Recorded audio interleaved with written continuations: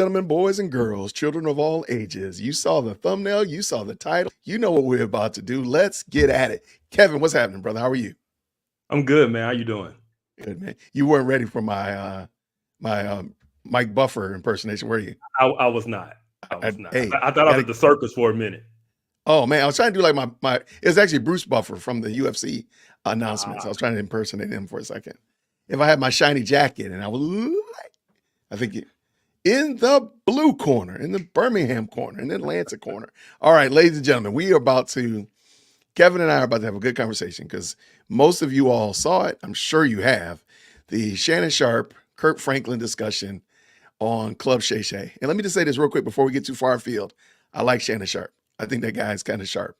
I like his conversation. I like the way he approaches things. I think he's probably a really fun guy. But I think I speak for Kevin and I both.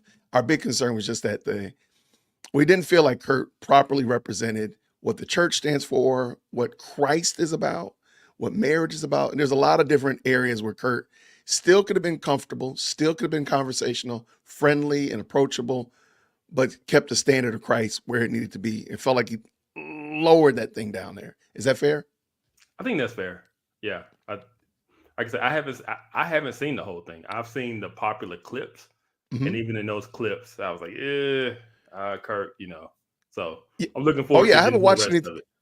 I haven't watched any more than what you were. No, I think I saw one other one as a clip though. So I haven't watched this whole episode. So me and you, we're watching this fresh, man. So this is going to be right off the bat. I did allow the intro to run because there's some music in the beginning, and I don't want to get a copyright, fair use type of hit. So real quick, good to see you, Shara. Always good to see you. Thanks so much for hanging out with us on today. We got good old Kiana in the building, and of course our good friend Angel Wings is here. All right, we got D.W. Conley in the house. Good to see you, my friend, and of course Eric is here. You know what, everybody? It's time to get active. Let's get at it. Black church and what have you. Yeah, but they don't normally see share secrets like that. You need to start coming on back to black. No, I better not go back there. They might share some of my secrets. I ain't going up in there. You know what? I totally forgot. I have two screens ready. So I have it ready, queued up on my screen left. But this one, the main screen that's going to be pumping through, I forgot. I didn't mute it. So there's actually you definitely would have got a copyright strike. I would have got a copyright because there's some there's copyright music up in here for sure. But that's okay. That's okay. We're gonna chat it up. He does a commercial right here for an advertisement. So let me just I'm not gonna worry about it. But all right. So I think it's gonna be a good conversation. I think there's a lot to glean from here. And again, I don't even think I'm dunking on Kurt. I don't want it to sound like I'm being mean to Kurt. Kurt, in my opinion, however, fumbles the ball a lot when it comes to speaking to non-believers. And you're going to see it pretty early, actually. I will say that. You're going to see it pretty early how he starts the compromise train is already warmed up and pulling out the station. All right. Here we go. Let's go. Another edition of Club Shay. I am your host, Shannon Sharp. I'm also the proprietor of Club Shay. The guy that's stopping by for conversation today is a multi-platinum selling artist, a gifted songwriter, choir master extraordinaire, producer, director, superstar, music genius. He was the first gospel artist to sell over 1 million copies on his first album. First person to spend 100 weeks at #1 on the Billboard songwriting chart. A 19-time Grammy Award-winning artist. Inaugural inductee of the Black Music and Entertainment Walk of Fame. Television and film executive producer. Host, motivational speaker. New York Times best-selling author. 30 years in the industry. A father, a husband, a philanthropist. Trailblazer, icon, legend, phenomenon. The king of urban gospel, Kurt Franklin. Lies. Did I leave? Lies. Did I leave anything out? Lies. They're all lies. They're all lies. I thought I came here for something real. I already see where we're going with this. Let's go ahead and start now. Next question. You want the real stuff? Next question. Okay, the real stuff. Okay. I didn't know I was going to come here because I've been watching your show. Yeah. I just want to say one more time, because I said it in the previous show. I'm going to say it again. If anybody wants to hook me up with those couches for Podium Studio, I will absolutely take them. If you have them and I need to come pick them up, I will absolutely pick them up. I'm all about them. I can absolutely, I can see this in my studio. I think that's why I like this show. I think that's it. That's it. Because I'm sitting there coveting those chaise lounges and that coffee table. All right, let's keep it going. Let's go. Such a fan. Yeah. I love what you do. Yeah. And you're gonna bring out notes? Yeah, but I got to let my audience know who I'm bringing to the stage. But I don't care about them, Shannon. I care about you. I come here for you. Okay, we go. Okay, I think that's very telling. If I came here for you, that means that my attention, my focus, my aim, all of my efforts are toward you. Is that fair, Kevin? Yeah, I think that's fair, and it's going to be obvious in some of his answers that he's giving. He's not thinking about the broader audience that might be listening to what he's saying. Right. But also, I don't think he's actually thinking about Shannon Sharp either. I don't think, I'm sorry. I'm going to call Bupkis on that. Y'all let me know down in the comment section if I'm wrong, but we're going to see in a moment. We gonna get to some good stuff. But I gotta get I gotta get my plan. I gotta build up. I gotta build this up. Finish. I'm just. You want me to finish? Go ahead. Whatever you got to do. Please continue. Please continue. Please continue. No. Look at We good. Bro, We good, King. thank you Thank for you. gracing. Because this is the first time we've had someone. What I try to do at Club Shay, what we try to do as a team is that we try to bring celebrities, entertainers, musicians, all different walks that has a very interesting story. And we're going to get to your story because I believe you have a very, very unique and very interesting story. So hopefully you can share some stories that you've never told before and some things for the very first time and let our audience get an opportunity to see Kirk Franklin. As long as you don't try to make it all churchy, as long as you don't get all stiffy, as long as you just keep it real swag like you do everybody else. Don't be coming in here, I don't want no communion crackers. You know what I'm saying? I don't want none of that. Just keep it real. You already brought me some water. Got you water. Because I know, as I see you got your Shay George juice. Yeah. And you brought me some water. You want me to pour you some water right quick? Well, if that's what you want to do. Ladies and gentlemen, do you see it right now that I'm getting water poured by one of the greatest athletes and commentators of our time? Isn't this a beautiful thing? This is such a blessing. It's such a blessing. But then, Jesus turned the water into wine. So don't. Well, maybe he turn it into cognac. Kirk, I want to thank you, bro. I really appreciate it. I know you're a busy man. Thank you, King. Thank you for stopping by. Thank you, King. Thank you. Okay. I know this sounds real super petty, but Kirk Franklin sounds like my daughter. My daughter punctuates every sentence with King to me. She does it all the time. When she stops by here, she'll say it, and she says it a lot. Like it's like a piece of punctuation now. Kirk sounds like my daughter. Kirk is down with the new lingo, man. Okay. All right, King. I guess. I want to start with your career, and then I'm gonna work my way backwards, which is something very unique because I think you're a very unique individual, and I want to put a different spin on this. This is very nice too. Thank you. I appreciate that. It's until we get our own establishment, it's fire, though. which we're working on. Let it show. So check this out. Okay. Well, when you do get your own establishment, Shannon, hook me up with them Chase lounges. I just want to say it again. You've been nominated 31 times for the Grammy. You won 19.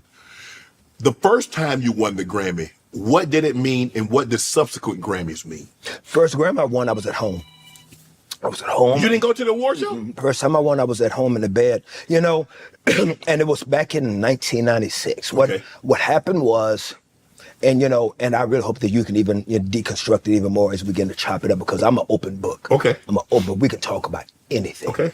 Is that, coming up, sometimes in church, you can be in communities that can be so over-religious that it's almost like there's a false humility that people force upon you that you don't want to seem excited. Right. It's because you don't want to seem like you're too worldly. Right. And there was, how old are you? I'm 55. You're 55. When Kurt won his first Grammy, what was that for? Was that 96? So I'm I was assuming in it's college. Melodies from Heaven. Yeah, bro, you was getting thrown out of churches for being worldly, man. What are you talking about? Like, he's over there impersonating James Brown on the stage, man. Come on, bro. Like, again, I think we don't. I don't like revisionist history. Like, just tell the truth.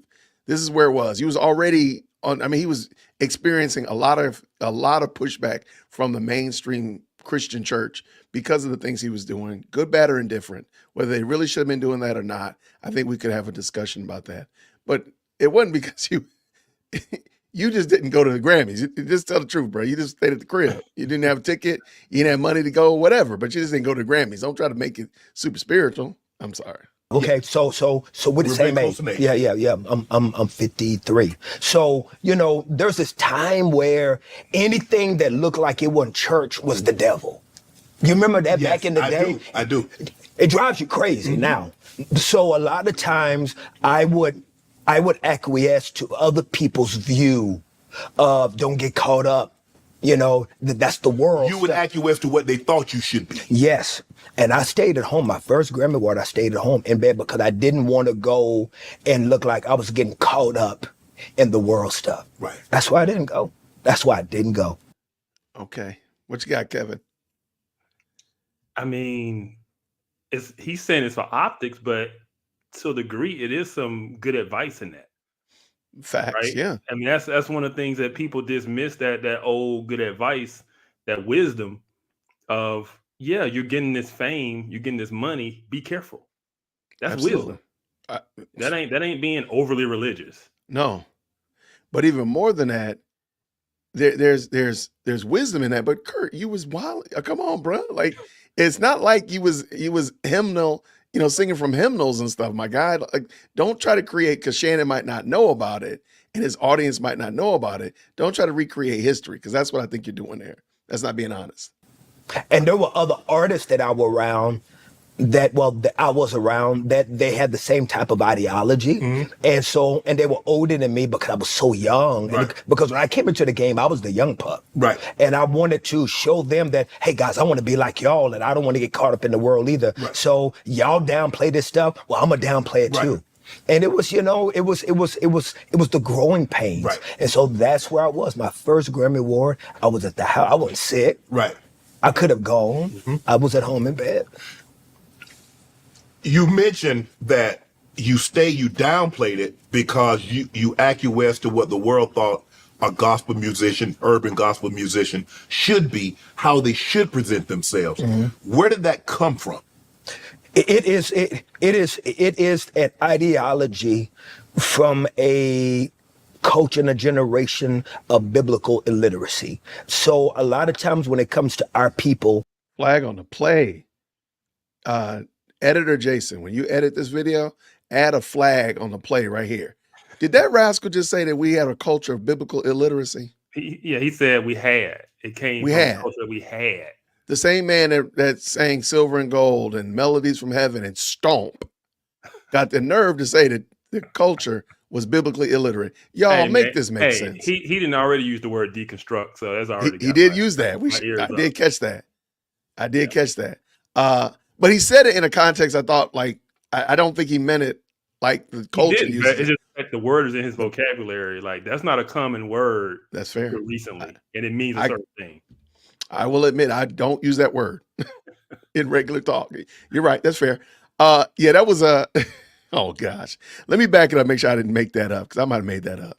Musician, urban gospel musician should be, how they should present themselves. Where did that come from?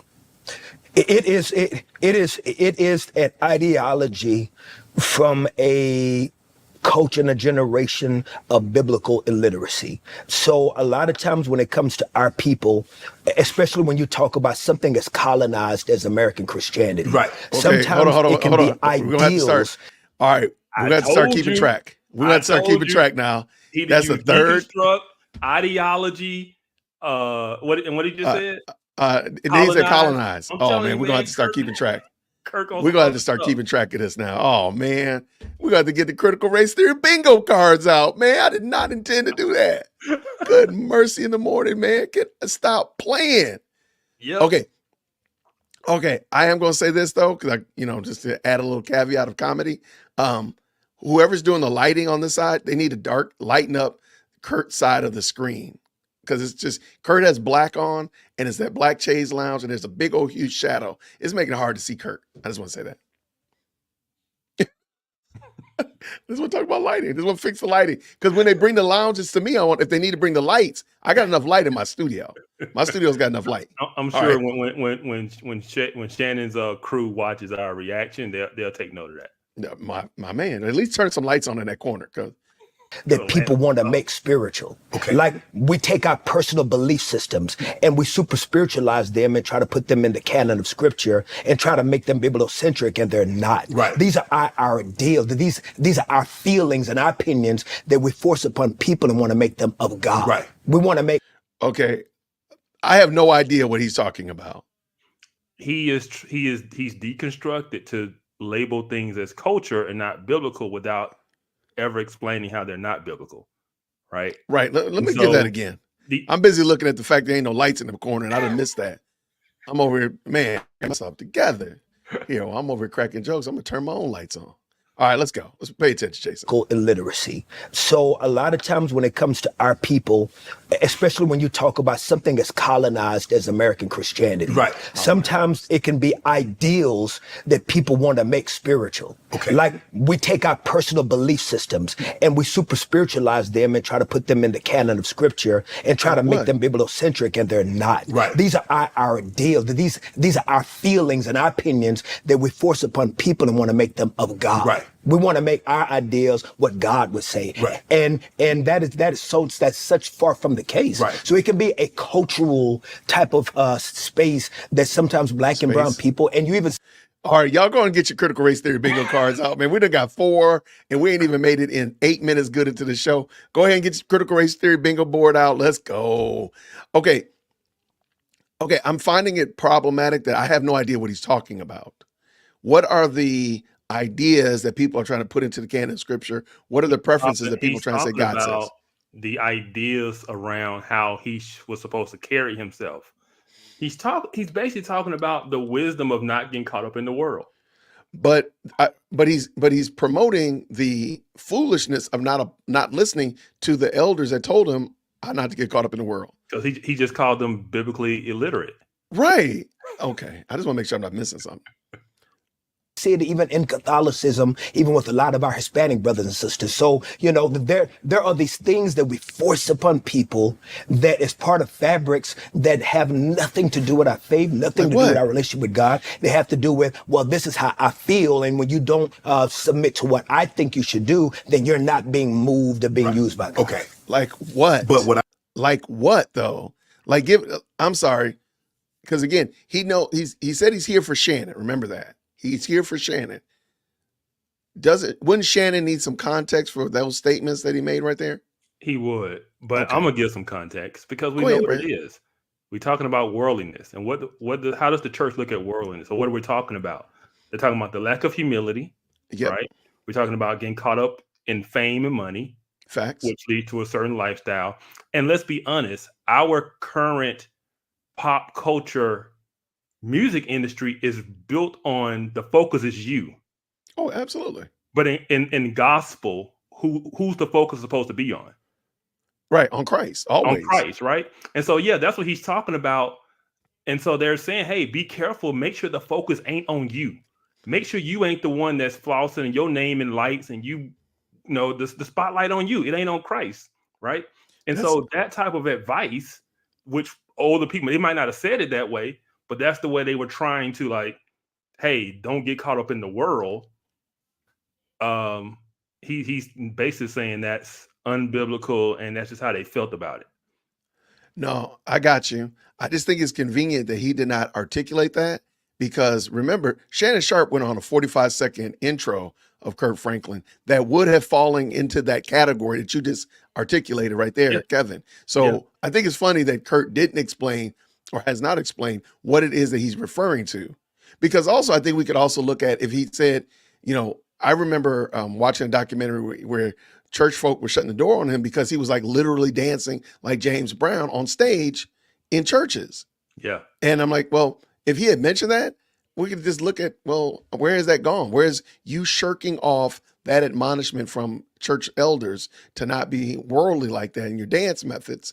How's that gotten you? Look at you. I mean, it would be very clear to see that. But all right, whoever got bingo, let me know. I tell people feelings aren't facts. Exactly. Because you feel a certain way, that doesn't make it true. That doesn't make it the gospel. Yeah. So when did you realize, like, hold on, I'm denying myself. I'm trying to appease a certain group when that's not how I feel, that's not how I think. So when did you say, you know what? I'm going to be Kirk Franklin. When I started to see that nothing I was doing was working, that nothing I did was pleasing anybody, because then at the next year, Stomp came out and I got crucified for Stomp and I got beat up. So, as I just started to see that nothing I was doing was satisfying a lot of the elders, a lot of the community that I'd wanted to please, because again, I was raised, no family, no parents, being adopted. I had a lot of, acceptance issues. I always wanted to be accepted. I always wanted to be liked. And I would do anything to be accepted. I would have done anything to be liked. So I was just doing it. So when I started to see that they weren't working, I just kind of slowly started to just become comfortable with either being scrutinized or being an outsider. And then I just became comfortable in being whatever people thought of me. And I still struggle. I do. I still struggle to this day wanting to be liked and wanting to be accepted by the church community, because even to this day, people think I dance too much and, you know what I'm saying, I move around too much. And, they've heard me, not always use the most favorable words. You know what I'm saying? People can see that not only I'm a Christian, but I also got a little, and so, So basically what you're saying is that your behavior has not matured and grown over the years. Because back in 96, I think he came out in 92, I feel like. Yeah, right when I was goals around that time. Yeah, I believe right around there. So what you're saying is that you've not matured since then. You've not grown and said, hey, those things were fine back in the 90s. Those things were fine in the early 2000s. And you don't even have to castigate them. You can just say, yeah, I used to do that, but now I no longer do those kind of things. I've grown on, I'm moving all these things. No, because this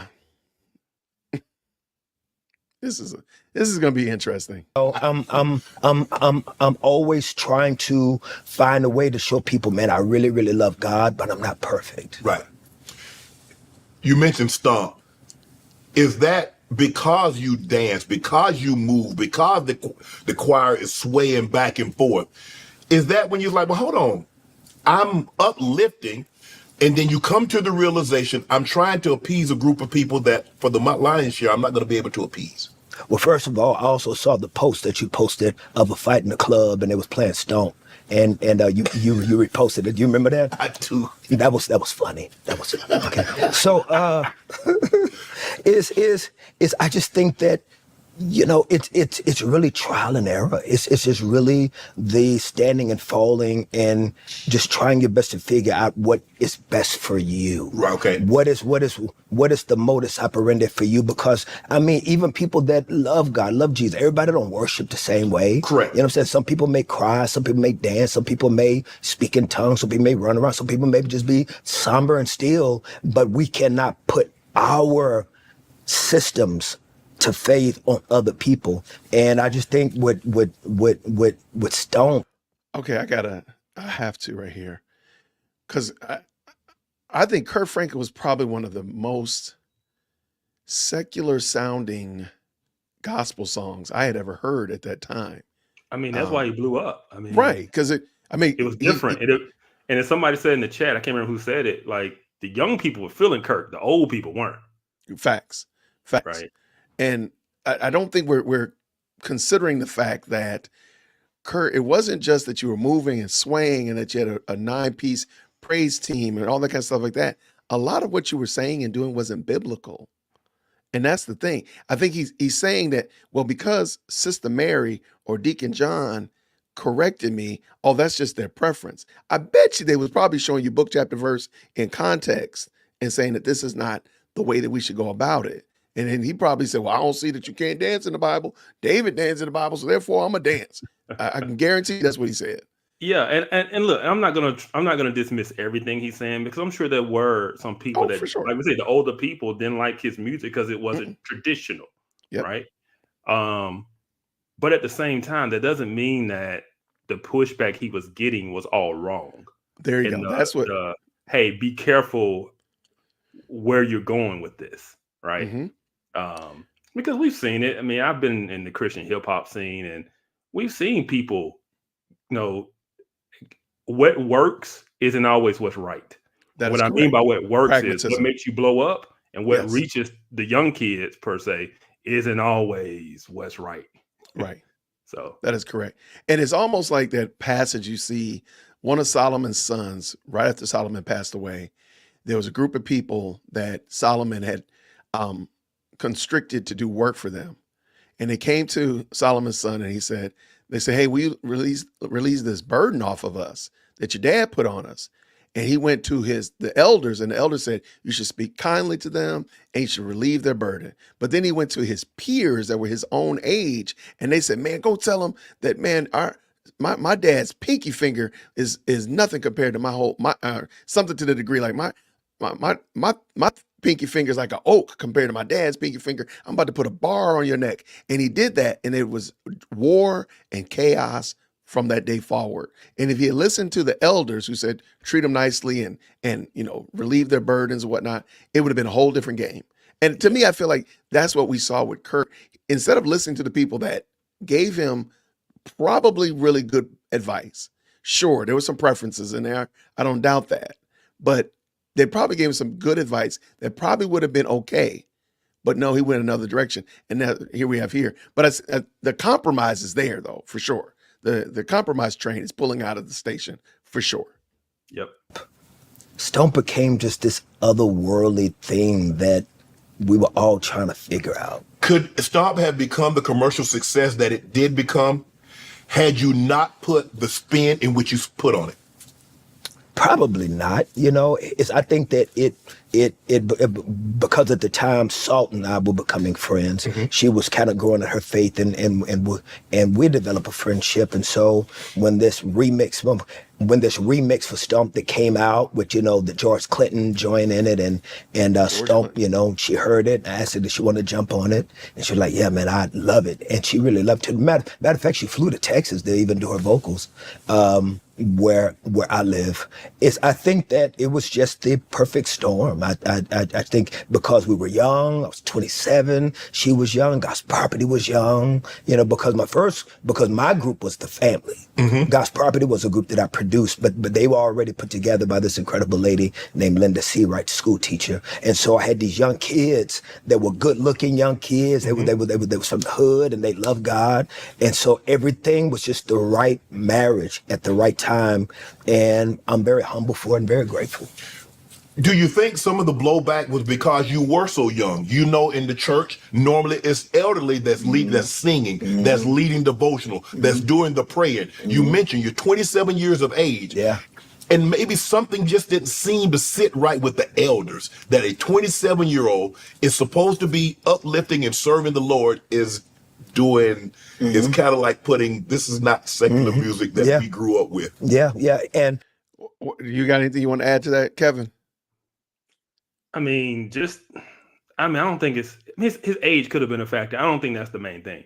I really do think it's the way he went about it. And I forgot about the fact, George Clinton and Salt and all them. Yeah, I forgot about that too. Yeah. That's where we're talking about. And like I said, I'm comparing it to Christian hip hop. When you start collaborating with secular artists, right? Mm-hmm. Who sing about and promote a message that's counter to the message that you're trying to lead people to, you Correct. Muddy the waters, right? Yes. So yes. Is it Stomp or is it Shoop? Which one are we talking about? Right. Come on. No, that's a good question. That's a good question. And that's always the danger of collaborating with secular artists, because you're now platforming them and their message. Yes. Right. And so it's all in the hopes of that you blow up, that you go mainstream. Right. Right. Because the gospel Christian circles ain't good enough. Right. And so we try to reach the world by being like the world. And that's what people were warning Kirk about. But to him, I was like, oh, you just, add stuff on me and I can't please y'all. And it's like, yeah, because they're trying to warn you. Right. I don't think that he considered that there's a possibility that you could be wrong. Like, is there a possibility that what you're doing could be wrong or in error or just complete heretical? Is it possible, Kurt, at all? Do you make any room for the possibility that this is not of God? Yeah. And don't just say, well, because it went mainstream, that means it's of God. I mean, come on, that's not a good barometer for it. Yeah, let's go. Let's go. And you can even unpack what you're even saying even more is because we all, when we were young back in that era, had to act old to be Yes. accepted. Yes. You remember that? Yes. Like it's funny because people run up to me now and say, yo, man, you look younger now than you did back then. Well, because we were acting and dressing old. Yes. Because you had to do, you know what I mean? Our jackets were down. You remember Yeah, I do. the Yeah. jackets down here, the square toe gators Yes, and yes, you know, from yes. City Slickers in Detroit. And, you remember that? Yeah, Freeman's in Atlanta. Freeman's in Atlanta, boy. Don't you? David Eastman. What Yep, were they? yep. Yeah. So you know, we were all trying to the point that also there was a whole generation of us that if we were not married, Yes. you know what I'm saying? Yes. They didn't think that it's like, you know, you can't be single and be out there doing God's work because we know what single people be doing, you know? And so it's like, yeah, well, you can still do it even though you're married. Yeah. Exactly. But you got feared into a lot of things that you may not have been ready for. You didn't understand. You didn't know what you were doing because the church culture at that time has such a suppressive, you gotta be this, you Yes. gotta look like that, you gotta do it like that. And so when you don't know, and then when you have a level of biblical illiteracy yourself, you trust in them to give you God's word. Right. Instead of It's interesting that he called them biblically illiterate a moment ago, and now admits that he was biblically illiterate. Sir, I don't even know how this works. I don't like that he keeps saying church culture. Rather, I mean, sure, there are church culture issues, like the whole dress and the attire. That would be a culturalism that I don't think you need to embrace. But they're saying be careful if you're a single man bebopping around the country with a bunch of other singles in this particular age bracket. You probably don't want to be doing that. I think that's wisdom. Like Mhm. again, like he's saying, oh yeah, I don't need to listen to this. I can do whatever I want to do. Did you hear how he described God's property? He said they yes, were yes. young, they were good looking. You know, he's talking about marketable. Yeah. Like Kurt was thinking like the world. This wasn't about Jesus. This wasn't about uplifting God. This was about Kurt making it, blowing up, record sales, radio spins. It's the business. It's the business, and you hear it. And it's funny. I'm gonna wait till the end, but I don't know if anybody's noticed the correlation, the similarities between Kirk Franklin and his groups. There's another secular artist that had a very similar track record with a lot of groups, but we'll talk about that at the end. Hold up. Before you start back, I see April in the chat now. Hey, April, can you get Jason them chairs that they sitting on? Come on now, April. Can you hook me up? Hey, I will come all the way out there. I got the pickup truck. All right, because she might not have saw it. So let's realizing I that a gotta lot of you, they're zoom giving in. you their word. Or their interpretation. Or their Because it's passed down. You know, their Yeah. grandparents and their parents, What? and they Yeah. just passed it down. Exactly. And they pass down. Even though it's wrong, they're passing down wrong or what they believe. All right, right there, April. You see him? Let me make sure you got some room. Make sure. Whoa, sorry about that. All right, put me in. Okay, see him right there. April said they're not cheap though. Oh man. Oh, y'all gonna have to help a brother out. Come on, buy me a coffee or two, so I can get these chairs in my studio. Oh, she give me chocolate brown. Oh y'all. Oh y'all. I might have Kurt come in the studio. Me and Kurt sit down and talk. If you give me them chairs, April. What is wrong with me? Okay, let's get this game. Let's go. To be right. And a lot of that from that generation was the colonized version of American Christianity because it was all about controlling black and brown people that did not have a voice. And Wow. Time out. Somebody might have got critical race theory bingo off of that joint. Dude. Colonized black and brown voices, man. Wow. I'm surprised he didn't just say BIPOC. He should have. Hey, bonus points if he said BIPOC. Good gracious. Ooh. I would love for somebody to explain to me what is the colonized version of Christianity. You've yet to. They say it all day long, but I've yet to have anybody actually define what is that. What is that? And I'm gonna be honest, man. When you're talking about the generation of our grandparents, For and sure. the faith they had that got them through the things they went through, bro, don't Absolutely. come to me talking about no colonized. I faith. mean, come on. Come Bro, on, man. You can kick rocks. No, those people were way more biblically literate than you. Right. And you said that they was biblically illiterate. See, kick rocks all the way to North. Let's go. So that control ideal continued because that's what they were given. Right. You know, you look at the slave Bible and how certain. I knew he was gonna go there. This is gonna be the first time ever, y'all. I'm leaving. I'll catch y'all later. All right, I guess it's just me. Welcome to the Off All Code right, I'm Podcast. back. Oh, he back. Oh, never mind. Did he say the slave Bible? He did. Y'all. Oh my gosh. Okay, let's go, man. You do realize that we've only made it 15 minutes. I'm not surprised. Pages were ripped out just to control people. So historically, we understand that Western religions and Western Christianity have also, unfortunately, been tools of also weaponization. Yeah. Okay, I can't. Y'all, please. I don't even know what I'm trying to say. This rascal said that religion has been weaponized. Please stop him. Who did this to me? Who told us to watch this, Kevin? Look, go on and buy me a coffee. Just go and drop me a link and buy me a coffee. Hook a brother up. You owe me for making me watch this. This rascal said that religion has been weaponized. Man, Which one you want? You want a slave Bible or weaponization? I really want to know. Okay, then if that's the case, then how did Kirk come to the truth of the gospel? How did he come to the truth of Christ if what we have is so colonized? I really want to know, like, okay, then how did you determine what is true and what was cultural, what was colonized, and what's the word of God? Because and this is the other thing, because remember in the beginning, Kirk said he's concerned about Shannon. He's concerned about Shannon. What is he given so far? What has he given Shannon to consider his own sinful state? Because yes, I started out by saying I like Shannon Sharp. I think he seemed like a fun guy. I ain't gonna even lie. I think I would love to sit down and have some wings with that guy. He's a hoot.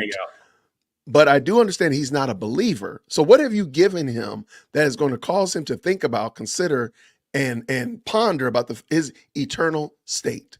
You're actually making it worse. Since the minute Kirk sat down, he's done nothing but criticize the church, and now he's thrown doubt on the whole faith itself. And we still have a lot of time. Yeah. How do you determine like to write a song? Are you like, I heard rappers like, I get up and, I might be asleep and something hit me and I'll get up and I'll start writing, or I have an engineer and I'll start recording. When you write your... Okay, I'm going to, without even hearing the rest of it, I'm going to guarantee you he's not going to say he searched the scriptures for whether or not that song. I guarantee you it's going to be something like I had some bad pizza last night or something. I promise you. I'm just going to I'm going out on a limb.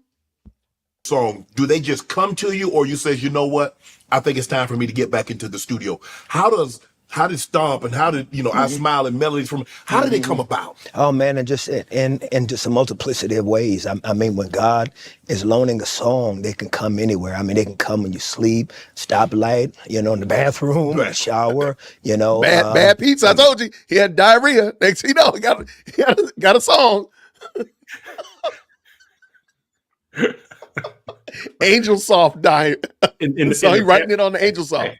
In the bathroom stomping and was like, stomp. Something stomped out of him. This rat. What's wrong with us, man? I mean, many times I've, got them as I was blessed to write a song for a young lady, Tamala Mann, called "Take Me to the King." Okay. I don't know if you ever heard "Take Me to the King." I haven't. Yeah, but it's a real big, beautiful song, and Young Tamala Mann, isn't she like Meet the Browns? Okay. Have you heard her sing? I have not. Ooh, somebody please get this man "Take Me to the King." chairs, when this is Jason he's Studio. got to hear this song. He gonna be calling me crying. This big Negro gonna call me weeping like bruh, Tamala. Yeah, so man, they just come in just a myriad of ways. Do you like, okay, you sleep, you're like, I'm sleeping. Do you get up and start writing down, or will it stay with you till the morning? Or are you in the shower? Do you get out of the shower? Do you stop what you're doing and start to put pen to paper? Or Wash can your you hands, or at remember? the sequence in which it. So many songs that have blessed people have been written butt naked. Okay, y'all, this is okay. We're gonna actually get a parent strike, man. We're gonna have the PG whatever rating on this thing. What in the world is going on here, Kevin? I didn't need to know that. There is no need for that. Shannon didn't even ask that. Shannon didn't need to know that. And Nobody I do needs find to it know. interesting that Kirk keeps giving way more information than he needs to give. Yeah. I mean, he could have just said, hey, I try to write it down. I keep it in my phone. I do. He could have just Easily said something. He ain't have to go there. Because absolutely, like, you know what? I just write it on I roll over, I type the notes out on my phone, I sing a little melody into the memo, and I roll back over and go to sleep. I think everybody would have said, "Oh, that's cool, that's dope." Yeah. You do not have to be all, Mike Todd up in this piece. You know what I'm saying? No, you didn't. You ain't got to be all graphic and ridiculous. What's that guy? Tim Ross. You ain't got to be Tim Ross ridiculous. Yeah.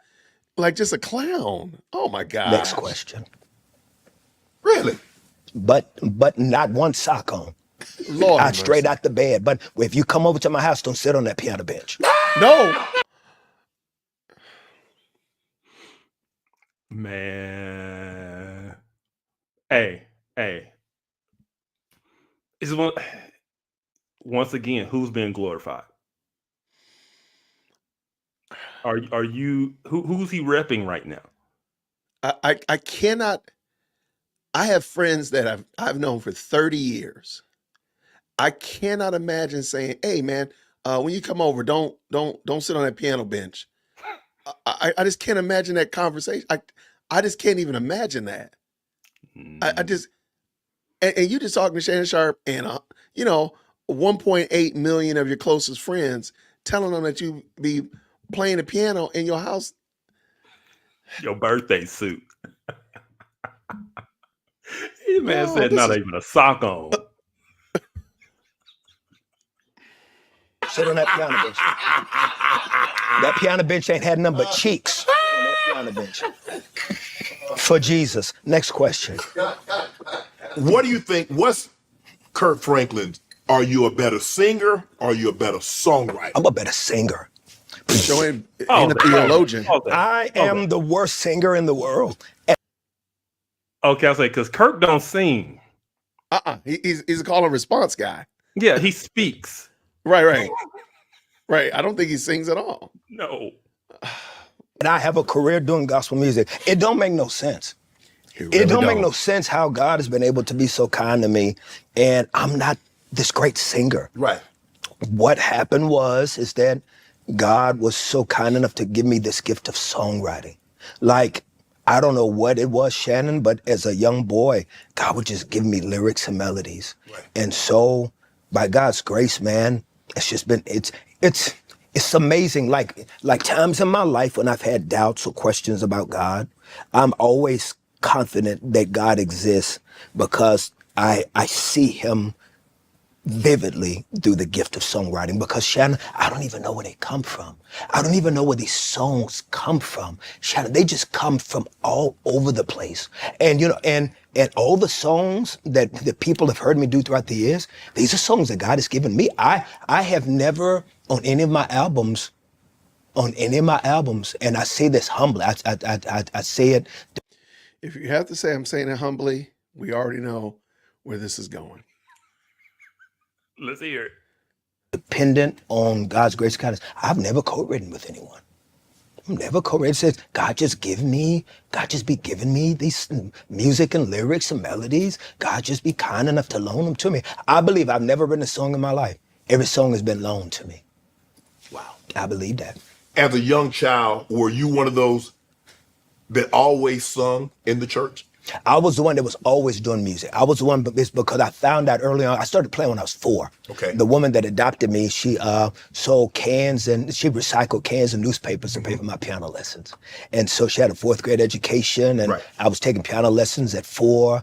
And so I started playing very young, and I noticed that piano playing would get girls' attention. Right. So the more girls paid attention to me, man, I done broke my fingers trying to get, because that's what brought me attention. Right. And so I got good at it, Right. kind of like default. Right. And then what I could do early on, Shannon, is I could flip songs that was on the radio. Right. Like I took a Billie Jean,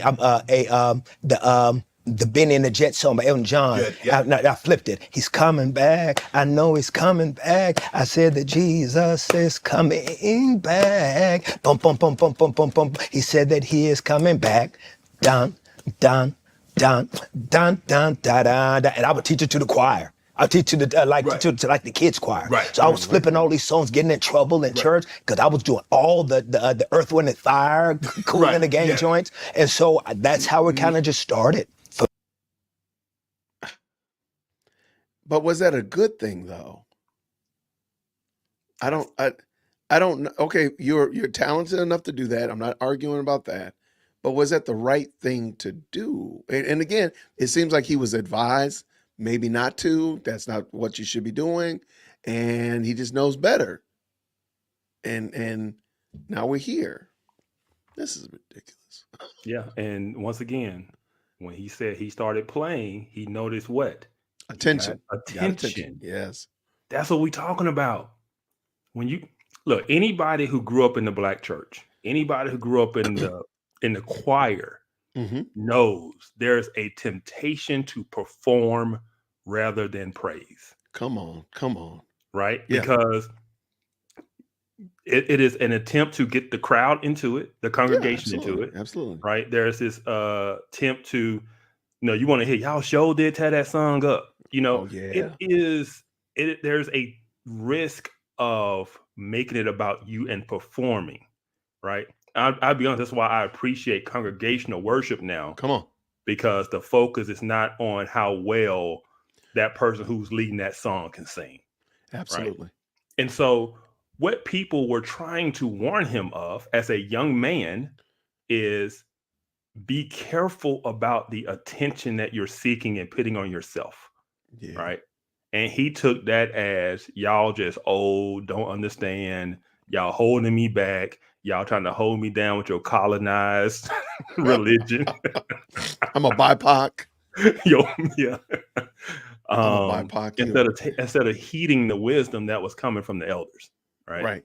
And again, I'm sure they probably didn't say it as graciously as you just articulated, but that's beside the point.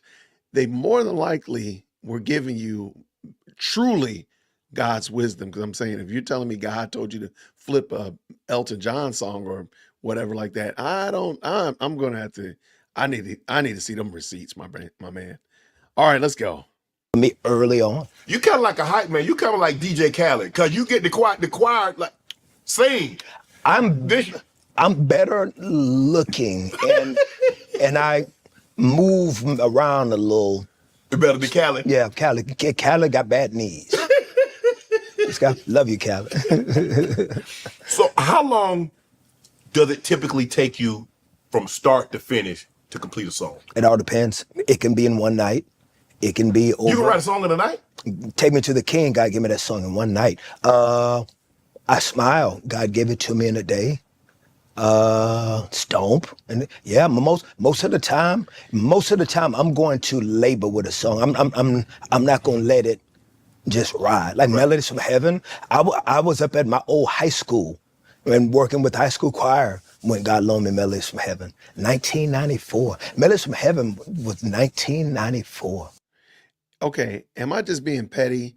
But this incessive God loaned me, God gave me, God showed me, God, all of that, is that just doing too much, or am I just being petty? No, I mean it's overly spiritualized language. Right, because he talked about a moment ago how the elders were overly spiritualizing their preferences, but yet he is now super spiritualizing everything. Where again, it just seemed like a humble brag that okay, fine, you wrote a song. There you go. I wrote it in a night. Yeah. I don't think you've already exhausted that God gave it to you. So I think we all understand. So if you just said, I wrote it in a night, I don't think that would have been too much. That's just something I'm noticing, but. Wow. When you're writing, do you have any idea how successful a song is going to be? No, never. Have you ever been surprised, like, I don't know about this one? Yes. And it blows away, and you're like, oh, this is can't miss, and like, dang. I have never had a song that I was confident in. Never. Never. Kurt Franklin. Never. That don't mean nothing. What is the goal of the song? Like, every song should be a success because you're singing it to the king. Yes. Like, it doesn't matter. Like, and and again, you don't hear anything about scripture informing his songwriting. And I'm gonna assume he does reference scripture. I'm gonna give him that, even though I can name you 10 songs that are about as biblically illiterate as the bottom of my shoe is. However, yeah, I'm sorry, man. This is frustrating, man. And FY, no, April and Kiana said you are petty. I am petty? Yeah. Oh, okay. Yeah. The verdict Well, is thank in. you. They say, yeah, you petty. Okay. Well, thank you. I accept that. Oh man. Oh man. Oh man. I just think it's overdone. Like, I think it's funny because he talks about church culture, and I think we all kind of have an idea of, like, Black church culture, but he's literally doing what he says the Black church culture does, and he a moment ago castigated as colonized. So are you just like reciting colonized catchphrases? What is going on here? Look, Okay. everybody who deconstructs simply comes back with their own preferred version. That's fair. That's it. There we go. There we go. Now that I can stand by that, April. Thank you. Kurt Franklin is the Don King of gospel music. There's no lie detected there at all. There's no lie. No, somebody called him a hype man earlier. Oh yeah. Shannon just said it. Shannon said he's a hype man like DJ Khaled. I don't mean nothing. I'm always shocked. I'm never confident that a song. What's the Never goal? in my life. And I'm not trying to be false humility. Dude, I'm separate chilling, one of the dopest players in the game, man, history. I'm not gonna be on any cap. I literally have never had a song that I was confident that people were gonna from my smile. We might have like 16-year-old girl lingo bingo as well. So now he's talking about cap. No cap. I mean, I know grown people that do it. I say it every now and then too, so I'm gonna let them have it. But definitely critical race theory bingo for sure. To Looking for You, Minister of Heaven, Why We Sing, Now the Lamb. My Life Is in Your Hands. Right. All these songs. Why do you believe you've been able to connect with so many people across so many different genres? I don't know. Because it's biblically illiterate. I think that he just mentioned Now Behold the Lamb. I think that's probably the most biblically literate song I can think of from Kirk Franklin. Simply because that is one of my favorite songs. Yeah, I mean, no, and by no means, I'm not saying that his stuff is not entertaining or even something that you would enjoy listening to. I might, when I get done, I might listen to Behold the Lamb. But again, what is the purpose of his music? It does not seem like the goal, the aim, and the focus is to make much of Christ, but rather to connect with the generation, and blah, blah, blah, blah, blah, blah. Jesus, item number 4. And there is a temptation to do that, right? When you're trying to reach young people, there is a strong temptation to do that. But that don't mean you throw out the wisdom of the elders and go your own way. Correct. So. And I think it's fair to say that that's what he did. Pretty gross, but okay. It's I think that the weirdest thing is for me when the songs do. If there's anything, maybe God kind of took my beginning, and because I was a hip hop dancer, my name was Kid Fresh when I was back in the day. I could spin on my head, I could rap at skating rink, and I was influenced by urban music. I didn't get influenced by gospel music until I was about 16. A friend of mine got killed, and then that summer, I trusted the Lord with my heart that summer and got a little more serious with my faith. But before that, smoking weed on a church parking lot, wild and out back in the, how the churches used to have like the little lock-ins and the teenagers would spend the night in church. Yeah. Oh, it was a lot of wrong. It was a lot of wrong going on back in the church. So, bruh, church lock-ins were the worst thing ever. Worst things. I know exactly. When I think about how unmonitored we were, I'm like, yo, that was Yeah, that was a mess. But okay. I think that I also think that what gospel music was not doing, that I think that I didn't intentionally try to do, I was just trying to get my own help. I think I was just really honest about how I felt in songs. Like if I didn't believe God was going to do something, I didn't write it. I would write, help me believe. Right. Or, if like a song like Imagine Me, like I was always just trying to be honest in Right. my songs. I wasn't trying to act like I was already there. Right. It's because I wasn't there. I was struggling. So I think I included a lot of my struggle and where I was in life in songs. And I think maybe, and I can only say maybe because I don't know God's plan, that maybe what it did for people, that said for people, they were like, me too. Right. You know what I'm saying? I'm there too, and that's the I really, and this could be like a whole, a totally separate conversation. What is the goal of gospel music? I think that really needs to be unpacked. Like, what is because it sounds very much like, and please correct me if I'm wrong, he's doing music to garner a reaction from the audience. Is that fair? Yes, that is gospel music. But is that what the goal should be? No. And I'm like, he's literally saying, like, I'm just doing this to get Shannon to lean forward and put his left hand on his chin and look very serious, or to get Kevin Briggins to look very stern or whatever. Like, that's what he's doing. But is that the focus? Or sorry, should that be the focus, the aim and the purpose of gospel music? No, I mean it shouldn't, but that was the culture of gospel music. Like I said, I grew up in the church and grew up in the choir, and so I understand. I mean, the goal, if because you're singing to the congregation, like the congregation, right. can you get the congregation to stand up? Right. Yeah. That is kind of the standard, right? And the song choice matters, and so the good song choices were the ones that really got the crowd emotionally involved into the service, right? That is very interesting. That's why the choir always preached before the pastor came up. I mean, the choir always sung before the pastor came up to preach, because you were kind of like the warm up hype man for the preacher. No problem. No lie there. You're right. You're right. And I think you said something wise that I would encourage people to go back and Kevin was like, I really appreciate congregational singing, because we sing from beginning to end at my church. So it's not just any group of people, even though we have a choir sometimes that comes up twice a month that sings. But even in that, we are all participating, and they're just really just singing along with us. Yep. And I think there's value in that, because it's not a spectator sport. I do believe that what Kurt articulated here and what he's talking about here and how you expressed it is nothing more than just a basketball game. Nothing different than a sporting event.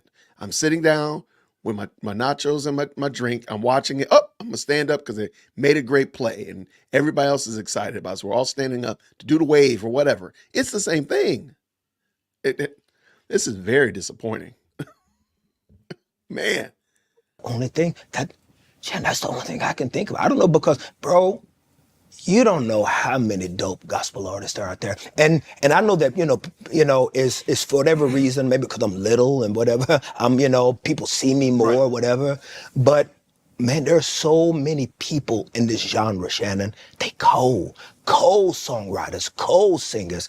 And man, I'm just trying my best to let people know that it's not just Kirk Franklin is not only in gospel music. There's so many people, and I feel like it's my job to shed light on how many dope, Jonathan McReynolds and Tasha Cobbs Leonard, the Walls Group, Doe. I mean, it's so many hitters out here, so many. Chandler Moore. Man, it's some beast in the game.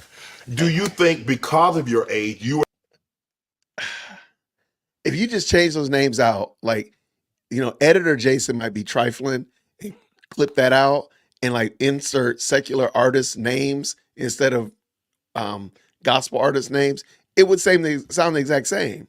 Like, I mean, oh my gosh, this is painful, able to bring a younger generation into secular music? Because when I was growing up, it was Shirley Caesar, it was the Mississippi Mass Choir, it was. Did Shannon make a Freudian slip there? I think he did because I'm trying to see where he's going with this. He said bring The younger generation into secular music. secular music. Okay, Yeah. wait, let me back that up. I think he did say that. Hold on. struggle and where I was in life in songs. And I think maybe, and I can only say maybe because I don't know God's plan, that maybe what it did for people, that said for people, they were like, me too. Right. You know what I'm saying? I'm there back to too, far you side. know, and that's the only thing that's the only thing I can think of. I don't know because, bro, you don't know how many dope gospel artists are out there. And I know that, is for whatever reason, maybe because I'm little and whatever, people see me more, Right. whatever. But man, there's so many people in this genre, Shannon. They cold songwriters, cold singers. And man, I'm just Well, they trying need my best to jackets let then. They people need to know warm that it's up. not just Kirk Franklin is not only in gospel music. There's so many people, and I feel like it's my job to shed light on how many dope, Jonathan McReynolds and Tasha Cobbs Leonard, the Walls Group, Doe. I mean, it's so many hitters out here, so many. Chandler Moore. Man, it's some beast in the game. Do you think because of your age, you were able to bring a younger generation into secular music? Because when I was growing up, it was Shirley Caesar, it was the Mississippi Mass Choir, it was the older. Now, maybe now that I look back at it, I mean, maybe they weren't that much older, Right, but it was they really just, weren't. they seemed They older. way older than you. Yes. They're way older than But you. you, I mean, in your 20s, Shirley Caesar's 137 years old. That's my mom. I love her too, Shirley. Who were you listening to? Like, did you ever listen to any gospel music when you was back in the day? well, my grandfather, Shirley Caesar, But you and then you would. No. We're not riding around. As soon as they got out the car, we popped something else in. We popped the Earth, Wind and Fire, the Barcades, Ohio Players. Yes, sir. Ohio. The Stylistics. Did you ever listen to any of my music back then? Oh, the ones that just came on, like Stomp. Gotcha. So then you didn't know that there was a whole bunch of like hitters. No. Yeah. Oh man, John P. Key, Fred Hammond. Have you heard of these guys? I have not. Brother John P. Key, Fred Hammond, man, just the list. I'm talking about. Okay. I'm not trying to be funny. It's fair to say Shannon Sharp has just told Kurt Franklin in so many words, I am as unchurched can be. Because if you're a black and you're our age range and you don't know who Kurt Franklin is, Commission, John P. Key, it's fair to say that you were unchurched. Like you was a heathen of a heathens. Yeah, because I'll be honest, when he first said, Mississippi Mass Choir, James Cleveland, the first thing came to my head was, what about John P. Key, Fred Hammonds? Like, Yeah. those should have been the people that were younger, that were appealing to the younger audience with their That is correct. contemporary style. Yeah. So it's fair to say, and this is my point though, and I think this is where, as I said, Kurt Franklin fumbled the ball. The ball is just rolling around the field. And Kurt is just, it's just rolling around the field. Shannon Sharp doesn't know these people. So for me to go in deep about how great Shirley Caesar is or how wonderful John P. Key is totally missing the audience. Remember, he said he came here for Shannon. Shannon just told you, I don't know none of these folk. So to spend any amount of time trying to go in on it is a waste of time. Is that fair? I mean, it is. But what Kirk trying to do is show him how dope the game is, man. How dope the gospel game Boy, is. shut up. I'm so sick of you already. I'm talking about Shannon, the artist that when Beyonce and Jodeci would walk into the room, Right. they'd be doing this to these artists. Because see, you got to remember, gospel music influenced black music. Yes, absolutely. Because So- they grew up, Whitney grew up in the church. Everybody, Beyonce, yes. everybody. Stevie. So when they walked into the room and a Fred Hammond was in the room or the Clark sisters was in the room, dude, the biggest pop stars, Justin Timberlake, Yeah. they idolize these people in gospel Right. music. And I really do believe, Shan, that one of my callings in life is to shed light on the talent. On Christ. Mm. Shed light on Christ. He's about to say, oh man, I've been waiting all night. Kurt about to give this gospel. He about to shed light on the gospel. Watch him. And the greatness that exists in my community. How were you able? I already told you. Editor he's Jason, trying to fit about put a how dope disappointment the face gospel on this game thing. is. Say it again. I said, yeah, I told you. He's trying to show him how dope the gospel game is. You thought I was joking. That's what he's doing. Editor Jason, put the failing trombone sound in right here. Talk about missing the point. Why would Shay again? Look, no, I'm gonna take it because he said something. Everybody every black person who deconstructs, it always comes down to I'm trying to lift my community. That is true. That Every is true. single time. Yeah. Yeah. Oh my gosh. To get some of the biggest artists from other genres to collab with you. I'm looking at you got Whitney and Kanye, Mary J, Jill Scott, Lil Baby, Chance the Rapper, Mariah, JT, JB, Demi Lovato, Babyface, Stevie Wonder, Tamar Braxton, Boyz II Men, Salt. How? There's not one of the people I would say who's a Christian. I mean, there might be one or two, but I'm just saying, my goodness in the morning. Gosh. I think this is an indictment against them that you have these people collab with you. It is. And it's still as unsaved as today is Thursday. Because I remember when what's her name from Destiny's Child that came out with the gospel album? Michelle Williams. Michelle Williams, got you. So she's with Destiny's Child. And then she drops a gospel album. Yep. And then you go back on tour with Destiny's Child. Like, so one minute is Jesus, Jesus, Jesus. The next minute you on stage half naked shaking your tail. Absolutely. They saw no contradiction in that. And that's the same thing with Kirk inviting these. They see no difference in how they're living in their life and what they rapping about and singing about. And then they can just be, pit on church. Right. I can put on my Christianity. I can put on, I'm on the Kirk Franklin album. My gospel era. Yeah. No, I good catch, man. All right, let's keep this going. So what's the call? Okay, like, man, I would like to have Beyonce, or I'd like to have this. So you just pick up the phone and like some, and then some are relationships that others may have and say, hey, so and so wants you to jump on something. Or it may be a movie and the studio is like, hey, we want to put you together with so and so. So so it's just been just a multiplicity of moments that have just kind of just come from relationships. And then there were also people like a Mary J. Blige or a Pharrell, and these are people that were raised in the church that knew the music that I was already doing because they were listening to it in their own private time. Right. So when it was time to do something, they were already acclimated, not necessarily to me, but through the music that I was doing and really loved it. And so, that kind of built some relationships. So it's been a myriad of ways, and I'm just very grateful. Who was in the studio Kirk Franklin was in awe of? Stevie Wonder. Because he's Stevie Wonder. And Stevie Wonder allowed me to produce him too. Now, that's what gave me Bubble Guts.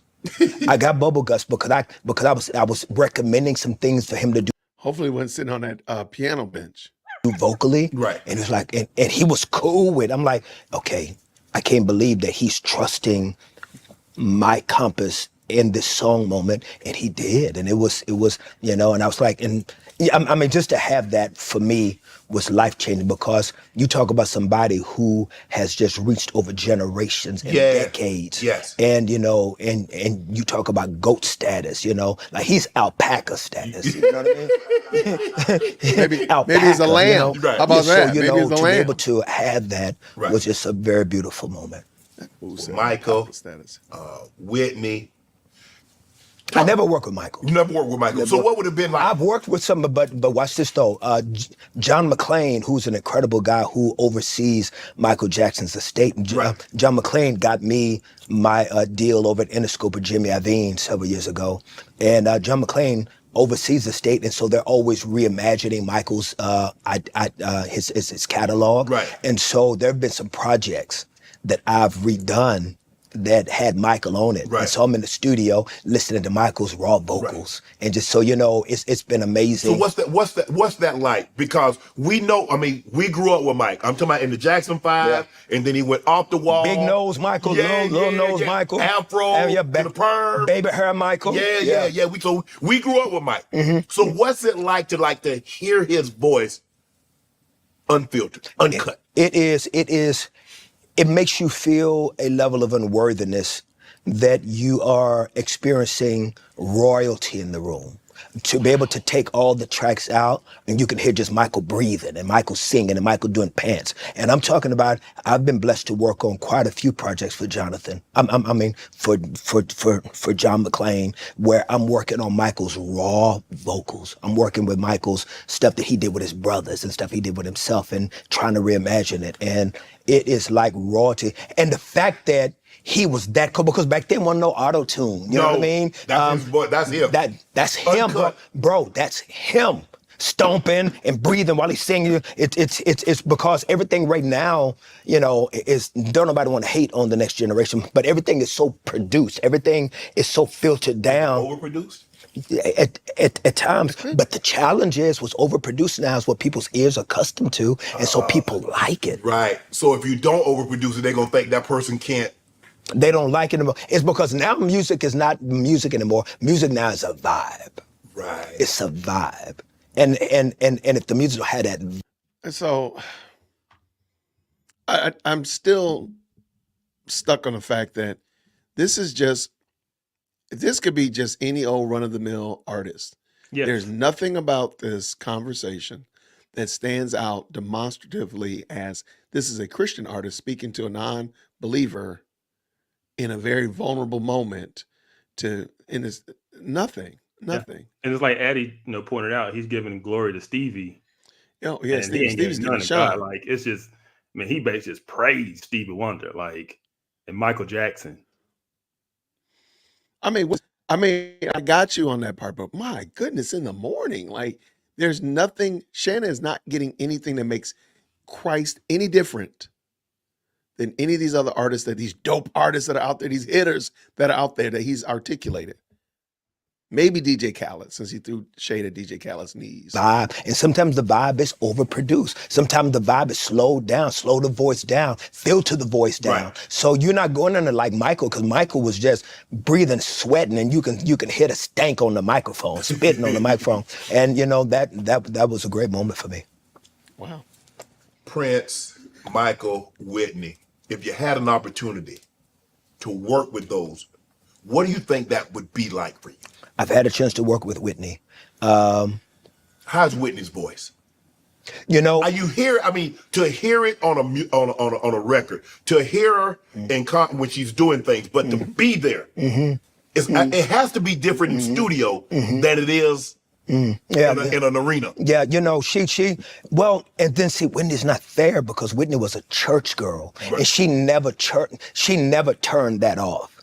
So it wasn't far removed from the worlds that we lived in. Her and Cece were cool. Right. She was cool with all these other people. So Whitney was just an extension of the world that I came from.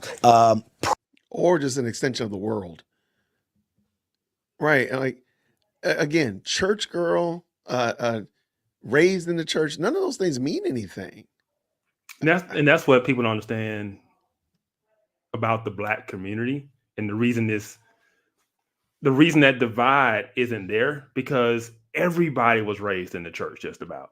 Correct. Right. And when people went off and did things in the world, the church never said anything. Matter of fact, the church will honor you when you come back in and give you the front row seat, Yes, because you are let you get a big microphone to celebrity. speak. Yeah. Yeah.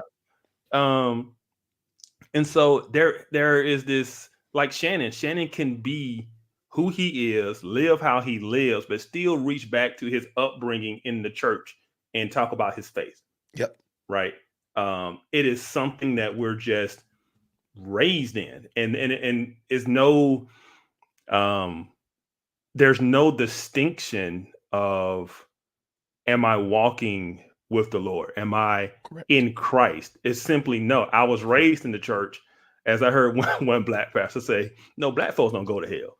He was being sarcastic. He was being sarcastic because like every funeral he do, no matter how that person was living, right? They're they're gonna preach in a him better place. They're gonna preach and, him in heaven. Yeah. Yeah. Like, nah, he was selling drugs on the corner. He got shot in a drive-by. Like, he was a gangbanger. But they're talking about, well, he got baptized when he was 8. Yeah. He sung in the choir a little bit when he was a kid in the youth choir, and then they give him this he in a better place and all this stuff, right? We don't detach who is in the body and who is not, and a lot of it has to do with the theology we use when we when we insert in black Come on. people for God's people, There we go. Yes. right? When we take the Exodus narrative and we apply it to us as if Come we on. are God's people by virtue of Yep. being black, right? Being black. Yep. We just never disconnect from the fact that no, we aren't God's people. And so people walk around with that idea that they are in the body. They are Right. they are saved, they're okay. And right, it's just no discernment or detachment from the fact that no, you are living in rebellion. Yeah. So And also, I think the open cattle call church membership, like, come on down here and get the right hand of fellowship. yep. There's no discipleship. There's no fencing of the membership at all to like, hey, don't just join just because you want to join, but are you actually converted? There's nothing like that. And of course, there is no church No, discipline. it's the you made a decision. Yep. And Kurt said that So earlier. you're good. You in. Yeah. Let's go. We in. Prince. Prince came. I was seated at an event, Shannon, and during a commercial break, Prince came down to me and kneeled before me, and he said, "Here's my number, and I want you to come to Minneapolis and jam with me." And I didn't go. It was so early on in my career. Those voices from that church culture. Because Prince, right? He'll do music in his drawers. Yeah. I remember that. He'll come to the studio on a G string. Yeah. The yellow. Yeah, you remember the yellow with his butt out? Cheeks out. His cheeks is the out. chaps. Yeah, The chaps and I didn't, so people seeing his cheeks out. I didn't want to be trying to argue. Well, you know what? His cheeks is out, but he do good music. So How about his cheeks are out, but he's not a believer? How about that part? See, that's the thing that I don't think.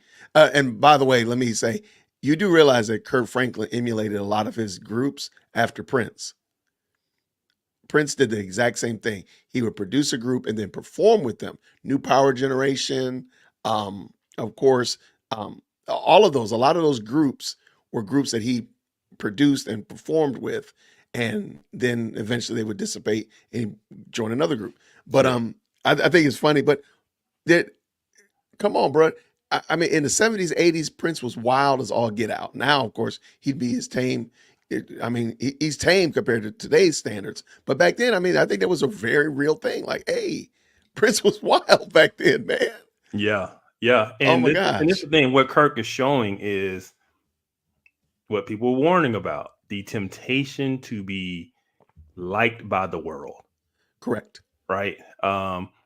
You remember the Christian rap group? Well, I can't call them a Christian rap group. They didn't want to be Christians. Remember Grits? Grits they were the first kind of Christian rap group to make it mainstream. Like their videos would be on Rap City. Wow. Okay. No, I got to look him up. So Okay. like they wouldn't say Jesus, but it was positive, and they might mention God. Oh yeah. They would say, yeah, we're Christians, but they didn't want to be Christian rappers. They were Christians who rap. They wanted a distinction made, right? Right. So For they sure. could be seen and brought in by the world. Absolutely. And you see that over and over again with Christian artists that want to be accepted by the world, right? And so there's a danger in that, because what you do is you end up toning down your Jesus. Oh yeah. No. Well, Kurt has not talked about Jesus that much in here anyway. Not yet. Lots of 100%. God, but not much Jesus. So Nope. here, let's go, because we ain't even gotten to the good parts yet. So I didn't even return them. I didn't even. That's friends. I didn't even take him up on all. He said, I want you to come to Minneapolis and jam. And I didn't do it, man. I didn't do it. He called the crib. You got to go just to see Paisley Park. I know I want to. He called the crib. He called the crib, bro, and kissed my baby and said hey to Tammy before he left.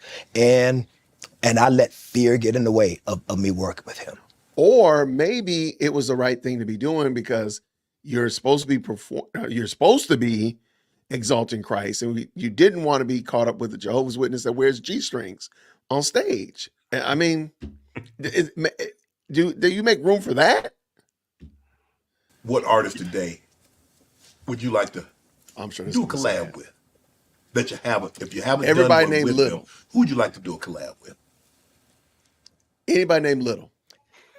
As I know that some of the church folk would probably give me again, man, but I am a fan of the lyrical genius of Sean Carter.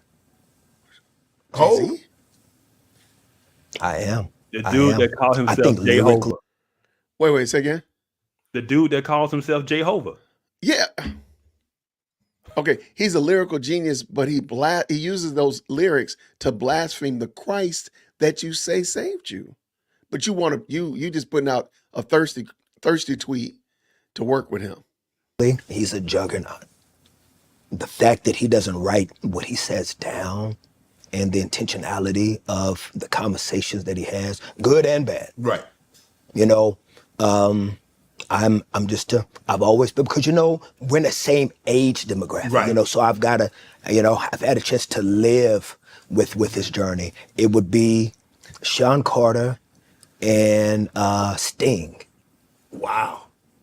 Sting from the Police. Those would be my two dream. And if he was living, I would love to work with Andre Crouch. Andre Crouch was a great gospel. Oh yeah, yeah. The Winans, I think all that. James Cleveland, all that. My grandfather. You're showing your age. You're showing your age. Yeah, man. But so Prince was the one that you like, man.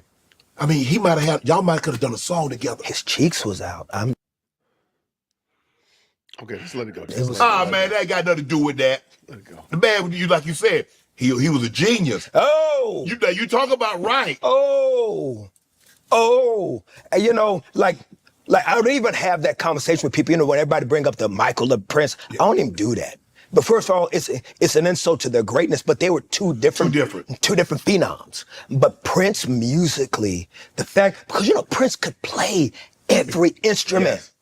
And then he could go into the studio and engineer what he plays. Right. That's just a whole nother behemoth. That's yeah. Who thinks of You gonna walk around with your cheeks out if you can do all that. You see what I'm saying? Yeah, his mind has to be. Yeah. Because you think about what Raspberry Beret and pink cashmere. All of that. The mind. Genius. It snows in April. I mean, Purple Rain. It's snow. Okay, a lot of y'all know this. They follow my channel. I was a Prince fanatic. I know every last one of those songs that Shannon just mentioned, and many, many more, many more. It's still. I'm disappointed that Shannon is showing so much interest in this, and Kurt is. They're both just fanboying it, and Jesus is not being pushed at all. No, this is just a conversation about music, about good music, right? And I've noticed other Christian artists do this. Like, oh, for sure, they get so wrapped up in the artist part of it that the Christian part gets left behind. The artist part comes first. Facts. Yeah, but also they're missing the fact that the audience, Shannon Sharpe is not a believer. Nope. Shannon Sharpe has told Kurt Franklin in no uncertain terms he is not regenerate, and Kurt has not.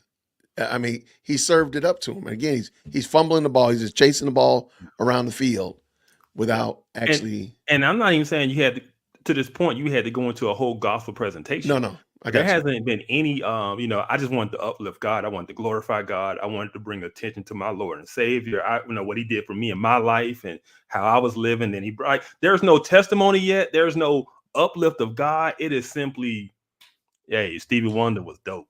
Or even a pushback, say, hey, you know what? Prince's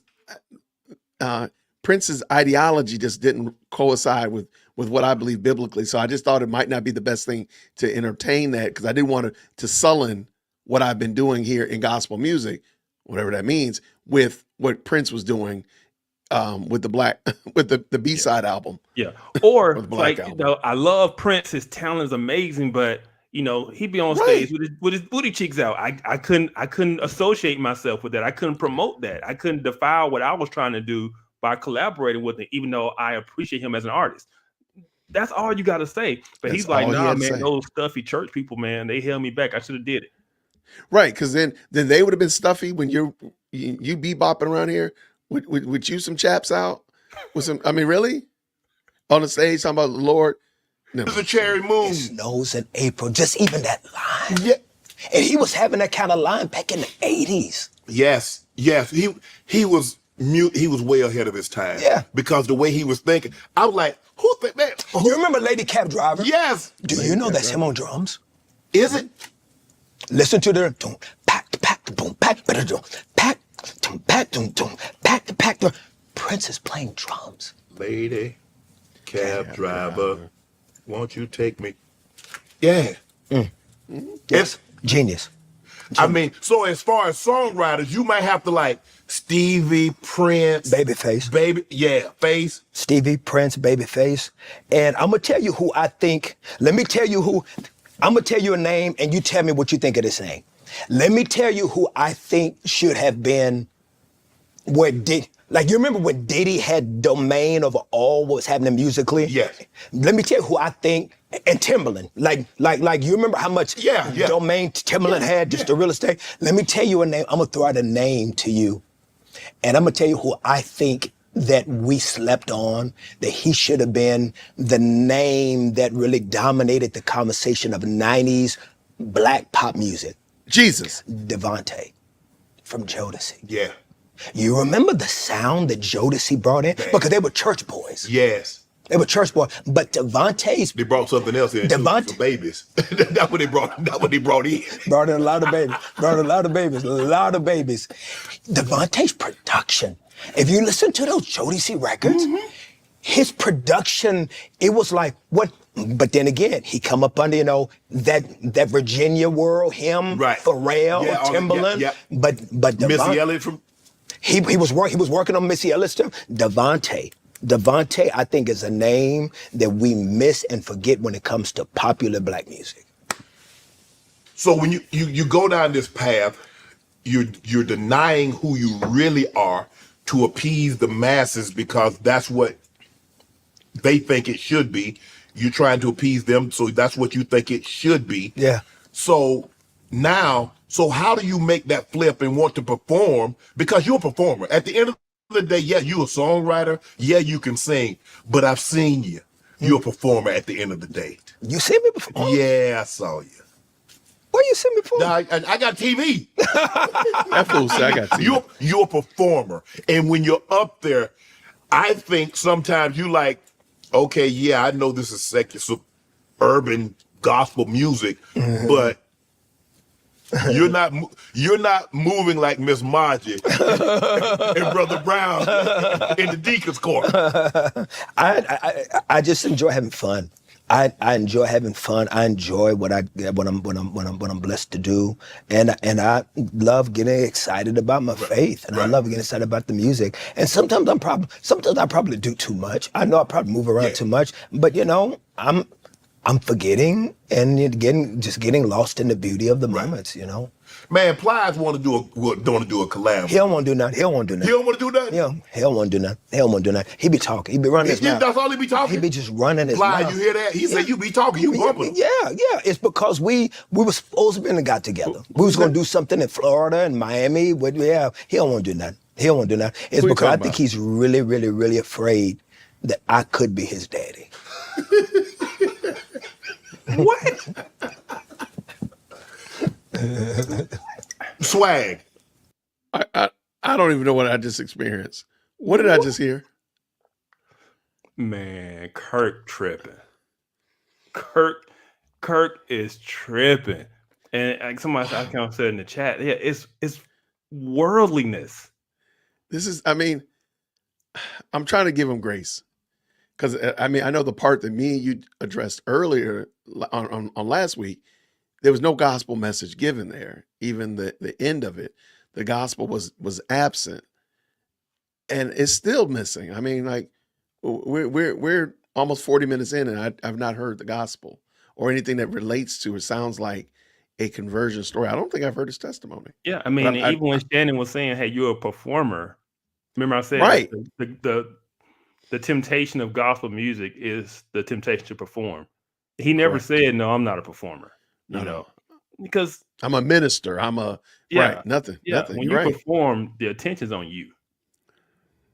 So that's kind of who's Piles? What we're talking about. Who is it? Him and Piles do look alike. Who's Piles? Plies. Who's Plies? Who's that? That That's what made they no talking better. about. That's what they talking about. You do understand? I don't know who he talking about though. Okay, never mind. I'm gonna let it play. I I'm gonna mean, look you it up. come here today, you got the LV on, you dripped. I mean, you're not dressed typically like the church would want you to dress. So how did you say, you know what, man, I ain't finna wear no square-toed gators. I ain't finna wear no Stacey Adams with no rib socks. I'm not finna wear no long jacket. Shannon Sharp ain't got no socks on. But there was a time I did though. That's what I'm saying. There was a time I did. I had the square toe But gator. you a small man, though. You can't be wearing those big old zoo suits. I know, and that's why I looked a fool. That's why I looked a fool, trying to appease the church people. I just think that Shannon, you know how it is, man. The older you get, the more comfortable Yes. you find yourself in your skin. Yes, you got to be. You know what I mean? I'm 53. My first album came out, I was 23. So I've lived through my 20s. I've lived through my 30s. I've lived through my 40s. I'm comfortable. Who don't like me now ain't gonna like me. Correct. Not at 53. Ain't nothing I can do to change anybody's mind now. Right. Nothing. And those who rock with me, you know, we'll go to Baby Gap and I'll give me a onesie and, you know what I'm saying, and keep it pushing. So the dance moves, I mean, when you up there, Oh my gosh. I mean, you be doing the latest dance move. I mean, you be watching Oh my gosh. and you incorporating them. Oh my gosh. I be just having fun. I'm not a dancer. Like, I couldn't go to a studio and learn choreography. Right. I couldn't. I would be horrible. And a one and a two and a whop and a stop and a turn, I couldn't do it. Right. It would be horrible. Right. So I'm just really having fun. I'm just having fun. I'm having fun and I'm excited, man, to be telling people how dope Jesus is, man. Right. And I have a good time. Wait, there's a Jesus sighting. Mhm. Jesus is dope. How dope Jesus is, man. And this is what we're talking about. It is, and this is the word. There's a loss of reverence for who God is. That is correct. You know, it's like back in the day, the Jesus is my homeboy t-shirts, right? And it's like, you know, he called the old people biblically illiterate. It's like, no, Kurt, do you not realize the state of the soul of the people that you're talking about? Right. Come on. Like what the danger they're in, like what they're facing, eternity, the wrath of God. You can't take that lightly and say, I just want to have fun. Right. Because that's what he's doing. He's having fun. Nah. But not, you should be, again, this should be a very sober conversation, but whew. Doing it. I just have a good time. I think that what has always been confusing to me, Shannon, is that we say that we got the truth. Right. We say we got the light of love and we got the hope and compassion from people, but we Man, come on, man. Stop this. No, I got what are you gonna say? What are you gonna say? I don't know, man. Something, I don't know. Maybe some bad pizza I had. Get your bingo cards out. Right, man. It's sad to hear because he literally sat up and said, we got the truth. Then we got the light of love. And now he finna tear it down. He finna come criticize. can be the most square, the most lame acting people in the world. Okay. And so for me, I just need to be counterintuitive to all of the social constructs of what people think a Christian Bingo. should be and shouldn't be and shouldn't do. When I'm walking around telling y'all that, man, I'm in love with the creator of the universe, Right. that should get you lit. Right. That should get you turned. More than talking about, as I was on the block, with that. It should get you Bro. lit. It should get you Bro. turned. He said social construct. So if anybody has on I that heard bingo it. I heard it, card, man. But I was over here trying to figure out what hat I was gonna put on. I was just he sounds like Lecrae. He Is it- sounds just like Lecrae. Okay, shout out to anybody in the chat. If you do a Lecrae Kurt Franklin mashup and I will absolutely play that video and I will absolutely give you credit if you want to send me dearwokesy@gmail.com. If you want to send me a Lecrae Kurt Franklin mashup, you can put a little bit of Prince in there. No cheeks though. I will absolutely play it without the cheeks. And then put Plies in there. I just looked him up. I didn't know who that person was. I've seen him before. I didn't know who he was. I'm like, April said he's a rapper. Like, I didn't know that. Yeah, I just looked him up too. Yeah. Oh, so you didn't know who he was either? Nah. Bruh, how you gonna play me like I didn't know? with that work in my backpack and You ain't dope. whoop, whoop, whoop, whoop, and it's like, bro, I'm out here giving you this Jesus, Right. and you can't be lit with me, Right. That has always confused me. We should be the most excited, most on fire, most loving, most compassionate, most forgiving people in the world, because we look in the mirror every day and see what we were. We see who we are. And if it weren't for God's grace, where would I be? Yeah, we also the most judgmental. You left that part out. And it's sad. But why do you think that is? Okay, let me. So are you saying that we're not? And you said it. You said he's just going to tear down the church. Like, I hate that because the church has a standard of righteousness that we're called to, but they call that being judgmental. And Shannon's about to explain. So let's hear Shannon. Man, And just keep it a buck. I just Girl think lingo. the thing is that we have a hard time seeing someone that looks like us have more than us. And it's not the fact that they don't have it. They just don't want you to have it. So the church just hate us now. It's just hate us because you done made it. Now they just hating on you because you made it. You got it. They ain't got it. Okay, all right. Is he maybe talking about black people, or is he talking about the black church? Yes. I can't stand you. Those two are the same, man. There's no distinction. Because for the longest time, because I've had homies, as long as I was doing what they were doing, had the exact same thing as they had, nothing more, nothing less. Yeah. We cool. Yeah. I started to go here. They didn't go with me. Yeah. Now it's a problem. Yeah. I changed. Yeah. Yeah, I did. Yeah. Unfortunate part about it, you didn't change with me. But it's sad because when I hear most of the harsh, and I don't have no problem with you critiquing me. If there's my performance, I'm on television and something, I didn't word it properly, okay. But to just dislike me or to say something so negative just because. Yes. That's the problem. That's where I like. But that's people in general. I don't think that's a church thing by any means.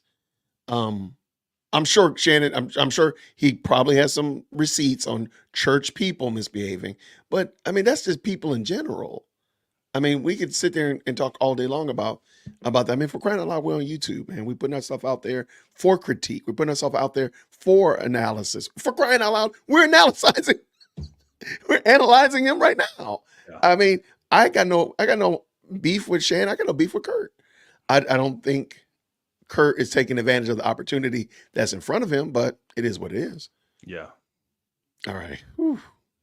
The old saying, it be your own people. And it does, because most of the people that criticize me on social media, they ain't of the opposite race. They look like me. Well, my only criticism, seriously, would be, is I think you brush your teeth too much. I just don't see how that's fair to your teeth. I just don't. To me, that's teeth brutality. No, Kurt, I got 130 bands with veneers and implants. But they don't need that much attention. I mean, you can't be all up in. I mean, you all up in people's face, and they'll be like, "Yeah, man, okay, I'll see you later." But Shannon, how often do you do it a day? Once again, how much one? 7 to 10. That's what I'm saying. That is discrimination. There's something very cruel to that toothbrush. Can you imagine the trauma that toothbrush? I change it out every 2 weeks. So then you abandon the toothbrush. That's what I'm saying. So so you're not even loyal. No, not. Them teeth ain't loyal. I will say Shannon Sharp got some good teeth. I mean, I know they're veneers and whatnot. Shay, I mean, whatever, man. Brush your teeth, man. I have no idea how we got here, though. Kirk don't want to take that serious. Well, there is that. I did notice that. Yeah. And you're in my notes. Whenever conversations get could potentially go into that serious lane, he does turn it with a comedic, and not pull it back in. Yep. Like you can be comical and then like get into like, let's really talk about this topic. But to the toothbrush, no. I mean, with that many times, I mean, you only get so many brushes out of a toothbrush. I think you need therapy. Maybe. Yeah, I just don't think that's right. And I'm gonna be praying for you on that. Okay. That's why. What if I cut it down to 5? Half. But I can't leave the house. I mean, I can't leave the house without brushing my teeth. So do you have a halitosis problem? Do you feel like your breath? I don't think so, but I don't want to run the Have you risk. ever had a woman say it to you? No, I've never had. So then I would say, But that would be a bad feeling because I mean, have you ever had to tell somebody? And if you have to find the appropriate way to tell someone that. do you know, being in church, how many preachers with bad breath be praying over you? Can you imagine all the stanky prayers? And That's probably why God ain't heard it yet, because he keeping them away from it. Look, Negro, brush your teeth once in the morning, brush your teeth before you go to bed. No! And keep it moving. 2 times a day? That's what the and average it's- dentist would tell you to No, do. 3 times a day. See? Remember how they thought in the church, how it should be? You see how they pass that down to you? Mhm. I'm not even understanding what's transpiring at this moment. Bro, why, after listening to Kurt Franklin, why would I ever go to church? I don't know. Why? I have no idea. I mean, he's done nothing but disparage anybody from going to church, to seeking the church. Yeah. No, that's a great question. I have no idea. But I'm hoping that when we get to this this relationship portion, he said he brushed his teeth 7 times a day. No, he said Yeah. 7 to 10. Yeah, 7 to 10 times a day. I saw a clip earlier where I think it said like 100,000 brushes a day or something crazy. Hey, you know what? I think it's fair to say I think Shannon Sharp has a very nice smile. So I think you know what? If that's his moneymaker, you going to do it. I mean, do you, man? I guess. So you said we got colonized dentists? Oh, just after every meal. Nah. I mean, as soon as I get up in the morning, before I do anything, I don't go downstairs before I brush my teeth. That's fair. That's right. Okay. Right. Now I eat. Mm-hmm. I gotta brush them again. Okay. That's kind of fair. Okay. I get to work. I gotta brush them again Why? I gotta brush them again before I go in there. What happened before you left the crib? I mean, you left the crib and you get to work, ain't nothing happened. They're really having a Nothing. conversation No. about this. Because if something else happened, then you don't have a toothbrushing problem. You got there's a whole nother fungus. Hey, No, Lawrence, I'm good. Yeah, no, Kurt is drinking I water. brush, I floss, I go twice a year to the dentist. Make sure everything okay. Inside is good, so no, I don't have no problem. Like you said, maybe you know what? Maybe it is a little obsessive, but what's normal? What is normal? Because what's normal to you might not be normal to me. Obviously, what's normal to me is not normal to you. Well, I brush my teeth a couple of times a week. That's.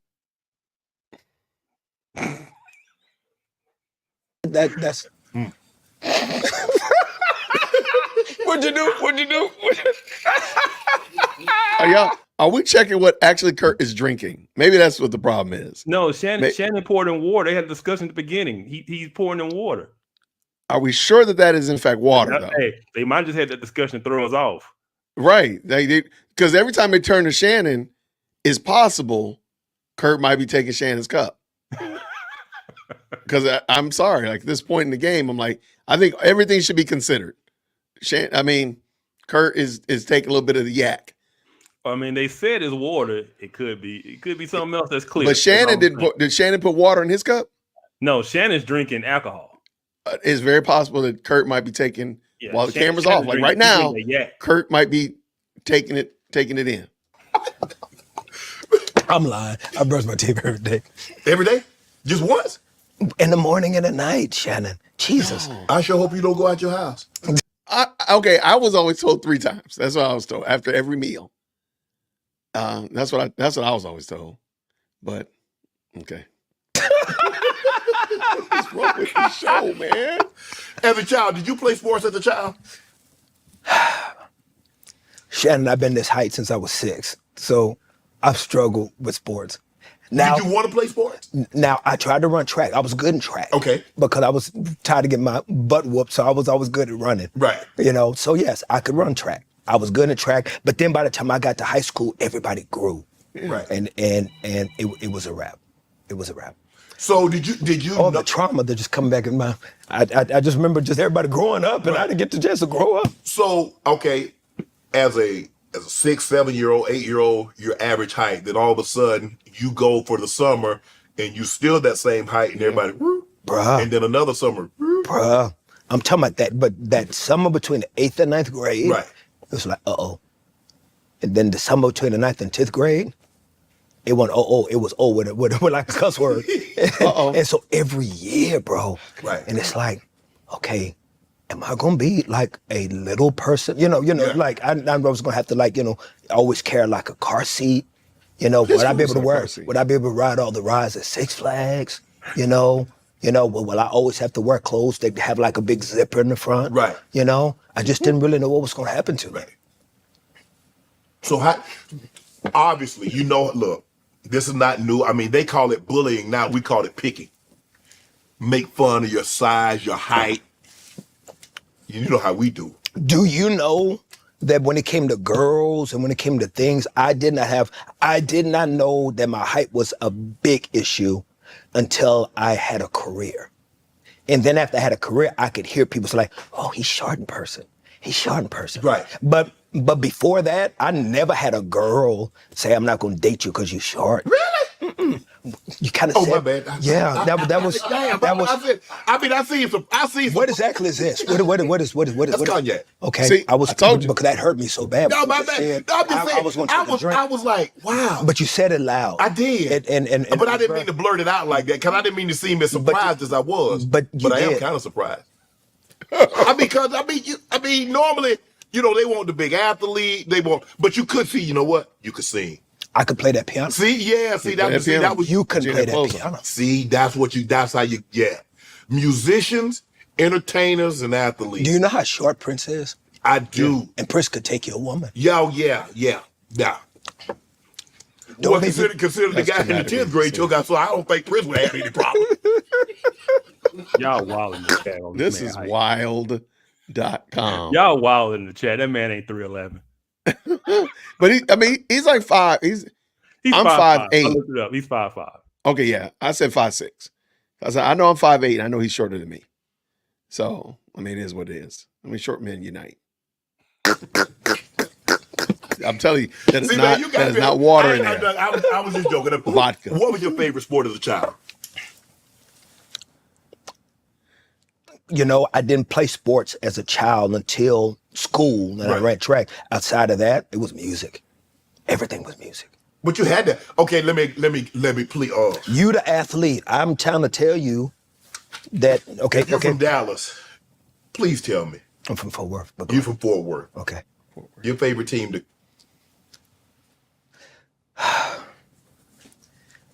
My favorite. I never had I never had a favorite team coming up. This one. It's because I remember liking Lynn Swan. Oh, the I Steelers. No. I remember liking Tony Dorsett. I remember liking Look at Joe Namath. I remember liking, just different. And I've got Damn. so You many like the athletes. team where you state that you're from. Yes.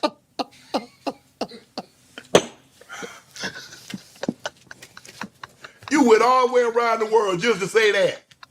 I like Lynn Swan. I like Joe Namath. Man, stop that. Good well, you love the Cowboys. Well, no. Here's what I'm saying. I'm not a big sports guy. So I'm not really paying attention until maybe like the playoffs or the Right. championships. And then I You get got involved. cowboy paraphernalia in your house? No. Remember? You ain't got nothing. No, No. cowboy helmet. Never no had. jersey. Never had. No Not posters. Mavericks, nothing. No, I was not that kid. I had on my wall, I had pull-outs of GQ magazine. That's what I had on my wall. Yeah. I had to have posters like Ralph Lauren, like Perry Ellis. I was that guy. Yeah, see, it's easy. I was that kid. You see, it's easy for you to dress. Oh, because I'm little? But you be fly. I see you. Yeah, but most of the stuff has to be custom or it has to be extra large. But so you just go get off the rack. I do. And some stuff I can get where the whole thing is on the same rack. Why? Hold Why on. is this even transpiring? John Drummond. John Drummond, track runner. Yeah, best friend. John Drummond, best friend, gold medalist. John Could you Drummond. ever outrun him? It just depends what we were running from. Where we Depends where to, we're running from. Shout out to John Drummond. No, man, I have a lot of great athlete friends. Then Dion and I, Right. close friends. Right. Emmett, great friends. Kurt Warner, great friends. I have a lot of great friends. Chris Paul, Right. great friends. Okay. And they love me because I don't know nothing about what they do. We don't talk sports. We just talk about life. I know none of the stats and all that. If you weren't a musician, what would Kirk Franklin be doing? I think I would love to be a 4th grade school teacher. What? I would love to work with kids. Kids bad. And their teachers don't make any money. They don't make any money, but I love teaching and helping. It might have been okay before the cell phone came out. Now, Maybe 'cause so. you know, every 4th grader got a cell phone. Every 4th grader. And then the internet. Yeah. And they want to be on the cell phone when you teaching That lessons. is true. That is true. But I probably would have loved to be a school teacher or something like that. I don't know. I've been doing music all my whole life. I don't know what else I do. You had hold on. You had a soundtrack on the movie Norbit, Any Given Sunday. I had a song in the movie Norbit, and I had a song in Any Given Sunday. You know that's not normal for A gospel artist? yeah. I'm grateful. I'm very grateful. Yeah. Do you understand just how big you are? He's 5'5".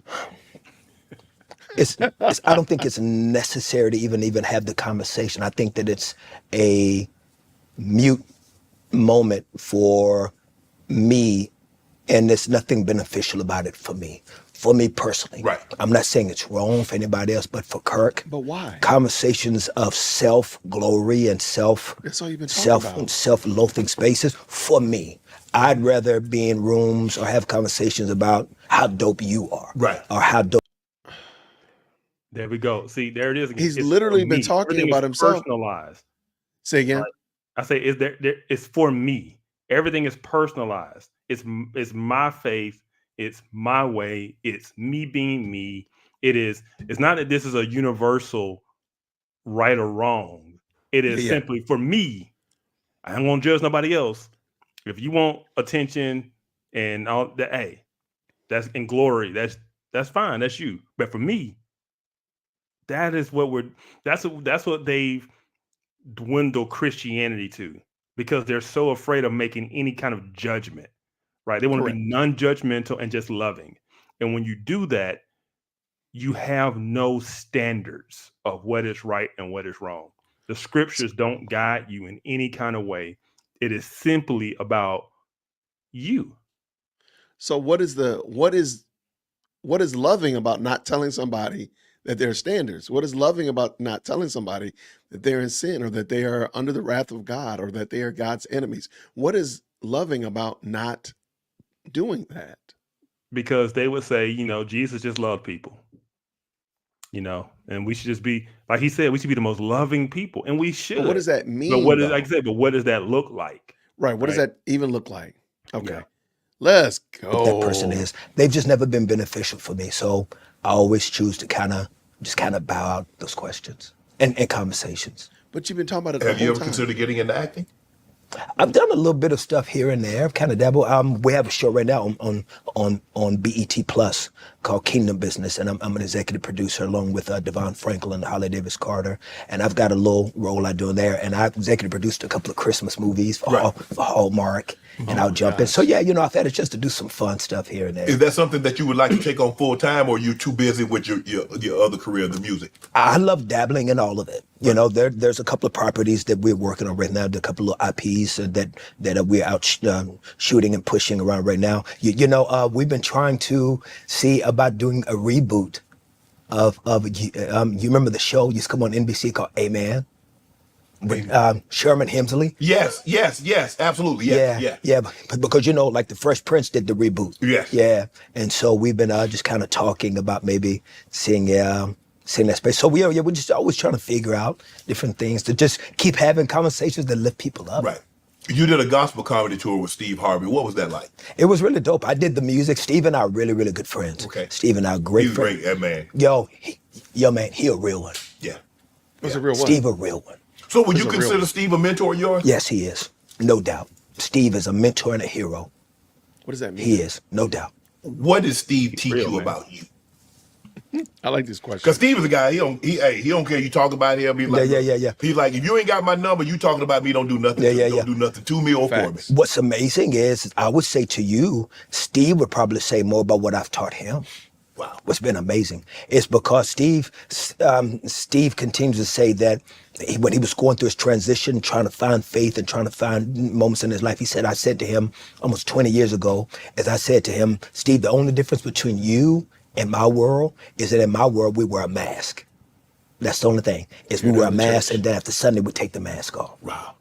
It's the only difference. Right. Tear down the church. So when you go on tour, so what's a tour like?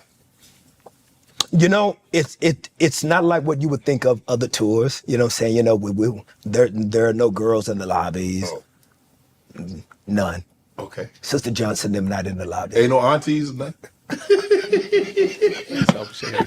With tambourines. with told them y'all. stockings, the knee-highs got the little... Yeah, you do knee-highs. They got the knee-highs. something Got the in little that. knot. Yeah, Got the little knot. in You that. remember them boys? I do. Nothing sexy about them boys. Now, there's no aunties in the lobby. Now, man, you know, and you know, the kind of tours that I love to curate is we try to create like rock star tours. Like people come, and it's, you know, it's lights and it's screams and it's boom, boom, boom, boom, boom, and then we're gonna give you that Jesus. So, you know, we try to be wild and bananas in the Okay. What does give you that Jesus actually, what is that? Would being wild and bananas and lights and screens and give you that Jesus. What is that? Just based on what I understand from what is seen and what is produced, is giving me that Jesus is oftentimes, like I said, they just want to uplift people. It is simply uplifting, motivational music about all that Jesus is going to do in your life, right? Or all that he's done in your life. It's simply uplifting, motivational. It's kind of what I call the Tony Robbins sermons, except in music form, where it's simply just a motivational, uplifting thing that gets you pumped up and energized. Yeah. But it has no substance to it. I mean, they just kind of throw some Jesus on it, but that's all it is. And so people go there for that. People go there for the adrenaline boost that, you know, to get pumped up about all that God is going to do in their life and it's their season and you know, and get their praise on. Oh yeah, absolutely. You know, but like I said, he, once again, why would anybody go to church the way, Why? you know, he just basically said, you know, just wear masks. You just hypocrites. That Right. I didn't get that part. I thought that was really weird. is not, is what he's on right now. He nobody, if you listen to him, you listen to Lecrae, there's no reason anybody should ever step foot in the church. Nah. No. Which is very weird, but we're going to keep this going. Let's go. Production and presentation, and so, you know, it is like it is in any situation. You know, we're hitting the stage, we're hitting the streets, production, crew tours, meet and greets, and you know, but we are seeing people, man, that just want to be reminded that in these crazy times, man, that God got them and He love them. That's all we're trying to do, Shannon. Right. Like my whole mission in life is, I just want to remind you, God love you and He got you. Right. That's it. Once you get close to the God. Go ahead, Briggins. You want to tell us? You want to tell everybody in the chat that God loves them and God got them? Like, but who is he talking to? Unbelievers. It's people. Is he talking to Shannon? He can't be talking to Shannon. He talking to the people in the world. He said that's what he said. That is not the message of the gospel. No, it's not. God loves you and He got you. Now, if you are His, and you are one of His sheep, true. But if you're not, then what? I agree. They just want to, you know, take John 3:16 and run with it. They're going to take it. They've done all kinds of stuff. Let's go. The stuff about your life that needs to change. I trust God with you. You His. Right. And I trust God to deconstruct and tear down the things in you that He needs to make a better you. That ain't my job to police your process. Right. Ooh. I like that. Can Lies. what did I just say? That's I not don't my know. job to police your process. Right. I'm gonna just let that breathe. You gonna let that marinate for a minute. Boy, It's like Biblically, what You know, cognac black in folk that do. drink, just like whatever's in that cup. I'm sorry. Go ahead, man. no, I said biblically illiterate. Yeah, Because police you your are process. called to hold each other accountable. Right. You are called to do church discipline. You are called to discipleship. and Disciple. accountability, Right. right? If somebody is found to be in sin or living somewhere in a process and they refuse to repent, you have to pit them out the church. This idea that I'm not my brother's keeper. No, you are. You really are. I hate to say it, but this is some Cain. This is some Cain theology right It here. is. It is biblically. He talking about people back in the day weren't biblically literate. Biblically No, illiterate. he isn't biblically literate. Right. Because this I mean, is this basic Christianity 101. is 101. All right, let's keep it going. Let's go. Good catch. When we say something got a little something on, it's like, just let that thing. Let that sit with that. Where did you learn your step? I saw that you went to the you pulled the usher. What'd I do? You went naughty. You know what you did. I went naughty. Went in the audience. And what'd I do? I mean, you have a stage presence. I mean, in the church, you can't really have. Was a I stage. doing something nasty? Oh, you don't say nasty. It's never It was borderline nasty. close. What was I doing? Like gyrating? That was me. Yeah, That was me. yeah. That was me. Well, I mean, And I don't be trying to, man, I'm just damn. But you know what though? For a lot of people that may criticize some of the stuff I do, they need to go to church in Africa. Go ahead. What you about to say, man? Kirk is wilding. Right. So he's about to wilding. he about to pull the church in Africa argumentation here. Go ahead, Kirk. Yeah, I They know need to about go to this. church in Brazil. right. I mean, we are people that move. Right. Brother, I've been to some churches in Africa that, baby, them sisters move. They're moving, huh? Baby, first time I went to Brazil and I took my band with me because Brazil has Come to Carnival and they have very nice looking sisters. Yeah, okay. Nice sisters in Christ. Oh, okay. Really? Well, they have beautiful women. Yeah, they do now. The Brazilians. Yes, sir. So they come to church. Okay. I think now I think we're shifting gears into the dating, the relationship. I think this is where the metal is really gonna get hot. Because he already out of pocket right here talking about Brazilian women. That's out of range right now. I'm sorry. You got something to say? No, I'm just waiting to see where he go with this. He already talking about they gyrating, Oh, yeah. Oh, and now he talking about how good they look. because he went down there during Carnival. I'm trying to figure out how he's trying to justify Church and this they as worshiping okay. God, but they, I'm looking for a nice God-fearing woman. do you? I got quite a few I can introduce In you. Brazil? Right here in America. Fool. I'm looking to get out of the country. Russ got his passport. Is that holiday time of year again? Looking for something different for your favorite sports person? Okay, I don't know what that is, but so yeah, I knew it. I was feeling there was a shift coming. So this must be the commercial break to reset as they get ready to start talking about the more egregious stuff that we've seen before. Give me that chair, Shannon. All right. Hey, April, help us out. Is that a chase? I already texted. Don't worry about it. I texted her, bro. Because he keep calling it a chair. It ain't a chair. I texted her already, man. I'm about to look. I'm gonna start a GoFundMe in a minute. Buy me a coffee so I can get that coffee colored Chase for Jay. There we go. All right. Somebody said it's a Chase. Chase. I don't know how to spell it, Chase. but Chase for Jays. There we go. Help a brother out. I'm telling you, I will name my studio after you, the Shannon Sharp Studio. You can name the rights on the studio. I'll give you name and rights. Absolutely. You get the chairs for me. It's coming down. She said, yes, it's Chase. It's the April Chapman Studio. And I will be filming out that joint. Furniture, hit up April. Here we go. 7. And Gertrude told him no. She told him no. What? Yeah. You gonna be able to make money as a child? Mm-hmm. And she turned it down? She turned it down. It's probably the best thing for me. I mean, you know, getting introduced that young Right. and not having context and covering. Yeah, it probably would have been challenging. You think the contract was bad, or she just didn't think you was ready for that at that age? That I just wasn't ready for it at that age. Yeah. I don't even think that the contract even got to the deal part. Right. It was just like, No. yeah. Especially, once again, anything outside of a church mindset Right. was considered Off the table. worldly. Yeah. So let me ask you this. Have you signed bad contracts? Because as a 7-year-old, you had someone, a representative, an adult. Now you go into it and you're your kind of your own boss. And how does Kurt like differentiate between a good deal and a bad deal? What has to be it for it to be a good deal? What needs to be?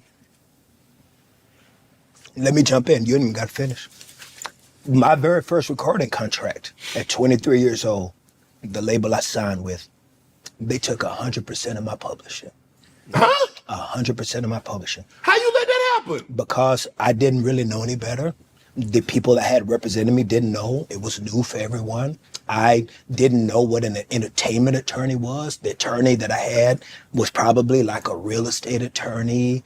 Didn't really know who to reach out to. This was 1993. Right. I'm living in Texas. It's not an entertainment space. Correct. I didn't, and then gospel music has never been privy to a lot of agents and attorneys and representatives and managers. That's not the ecosystem that gospel music has always matriculated through. And so we didn't have a lot of professionals in our space to be able to try to gather information. And they took 100% of my So publishing. you got. I got early on. I'm old enough now where a lot of the copyright laws, they now revert back to me. Right. And then so that's a blessing, because after 30, 35 years, there's this reversion process. Right. And so, but no, most of my deals early on were all bad deals. I just wanted to do music. Right. And it came back to bite me. Early on, you were signed to Interscope. Interscope, one of its major subsidiaries up underneath it was Death Row. Yeah. It was mainly hip hop. Yeah. I mean, Beautiful. that was beautiful. Beautiful. Dr. Dre and Jimmy Iovine coming to see me in concert at Six Flags, Magic Mountain out here. Right. Yeah, just beautiful, man, to be around so much talent, to have Jimmy Iovine say, hey, I'm going to send a plane for you to go to Dublin so we can record Bono, and to work with all these different people. It was great. Jimmy Iovine, I owe a lot to him in my career because he's one of the greatest, and he really, really, really took a liking to what I was doing and really gave me opportunities that couldn't have come without my relationship with him. God using my relationship with him. What made you start your own record label? All right, he had to throw God in there. I'm just finding it interesting that his career, I mean, there's nothing in here short of just a few key phrases that would make you think that this was a Christian artist. I mean, it's you would just think it's just an up and coming R&B artist or whatever, soul. But go ahead. No, if you listen to what he's saying, just the whole interview, look who he's praising Mm-hmm. and look who he's attacking. Absolutely. Oh, Jimmy. Oh, Dr. Dre. Oh, it's great. Wonderful. I love. Yeah, man. Church, they wear masks. They hypocrites. Right. Like, Good. They good judgmental. They, Mm-hmm. Miss Mary was trying to save your behind. No, I agree. And like you said, like no shout out on the fact that who Dr. Dre is or who Jimmy Iovine was or anything about Prince or anything about Michael Jackson or any of these other people that he esteemed and lifted up. But yeah, like you said, like the church, he's bringing them down significantly. Yep. There's no grace for the church. There's all kinds of grace for the unbelievers. But let's keep it going. It's because I saw young talent around me. I wanted to curate younger talent that could continue the message and the conversation. I probably would never do a label again until I probably retire. It's because it's very hard to separate yourself as an artist and as an owner of a label, because everyone you sign, understandably, they think that the access you have should be the access that they have. Right. And so it probably won't be until I fully retire that I'll probably do another label again. Wow. How different is the industry in gospel today than it was when you started in the 90s? Wow. It's in a rough place. It's in a very rough place because art is going to always reflect where life is. I think that the decline of organized religion in America, the rise of secularism, and the deconstruction of conversations of faith and spirituality have all added to the decline of people's engagement and people's interest in the music. People don't go to church like they used to. I wonder why they don't go to church like they used to, Kurt. Here it is right here. Maybe that's why they don't go to church, Kurt. I think that's very interesting that he just said that. But I would love for Shannon to ask, okay, what role did you play in this situation? But I want to see where he goes with this, because I'm afraid he's talking about the money. He's talking about the sales. Okay, let's go. Let's see. People don't. You get online. You can go online. Yeah. And then even then, when you go online, it's like it's almost like room noise. Yes, because you're doing other things. You're doing other things. You cooking, you cleaning, and you church hopping. You know, say he ain't saying something you enjoying. You put another church in. So it's like now it's like a church buffet, right? And so if people are going to be engaging with God in that space, they're not going to be going listening to the music. Right. And then if they do listen to the music, they're going to listen to something from way back, songs from back in the 90s or the 80s or early 2000s. They're not going to go discover the new artists. And so it's something that is a great concern for me. And then also the greatest concern, I'm going to tell you the greatest concern, King. The greatest concern is that you've got a generation of younger gospel artists that saw how the church killed and crucified and judged a lot of the older people or artists that were before them. Mm-hmm. And their mindset is, I'm not going to do gospel music because y'all eat your own. Right. So judgmental, so critical, so mean that why would I give myself to something that's so so toxic? Right. Wow.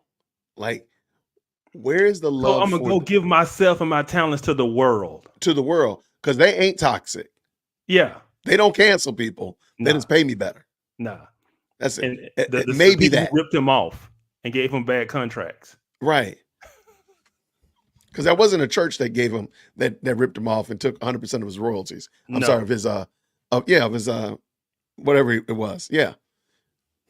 And so you have a whole nother generation of young Christians that are not like, I ain't doing that. I'm gonna go over here and do this other kind of music and still love God. Deuces. And so we are really trying to rewrite the conversations as best as we can to make people feel comfortable that this is a place for broken people and it's not a place for Jesus Juniors. The radio era kind of Jesus Juniors. Aren't we also supposed to be striving to be more like Christ? See, I one of the things, and you notice with this crowd is that they don't want, it's Tupac theology. Only God could judge me. Like they don't want anybody to say anything about what they, like, I would love to ask Kurt, okay, fine, Kurt, if Shannon Sharp came to your church and wanted to become a member, the church that you attend, would he be able to come, and what would be the requirements, or what would be asked of him short of giving money? What would be asked of him? Those questions. Do you believe this? Do you believe that? All right, then he'll do the whole, is anybody ask opposed? Jesus to your heart? Yeah, but after that though, like what would he be asked, or would there be an expectation for something to change in his behavior? No, that's his process. Who are you to judge his process? So he can stay like that. What did he say? Police the process? Yeah. So Shannon Sharp could stay exactly like he is and be a member of your church. Because we can go back and pull up that video of him talking about the IG model that he wanted to get with. And he was very, very clear what his intentions were for that young lady. Chad Ochocinco even was blushing. And he's as black as me. He was like, whoa. He's like, take it down a notch. So he could behave like that in your church and y'all wouldn't say anything. Okay. Yeah. There you go. I don't even know how that works. I don't even understand that. But what you came into versus the streaming era. Yeah. Is kind of where we're heading. Yeah. If we're not already there. We're there. What's your take on that? We're there. I think that for this genre of music, it can be also very difficult because as the audience ages out and the younger audience is not really listening to music about gospel music and about God and faith like they used to, then if the only way that people can get the content is just through streaming, then we're having a harder time getting the conversation about that this is available. Is because where is a chef? Think about it, man. A song as big as Take Me to the King, and somebody like you, a black man, a successful black man that was raised in church, you never heard the song. So that means for me, there's so much work to be done because I'm sitting again with an NFL legend who just off the top of his dome is not privy to Fred Hammond music, Right. John P. Key music. So those things for me, it's like. But what about Christ though? Is he privy to the gospel? Because you could give him the gospel right here, Kurt. You don't need to worry about John P. Key and Fred Hammond, whether or not he knows Tamla Mann music, which to me I think is probably a good thing in some regard, because it probably would inoculate him to the gospel, because he would think that he knows this stuff. But there's so much work to do, Right. but I want to do it. I want to do the work. Right. I'm committed because I am the biggest fan of gospel music. Right. I think that's the whole thesis of this whole interview. Yes. I'm the biggest fan of gospel music. Yep. Yeah, I think that's going to probably be the name of this interview. The biggest fan of gospel music. How does Kirk Franklin become a choir director at 11, making $25? Don't make no sense. I shouldn't have been doing it. Don't make no sense. They shouldn't have had me. Who let you lay that choir at 11? I don't know, and it was stupid of them to do that. Stupid of them to do that. I was 11 years old, but I had $25 a week, bro. Do you know the lemon heads and Chico sticks that you can get with $25 a week? How receptive were the adults? Because you're a kid. I'm a kid. And you're leading adults. I'm leading adults, but one thing. Remember what we talked about as a little boy. I would do anything to be liked. Right. So my personality, whatever charisma you want to call it, whatever, my little energy, they just thought I was a cute little thing. And then also whatever I was teaching, it was correct. Right. You know, if I was teaching a soprano part, it was correct. My voice may have been high, Right. You know what I'm saying? And you may not have been able to see me, you know what I'm saying? But I'm doing it the right way. Right. And so I got the job. And I stayed at that church from age 12 to age 17. So are you like a coach or a general manager? Because you, as a choir director, you got to, okay, we got to make sure the sopranos, and altos, and the basses, and the baritones. And how did I mean, as a child, how do you like navigate that without stepping? Like you a kid, you don't know. But the thing was, I didn't know. Did they know you know? Did they know that you knew? Because sometimes it's hard receiving information from someone that's younger than you. In that context, they knew that I knew better than them. Okay. And I knew more than they did. Okay. Because no one else could come and remove me from that seat and do the job better at that time. I think we both remembered, we see a problem. Do you see the problem?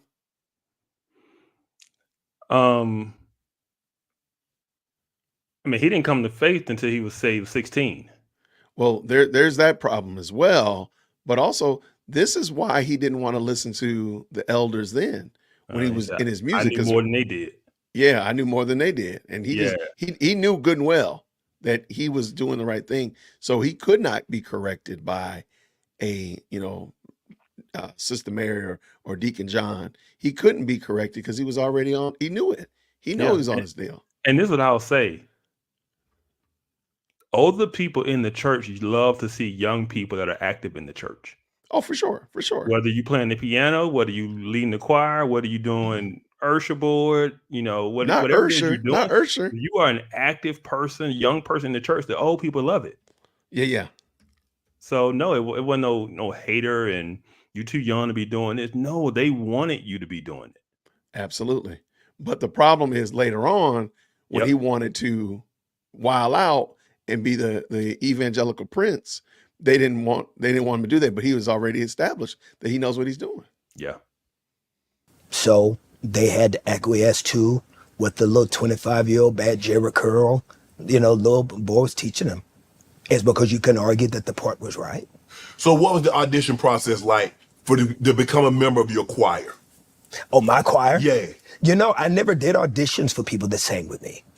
Is that it was always just relationships. If I met somebody and we connected and it just felt right, and their voice was warm enough to be able to have the conversation and they felt connected to the music I was doing.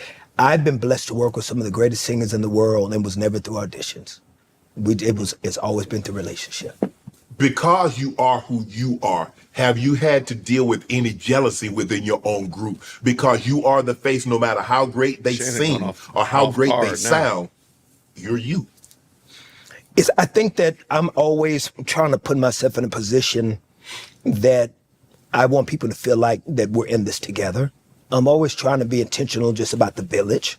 And so, you know, I'm quite sure that there have been times that I've also done things that really piss people off around me too. Right. So, you know, I have to take responsibilities for times that maybe I did get caught up or that I did start smelling myself. You know, I mean, when you're young and getting a lot of attention, you don't always know how to handle it. How do you pull back? Because like you said, you did have so much commercial success. You are who you are. Everybody knows you. You're universally regarded as one of the greatest gospel singers of your directors and singers of your era. So how do you pull that back? How do you I'm feeling myself. I'm doing too much over here. You know, man, I really, as imperfect as I am, Shannon, as flawed as I am, Shannon, at the end of the day, my love, my mad love, and maybe it came because I didn't have a daddy, because I didn't have a mama, because I didn't have no family. As a little boy, my relationship with the Lord was a real thing for me. As a little boy, right. I was climbing on top of the roof, having conversations with God as a little 5-6-year-old boy. I was writing love songs to him as a 5-6-year-old boy. And so that was really instilled in me early on. So wanting to make him happy, wanting to make him proud of me, and wanting to try my best to live in ways to please him. So when I do smell myself or when I do get a little caught up, I know that can be disappointing. Right. In my relationship with me and him. So I'm always wanting to check it. I'm always wanting to acknowledge it. It's because how he feels about me and how he sees me, it's like everything to me. Right. Let's talk about where you're from. You're from Fort Worth, Texas. Here we go. 76104. I read an article that says 76104 has the lowest life expectancy of any zip code in Texas. Oh. Wow. So I want to know that. That's why I got the card. So I get the card. And I get to ask a question. But in all honesty, what was it like for you growing up in Fort Worth? You know, there was a liquor store around the corner. You know, there were prostitutes at this pool shack right across the street that we went to go play pool in. You know, we didn't have a lot of adult supervision in the summertime, so it was a lot of hide and go get it. You know what I'm saying? A lot of inappropriate ways of trying to learn love. You know what I mean? Because you didn't get it the right way. Right. So there were a lot of barriers, and then there was church. So you got this smorgasbord of experiences that are now clashing.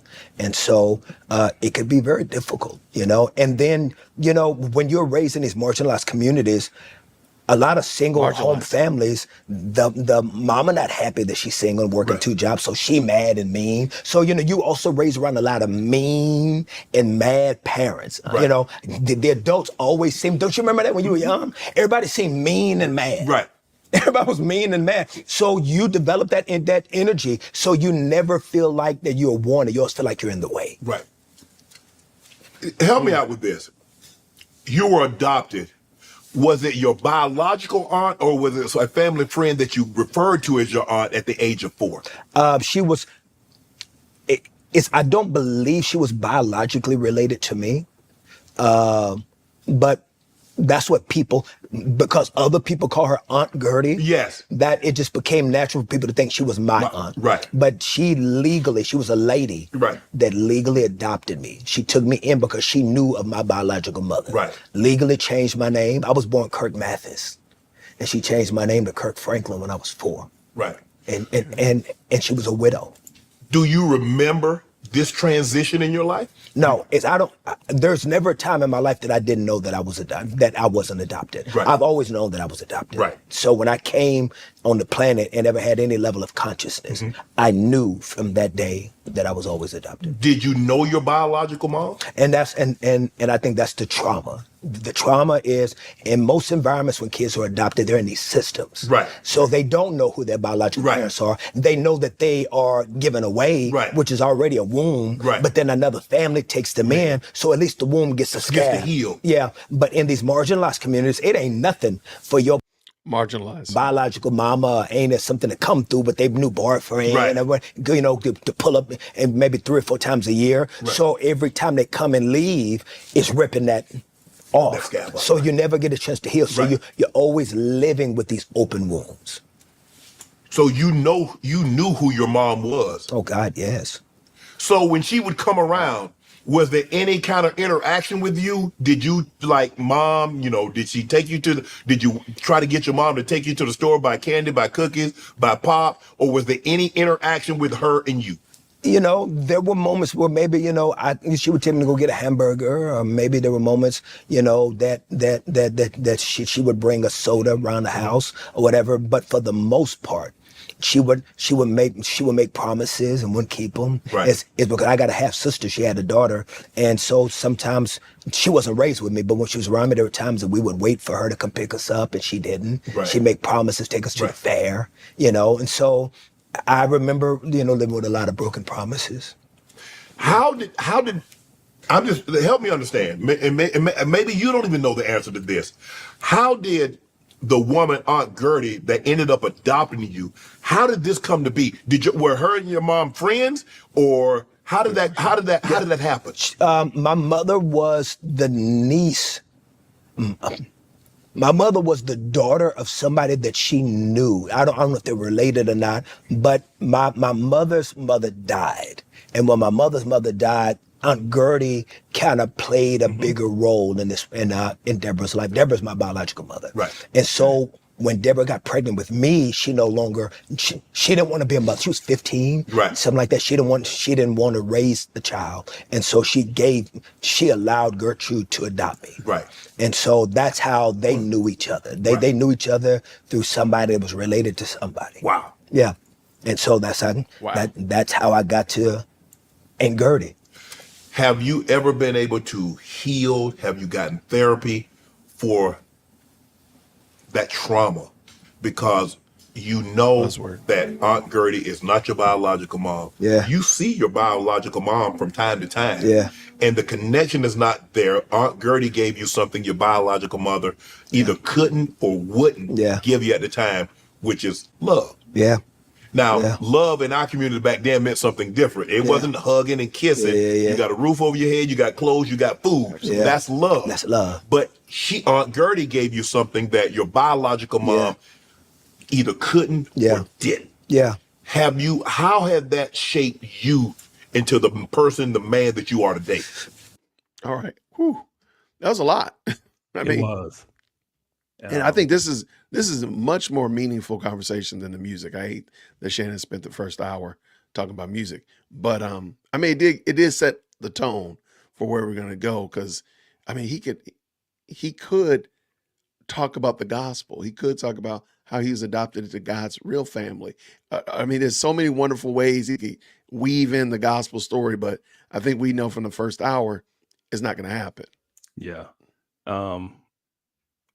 It's tough because, you know, we grew up in inner cities. We grew up in hoods. We experienced brokenness. I had my mother, but I didn't have my dad, like most of us back then. And so I think a lot of people can relate to, not to his degree with him being adopted and the way his mom, but a lot of people sat there on their couch waiting for their dad to come pick them up and had those broken promises where he never showed up. Right. For sure. But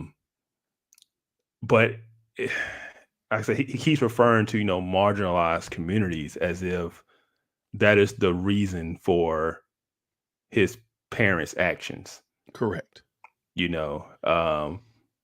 Instead of talking about sin Come on, and come brokenness and culture. and the sinful and selfish decisions they make and the consequences that have on on kids, you know? And so that's what I see. I just see brokenness and sin in this story. And I'm familiar with the story. I saw the video that they put out about him finding out who his dad was. And that was well done. And like I said, a lot of people can relate to that. For sure. Well, I don't know if you're aware of this recent situation of me finding the same thing about my father this year. I was going to go there. I hadn't talked to my mother in over 23 years before the situation. Your biological mother? Yeah, Gertrude died 33 years ago. Okay. So Gertrude died when I was 20. Okay. Yeah, I found Gertrude in her bed sleep. I found Gertrude. Well, the fireman found her in her bed at night sleep, and she transitioned. Yeah. And so Deborah and I had not had a relationship, because what started to happen with Deborah and even the man all my life I thought was my father, and because I met him when I was 6, and didn't see him again until I was 13, and didn't see him again until my career took off. And then Deborah and Dwight, the man who I thought was my biological father, they started showing up at concerts. And that pissed me off. Right. It really angered me. And so I wanted nothing to do with me when I didn't have. Now I have, you want everything to do with me. Back then, you didn't want me. You know what I'm saying? Mike, who's it? Mike Jones? Yeah. Mike who? Like you didn't know me. Who? Who? Yeah, so, you know, it was very painful for me. Okay. And so... I mean, that is, have you noticed Kurt's posture has changed since the first half to now the second half? Yeah. I mean, he's a lot less, there's a lot less joking going on. So I don't know if this is what he just wanted to talk about or whatnot, because there's not a lot of joking going on before. I felt like there was a lot of deflections through laughter, but or humor. This one right here seems much more sober, much more somber, if you will. Yeah. The first part is music, and that's Kurt's passion. Okay. And this part is Kirk's hurt. This is his pain. Okay. I see what you did there. Oh, I like that. Yeah. Yeah. Good catch. Let us continue. Up until this year, I hadn't talked to Deborah I haven't talked to Deborah in over 23 years. So how did the conversation come to be that Dwight wasn't your biological father?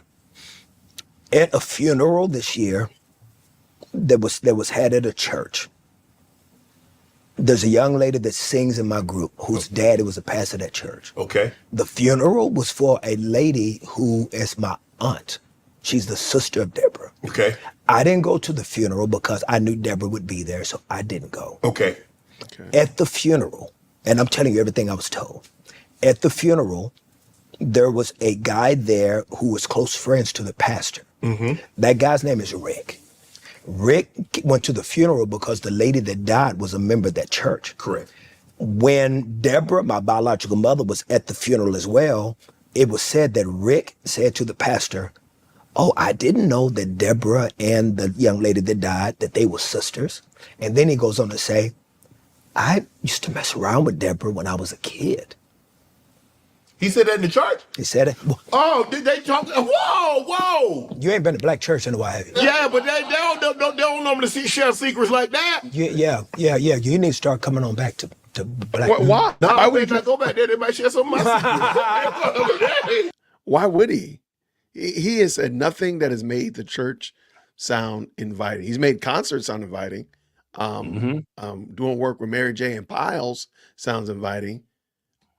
Cheeks Out with Prince, but I'm sorry, he ain't said one thing that is, and even in this, I'm with Shannon. Like, I don't want you telling my secrets. Yeah, I'm like, now the invite comes out. Right. Here we go, and come so you can have your secrets told. I ain't going up in there.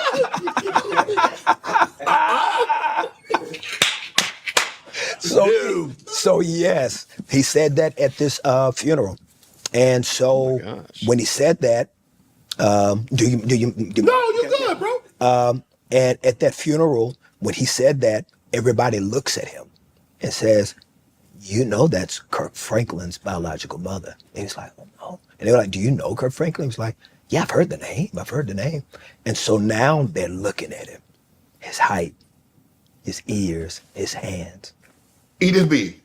A little bit more. Right there. Yeah. Right. Yeah. So Wow. he now is being observed by everybody. Uh-oh.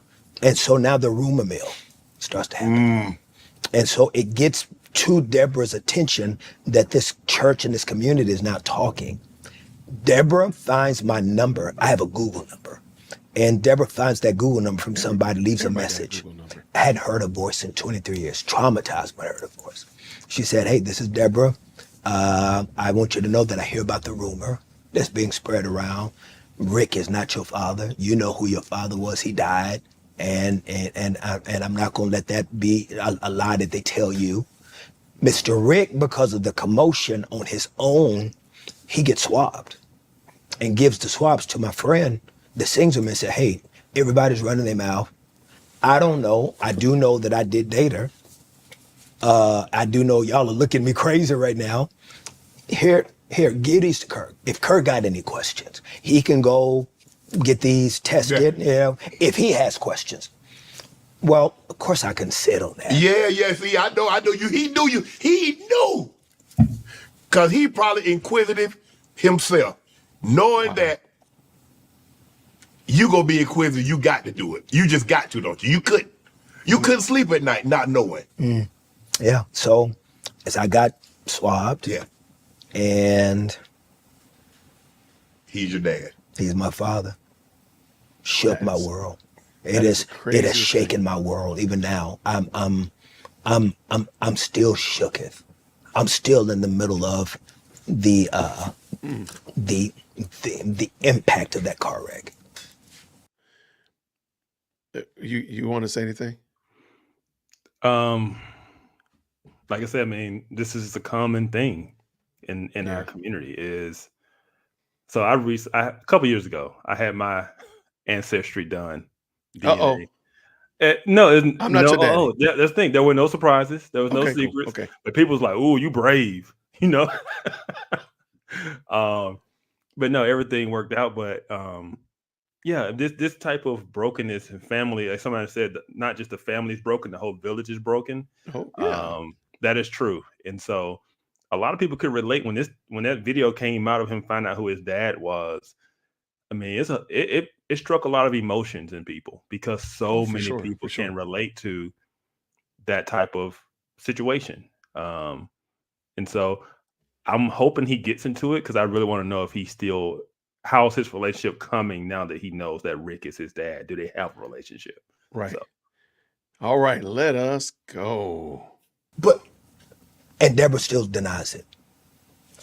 And we took another DNA test for her. And she still denies it to this very day. I have not talked to her since.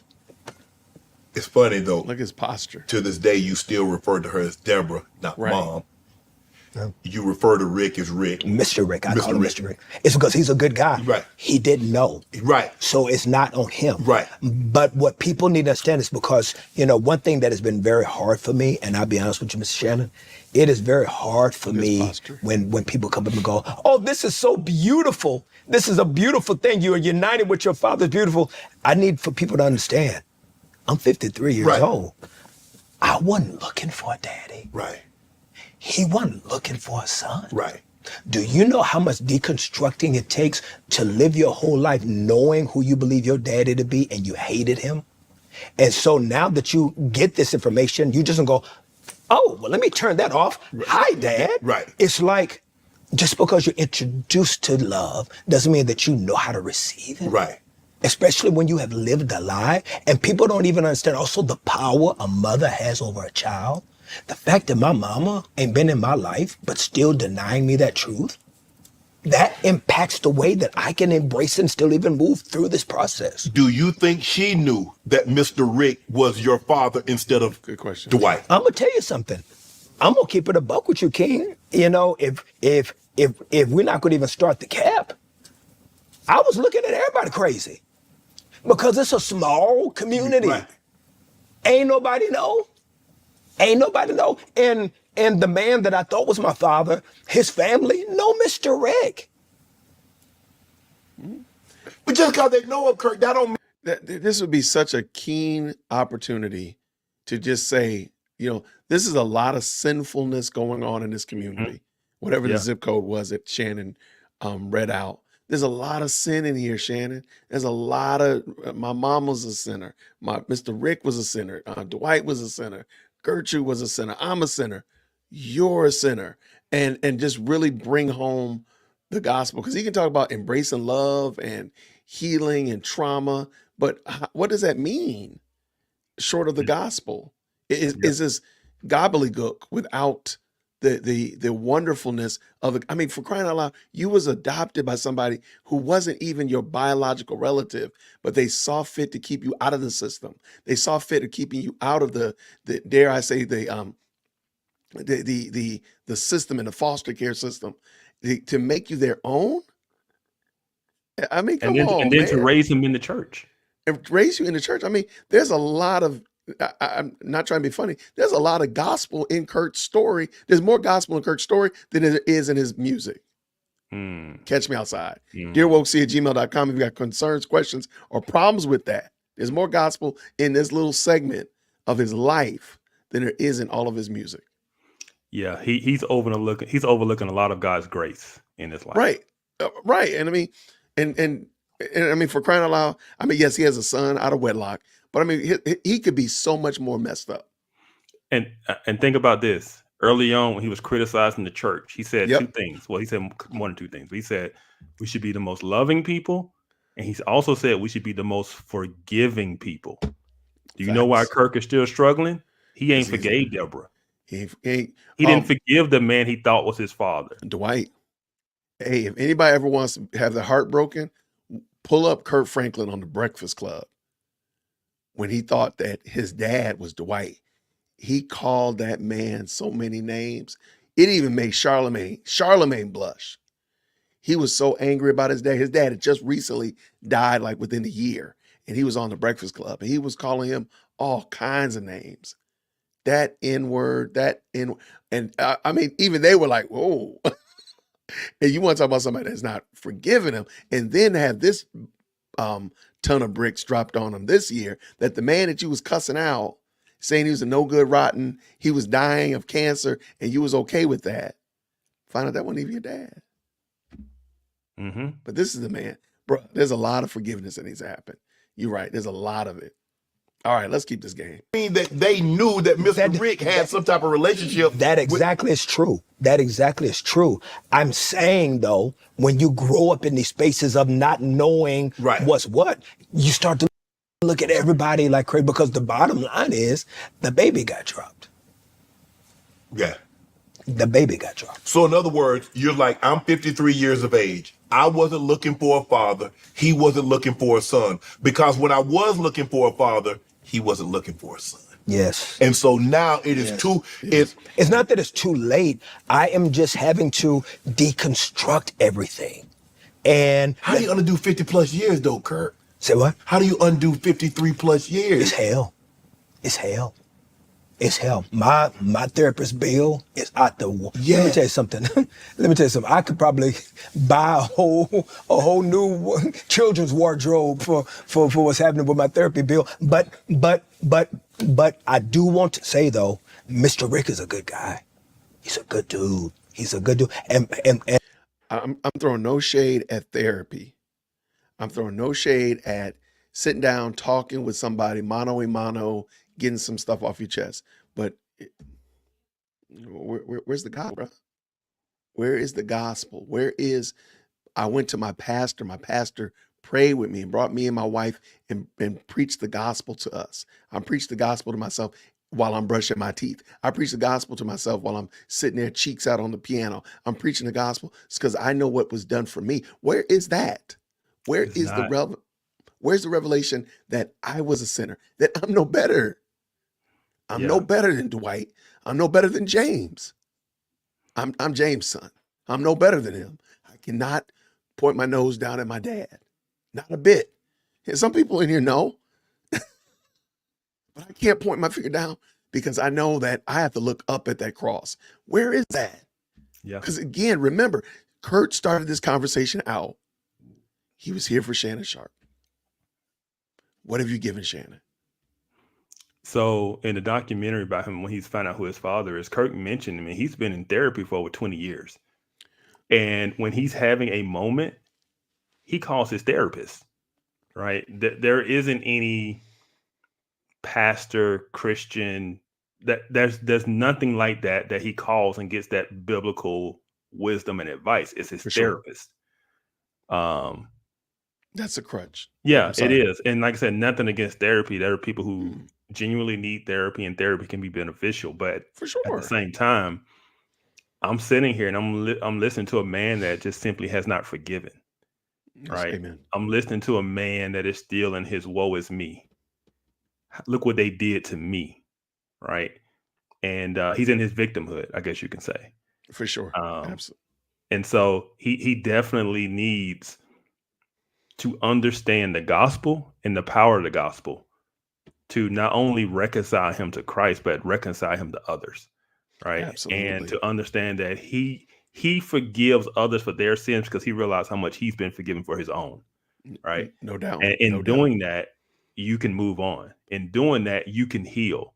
I didn't meet my dad. I mean, he's 53, it's different. I didn't meet my dad till I was 16, right? And so I could have held on to bitterness and anger and like, I don't care For nothing sure. about this dude. But I mean, I understood that, things happen for a reason. And this thing, Kirk talks about God's sovereignty at times. He does. He does. And so if you understand God's sovereignty and you look at where God has look how God kept you in the midst of this brokenness. Mm-hmm. And then look where God has brought you from and brought you to. And you're still holding on to look what they did to me. What they did to me. Because read that's the story of Joseph. yeah. He needs to go back and read the story of Joseph. Because he needs to understand that no matter what someone did to him, God had a bigger purpose for him. And I ain't trying to go Word of Faith or Joel Osteen, but to a degree, you have to understand that if you are God's child, even in the midst of sin and brokenness, at the end of the day, God has a purpose for that to where he's going to be glorified. right. Right. And So Kirk should be telling a story that glorifies God and where God brought him through and brought him from. come on. But the focus ain't on God. The focus is on Kirk. And that's and the his problem. therapist. And his therapist. Yeah. Good catch. And what I love the most about him, he keeps saying, go at your pace. He said, it's all about you. And I'm in therapy and I'm walking it out and I'm trying to process it. And, I'll be honest with you, it breaks my heart that my mama still ain't called me through this. It breaks my heart, bro. Documentaries come out. I ain't even heard from my mama. And it's amazing the impact mamas have on That's their the boys. heal. That's the wound that has to heal. Yeah. Not Mr. I mean, Shannon is giving more. I'm expecting him to just say, you got to forgive him. If Shannon say forgive him, I'm done. I'm done.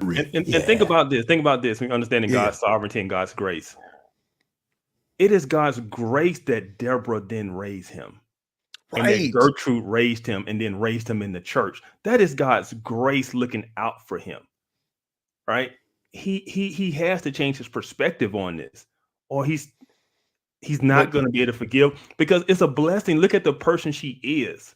It's a Right. blessing. Gertrude seemed like she was on point for sure. It's a blessing that he was not raised by her, and he needs to see that and understand that. Not Mr. Dwight that's passed. Yeah. That's the wound Yeah. that the salve needs to be spread on so it can heal. Yeah. Have you thought about having a conversation? Have you thought about having therapy with your mom? Because I think you guys, there's some Man, things Shannon. that you need to hear from her. There's some things she needs to hear from you, but it needs to be in a controlled setting.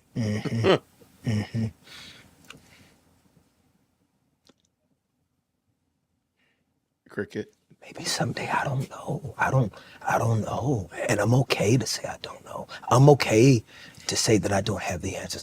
I don't know. Have you thought about opening the door first? Because I think deep down, Kurt, I think you're wanting her to take that step. Because she was the adult. She did what she did. She gave you away because at a young age. You say she was about 15. That's asking an awful lot for a 15-year-old to take the responsibility because a 15-year-old can barely take care of themselves, let alone another body. Yeah. I think, Kurt, you would get so much more if you took that first step, if you opened that door.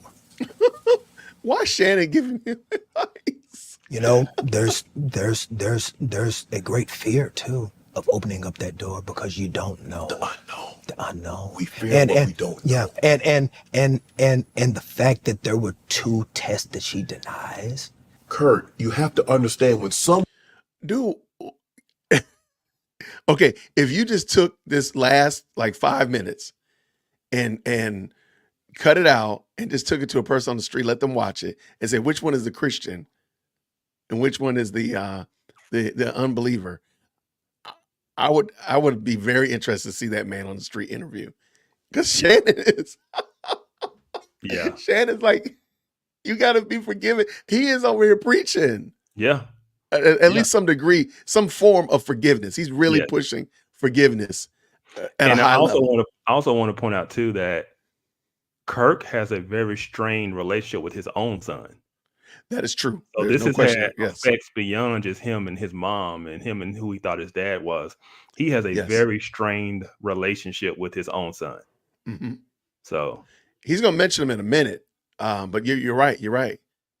someone has told a lie for so long. Yeah. She told you this lie for 50 plus years. Yeah. You think that after Fair. you could, Fair. I mean, people will tell you a lie tomorrow, Yeah. and they'll keep telling that lie because they believe repetition of a lie will make it the truth. Fair.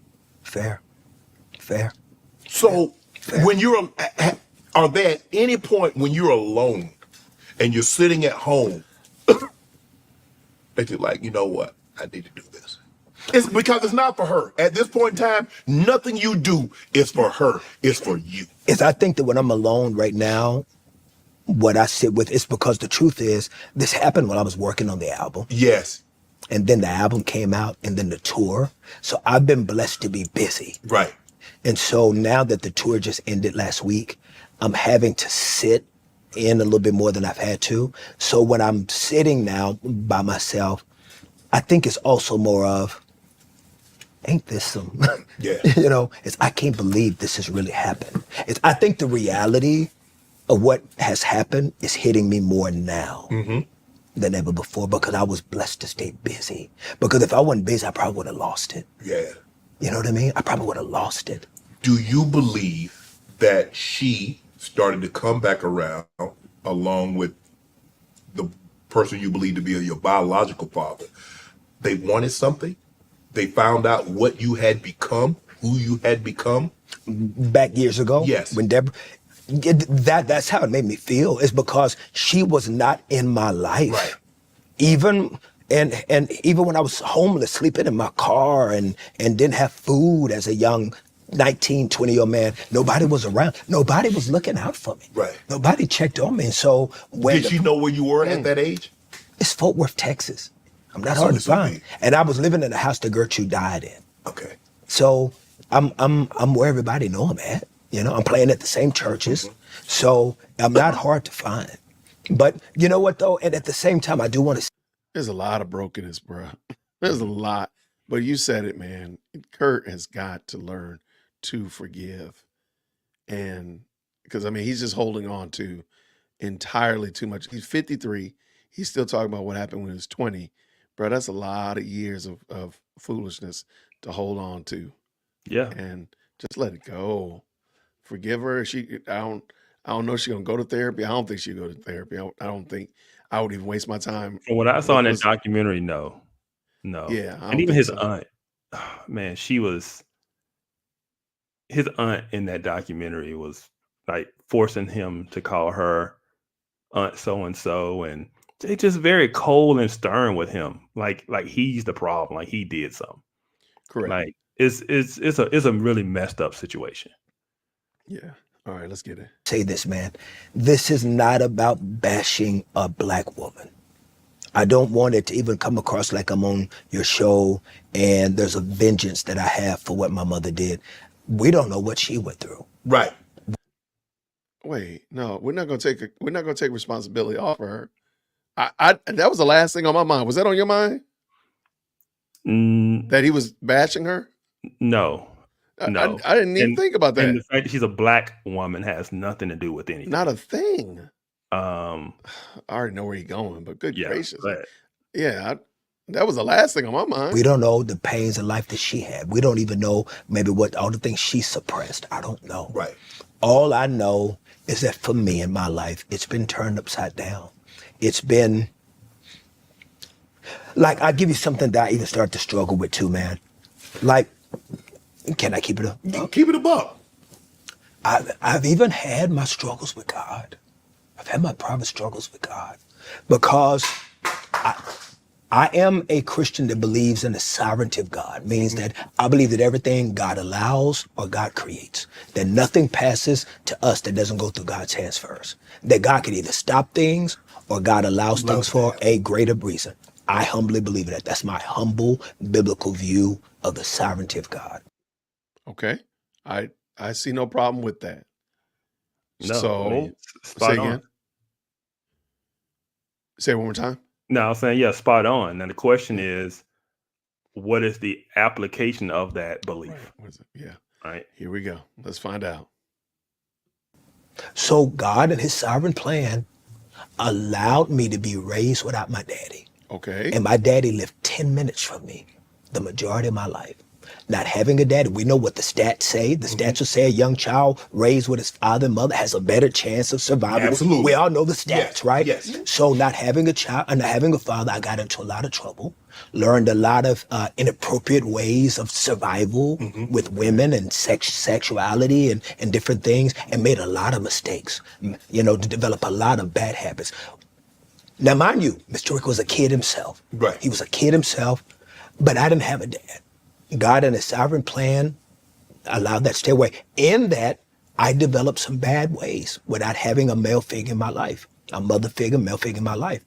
And some of those ways, when I became a Christian, now God calls those things sin. Okay. But there was sin before too, by the way. But in his plan, he kept some things away that could have helped some things not turn into these bad sins that I struggle with. Does that make sense? Yes. So now there are things in me that God don't like, but also the things that he allowed. He helped create. So I've had my. I think there's the. Did you catch that? Did you understand what he just said? Yeah. Okay. Yeah. I think go ahead. No, go ahead. I think he's missing the fact that those sins are road markers back to the cross. They're like to keep you, they're breadcrumbs to get you back to the cross. And I think he's looking at them as if he's supposed to run away from them, but he's actually supposed to use those to drive him back to who God is. I mean, that's God's sovereign plan. I don't know why, Yeah. but it's almost like he's questioning. He needs to go back and read Job. It's like he's questioning God as it relates to why did this happen? Because if you hadn't allowed this to happen, then I would not have these addictions. If you had not allowed this to happen, then I would not, have this issue, which is true. Has he thought about the grace of the fact that his mother was 15 and didn't have an abortion? Kirk, I mean, there's a lot. there's a good chance Kirk wouldn't be here right now. Facts. He needs to understand. He needs to have more. I want to say appreciation for God's grace, Right. than he does. Absolutely. And I don't think he's.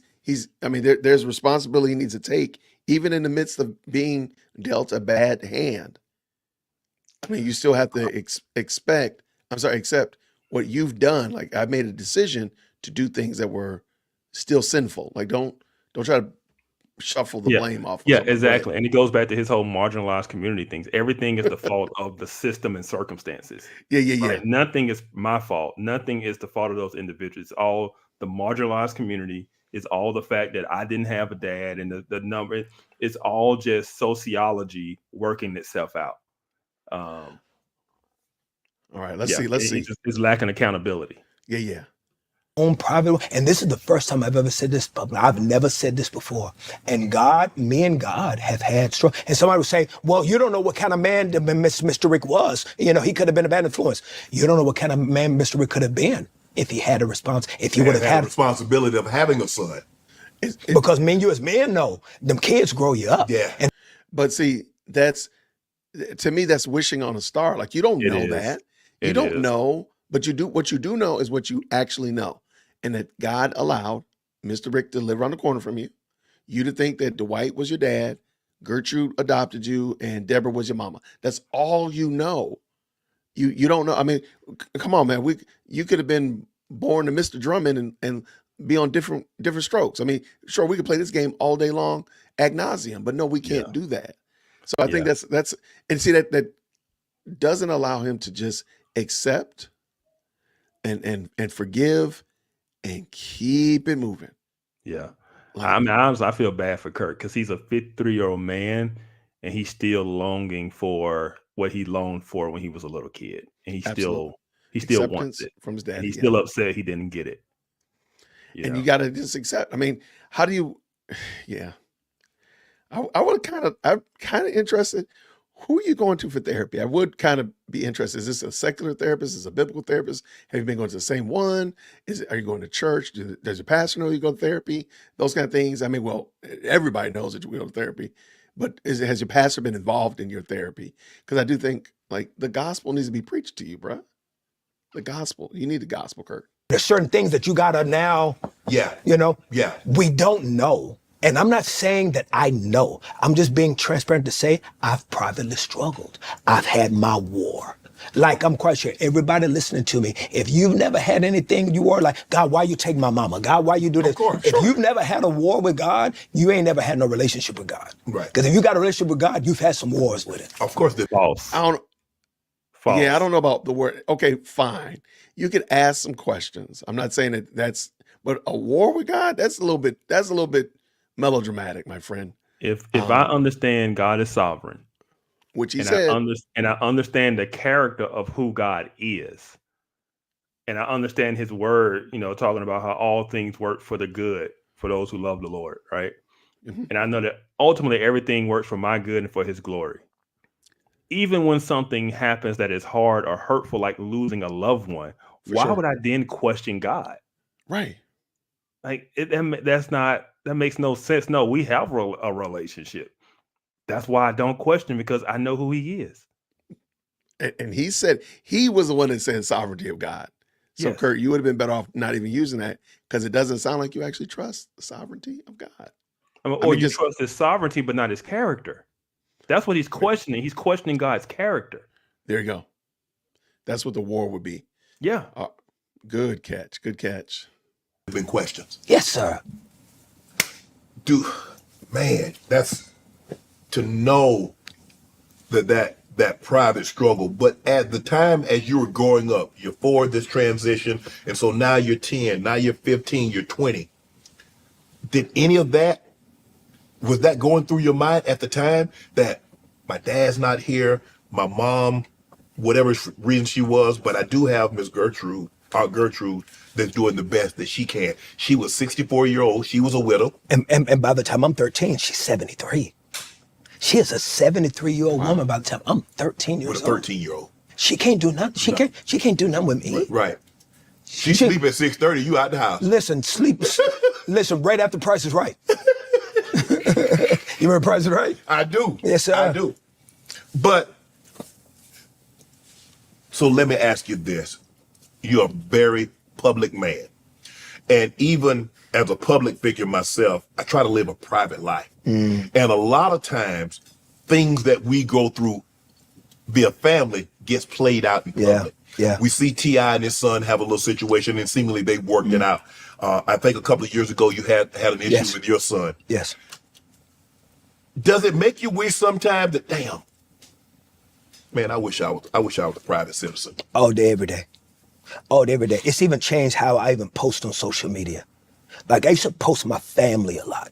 But over the last year or so, I've even kind of struggled with that more, and it's been hard because, I could see how people would attack my kids. Yeah. They would say cruel things, or even also living up to the expectation. Like, one thing that I started to hate, if I give it a buck, is I hate this whole couple goals. When people see you with your spouse, whatever, and you become goals. Right. It's like, I'm not a couple. Everybody's goal should be, well, we should be trying to be like him instead of trying to be like each other, because we gonna let you down. Kirk gonna let you down. I'm trying to point you to, and then also, how can I be a couple goal for you when all you are seeing is the post? Right. You're not seeing the life. Right. You judging what you want on the post. People seem to think public means perfect. Yes. They're doing a lot of P alliterations in this show. I mean, I get it. I mean, I agree with what he's saying there, but I think that's a downfall of social media. Yeah, absolutely. We have a curated. Go ahead. No, absolutely. I mean, no, you're right. It is. It's snapshots of our best times. Yeah. It's just curated information, like yo. But let's keep it going, because I think they get into the relationship one. Yes. And that's what social media has warped a lot of people's mind, because they see people getting on a private jet, even though they might have rented that. They might have rented that just for that shot. Just for that shot. Or they rented the cars. Yes. And so now they've associated public with perfect. Yeah. Well, Kurt's married.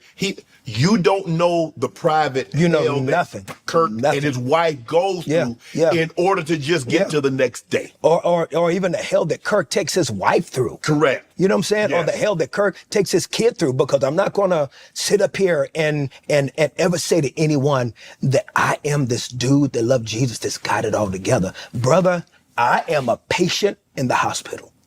Every day. Every day I'm in my hospital bed trying to see the doctor. And I think historically Christians have always... What does that mean? Like, since he hasn't said anything that rhymed with the gospel so far. So what does that even mean? I'm a patient in the hospital trying to see the doctor. What does that mean? Okay, this is where he's about to go and where he's going now.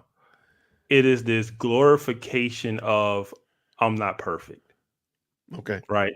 Instead of as you know, instead of making war on our imperfections, we think they're kind of badges of honor that we can use to say, look, guys, I can't judge you because look, I'm not perfect. Correct. Right. That's exactly what it is. Yeah. You know, it's like, no, kill that. Like, if as compassionate as I want to be to Kirk, part of me want to tell Kirk to man up. No, there's a good need for that. Yes. I know, and I know I can be cold and callous sometimes. So I'm putting back on that. But part of me want to tell this 53-year-old man, dude, man up, move on, be a father to your son, stop causing this trauma to your own kids because you can't move on and get over some hurt. Right? Part of me want to say that. But I ain't gonna say it though. Technically, you have said it, just to let you know. Postured themselves as we've got the answer, like we're the doctors, like, Brother Shannon, you need prayer and we're here to help you, brother. Right. Whatever we can do for you. And it's like, first of all, why we be whispering when we talk to people? you ever notice that? Why Christians whisper? Yeah. Because you don't want nobody else to hear that. Yeah. And that's my point, though. That's my point. Bro, you're not no doctor. Right. You in a hospital bed next to me. And I think that's why so many people have been turned off. So I want people to know, bro, I'm in the... Well, maybe they're turned off because you've spent the lion's share of this episode speaking negatively about the hospital. Yeah, and is this false dichotomy, since no one is perfect and without sin, therefore no one can hold anyone else accountable. Correct. That is and that's like, no.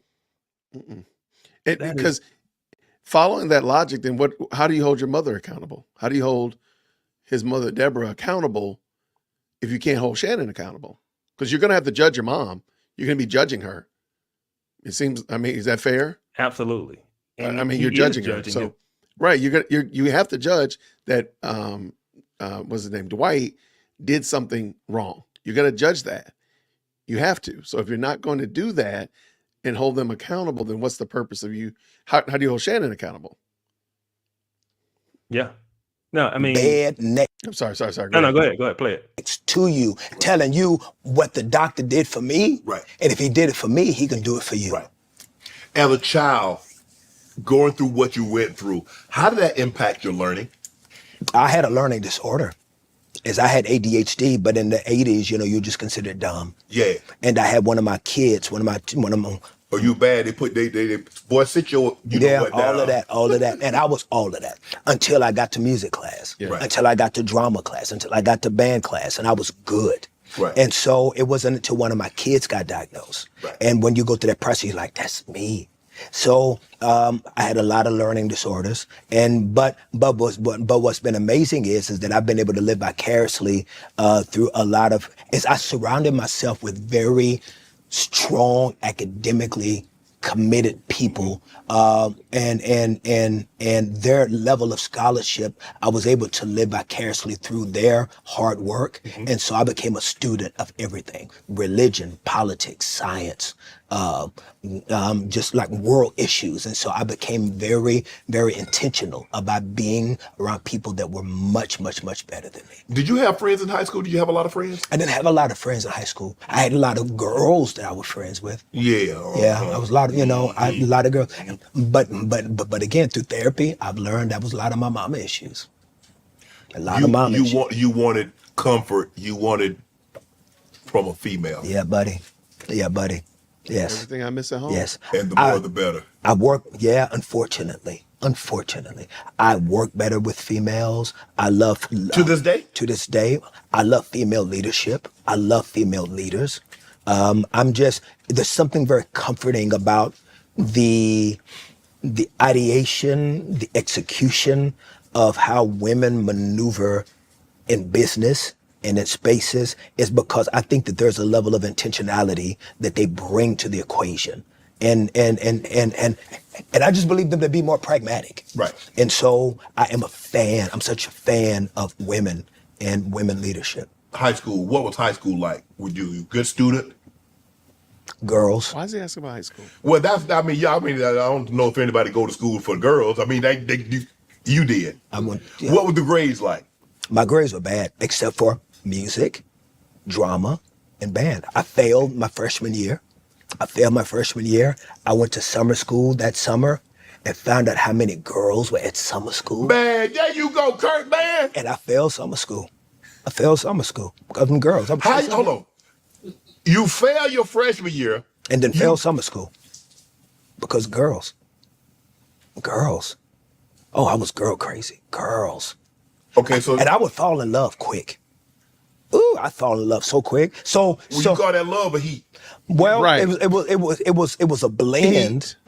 It was he. But I was the kind of But guy I don't even that fall in love, loved so the idea of love. Oh, well, I'm gonna blend some of this water. Some of the that cognac. water. This story you tell What does that do? The water and cognac. I'm not surprised with what it Kirk. opens it up. I'm sorry. Say it again. I'm not surprised with what Kirk is saying. I mean, No.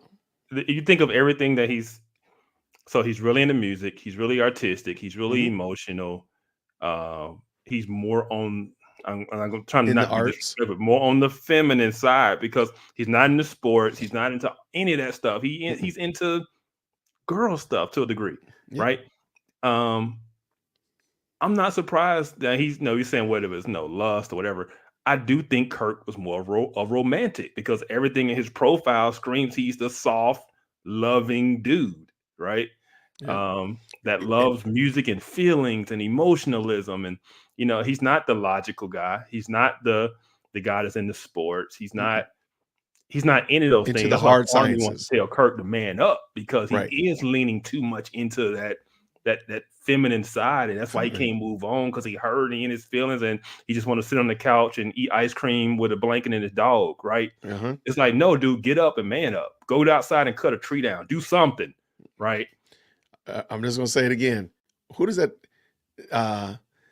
Short man, very artistic, extremely interested in the arts, interested in women. Prince. Sounds like Prince. Yep. Told you. Like literally his life shadows and mirrors Prince in a lot of areas. Even, we get into the weeds of Prince's family dynamics. There's a lot of similarities. Oh, does it? Yeah. Now, is cognac what you use in hot toddies? Yeah. Okay. As I've had a good Gertrude could make a hot toddy. Yeah. Get you right too. Boy, whatever cold, whatever situation you had, boy, you wake up a new little boy. Would it seem like me? Using more like Hot Tanya than Hot Tanya. I just didn't know you looking. Whoa. Shout out to Tanya Hall. She was my second grade crush. Tanya Hall was my second grade crush. Shout out to Tanya Hall. Man, Stop that, Kurt. You said you had a friend die that kind of changed your life. Shifted the trajectory of my entire life. Is that when you became this version of what we see today? The or version. on the path Yes. to becoming what we see Yes, today? it's because he was the good guy. I was the bad guy. I was the guy smoking, drinking, Right. wilding out, having premarital sex. He was the church guy. He was good. He was a good guy. Could sing. Was at church every day. He was digging in his closet on a Monday morning after a church concert that his church did because he wanted to record the concert on a blank VHS. Right. Digging in the closet, a gun fell out of the top of the closet, fell on the ground, shot, and killed him. Summer of 1985, Eric Pounds changed my life. That summer, I got on my knees and asked Jesus to come into my heart, and I knew something had changed. I'm not perfect, hadn't been perfect, but I knew something in me shifted. Right. Yeah. You were a young father. You got a young lady pregnant at the age of 17. Yeah. Yeah. How did that change your life? Very embarrassing. I was very, very embarrassing because, again, raised in church. I was embarrassed for the shame that I brought upon her life. I was shamed because I was always reminded of my wrong. Because then, you know, these things you couldn't hide because the church was such a framework of the community. Correct. So whatever happened in the church, everybody knew. Yeah, and so it was very difficult. Gertrude kicked me out. I had to go sleep on some couches because Gertrude's old school. If you're not gonna marry that girl, you're not gonna marry that girl. You got to get out of here because you're grown And now. you couldn't shack up, so. And you couldn't shack up. So I was living in my car, sleeping on people's couches. You know, just living everywhere. Right. You know, I had a trash bag full of clothes that I would keep in the back of the church. So I would go to church on Sunday mornings, wash up in the men's restroom, and put on something from that bag to play because that was my job. I played at church, and then I put my clothes back in that trash bag. Did your son live with you or did he live with his mom? He lived with me some. He lived with her. He lived with his grandparents sometimes because she lived with her parents for a minute. But there was never a time that I wasn't in his life. I was constantly in his life. I was there. I didn't have nothing, but I was there. Was it because you wanted to be what you never had in a father? That's it. That is it. Again, my friend. Yeah, I was saying pause it. Okay, So go ahead. I'm just sorry, noticing brother. something. Because first of all, early on, he gave this pity story about when he was 19 and he was out there with a bag, didn't have nowhere to stay. And now I'm finding out that's your own fault. Right. That's your own fault because you didn't want to do what was right. You decided you want to marry this girl, you got pregnant. There you go. And at the same time, this is the problem with putting children and people who are new Christians, all this kind of stuff. He's a leader in the church. Positions in the church. Yeah. He's a musician in the church. He's a director since he's Choir 11 years master, old. yeah. He's a leader in the church, and here he is out here living that way and gets a girl pregnant. Yep. Right? Because he's in the church, but he's not. Christ is not in him. Yeah, exactly. Right. And so, yeah, when you get a girl pregnant, all of a sudden the spotlight is on you because you're in leadership in the church. And you decide that you're not going to marry this girl that you've gotten pregnant. So, yeah, there are consequences to that. Don't be blaming nobody else because you out there in your car. That's Right. you. That's your fault. That is it, no doubt. And then he was cute. He was just cute as hell. He was a beautiful little baby, and it was funny. And so, I just never want him to feel what I felt. Never want him to experience that. I mean, you are like 34, you got a 17-year-old. Yeah. And he's like, and people are like, hey, Kurt, that's your brother. They're like, nah, that's my son. And I'm telling you, he was the homie. I'll never forget when my first album came out. I was 25 years old, and I was I was 23, but around about 25, I was at an event signing autographs. Right. Look down, he's signing girls' autographs. That's the homie. That's the homie. And he's so smart, man. Carry On is brilliant. Right. Carry On is brilliant, and I love him. I deeply love him. We talked about the social media. How different do you think your life or our lives would be as a whole if there was no social media? I think it'd be better. I think that it's the dichotomy of social media. I think that it's the yin and the yang, because it has done also a lot of good. It has brought a high level of connectivity, but at the same time, the exposure to judging and the opinions that are freely given by those that don't have any knowledge at times of the level of commentary that they try to commit to or to contribute to has also made it very problematic for individuals. There's a lot of shaming. That happens on different platforms, and so I think that it's almost, if I can be honest, I think that even the conversation is sometimes a mute conversation because it ain't going nowhere. Right. We just have to try to be intentional about how we monitor our own souls and our own mental health in these spaces, because the space is just going to continue to grow, and the voices and the opinions of others is just going to continue to grow as well. You know what? I got a couple of questions for you, and you're the right person to ask. What are your thoughts on 50-50 relationships? All right. Boy, it took us a long time to get here. You ready? Yes, go. Let's go. What does that mean? 50-50 relationships. You pay half, I pay half. I'm old school. See, that's me. I'm old school. I'm gonna pay for everything. But hold on, if you pay for everything, are you expecting old school values in a new school woman? I'm sorry. Shannon is red pill. Shannon is red. 100%. Shannon is red pill. Shannon is like, he is clearly like, yeah. I mean, he's got to be. First of all, he's 55 years old, quote unquote high value man based on his status in society and the money he makes. Sure. And he's single And never been married. Yeah, Has he ever been married? Yeah, he's got to be of that perception. Yeah, for sure. Because that's not how they're wired. But they can be. I think that every woman would be grateful for a man to step up and take leadership. Okay, this is where I'm going to call Buckus, because I don't like this narrative that men are the problem at all times. No, there are problems that one group of people can have that has nothing to do with me. That has nothing to do with you. That they need to deal with their own problem. That is not the case at all. At all.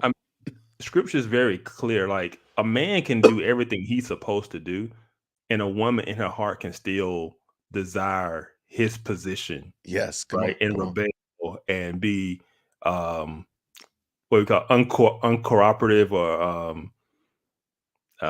what's the word I'm looking for? Just not a virtue of peace, just kind of, disruptor, drama. Like, a man can be everything he's supposed to be, and she still wild out. Absolutely. So it ain't always on the failure of men, even though, that happens. Yeah, for sure. It's not, things went bad. Oh, it must have been his fault. He didn't lead right. Right. Yeah. And that's the problem I'm seeing, because he's about to say that in a second. Yeah. All right way. The problem is the lack of love, compassion, and the lack of still having a voice in your significant other is the thing that we as men fail at. It's because there is this authoritarian mindset that we also have, that if I'm contributing and leading everything, that I contribute and lead everything. Right. But there still should be. Who's saying that? Who is saying that I control? Because like I've said before, I don't know what the Whitaker Talk Show and my wife are doing in the kitchen. I'm not controlling that, and I don't actually care. They can, and I think they left while we've been here, and they've come back. So I don't know if they went and got food. It sounds like they're cooking in the house. I have no idea, and I don't care. Yeah. And I think Kirk's earlier comments are bringing context to this clip, because I did see this clip. And so the context about how he loves women, leadership and all this kind of stuff is bringing context to this. Yeah, if you want that, then and that's in your relationship, you're going to have some problems. Yeah. An equal voice and an opinion and view that we must consider, that we must acquiesce to at times, because there's a wisdom and a knowledge that a woman brings to the table that we benefit from. Where did you get and that so, from? but a lot of that is our own insecurities, a lot of the ways that we were raised. What's a good place to take someone on the first date? There's this thing, this viral moment, the Cheesecake Factory. I saw it. What's a good place to go on a first date, and how much should one spend? I think the best place to go on a first date is to ask her where she want to go. Oh, no. No. Why? Big in, big Why? O. Why? Big in, big Because O. she says, I want to go to this 5-star restaurant where you already know if you just order the water, it's $50. Come on. But what's wrong with her saying that? What? So I'm kind of glad we watched the whole thing because, as you said, like there's a popular narrative thread all the way through, and no, I'm gonna say, hey, we are going to XYZ, and I mean Shannon is, and I think it's fair to say both of them are men of affluence. Is that fair? Yes, 100%. Okay. And if Kurt was on the market and Shannon was on the market, I think they both would agree. Look, we are not going to let these women drain our pockets in order just to take them on a first date. Now, you know, Yeah. Hey, look, engagement dinner is No different. man take her to Waffle House on no first date. Yeah, no, but nobody's saying that either, though. Nobody's saying they take them to the Waffle House on the first date. No, However, Kiana in the chat talking about Waffle House. Kiana take him in the Waffle House? Look, Kiana's out of control. Bless her heart. But I think this is a weird narrative. Like, no, there's no way. And I'm on Team Shay on this one. What's wrong with me saying no? No. So first of all, I'm trying to figure out what's the problem with that. Ain't no problem. He knows there's a problem with that. He knows good and well. Now, granted, Kurt is not on the market, so he's not out here in these streets, but he has a son. He has children. They have a big family, so they know they got nieces and nephews that are out here in the dating market that are either taking women out on dates or being asked out by men. He's got to know. He can't, for crying out loud, the people in his choir and whatnot, his groups, he's got to know what it's like in these streets. I can't believe that. Kurt might be speaking some young people lingo. You know, he's saying cap and king. Oh, yeah. For sure. But at the end of the day, I don't think Kirk knows what's in these dating streets. I don't think he's kept up with like the red pill spaces, and I don't think he's probably never seen the whatever podcast. He probably has no idea. He's probably never seen Kevin Samuels. He probably don't know, and he's operating off very old information. That's fair. That's fair. He operating off of 2005 textbook, right? No, even before that, he's still operating off Jodeci. Okay, then we're gonna have to go ahead and upgrade him because I think he needs to listen to Shannon here. He needs to listen to Shay here. It ain't no problem with her asking. Ain't no problem with me saying no. So now, what's the next question? Where can we go? Why are you saying no? Because here's the thing. Okay, give it to me. Why are you saying no? If I start you here, where do I go after here? That's the thing. Why is that complex? Why is that revelation? I don't even understand. No, let's go. I want to hear Kirk put up on game real quick. Yeah, this was a mess. True. It is. Oh, it ain't that true. Watch it. Man, peeking. You know what? I got to give you youngsters game. All right, young people, everybody in the chat, pay attention because he's about to give y'all game. And if you're not familiar, game means I'm going to tell you how to riz up the young lady, how to get that W, how to win. Here it comes. Game. Here it is.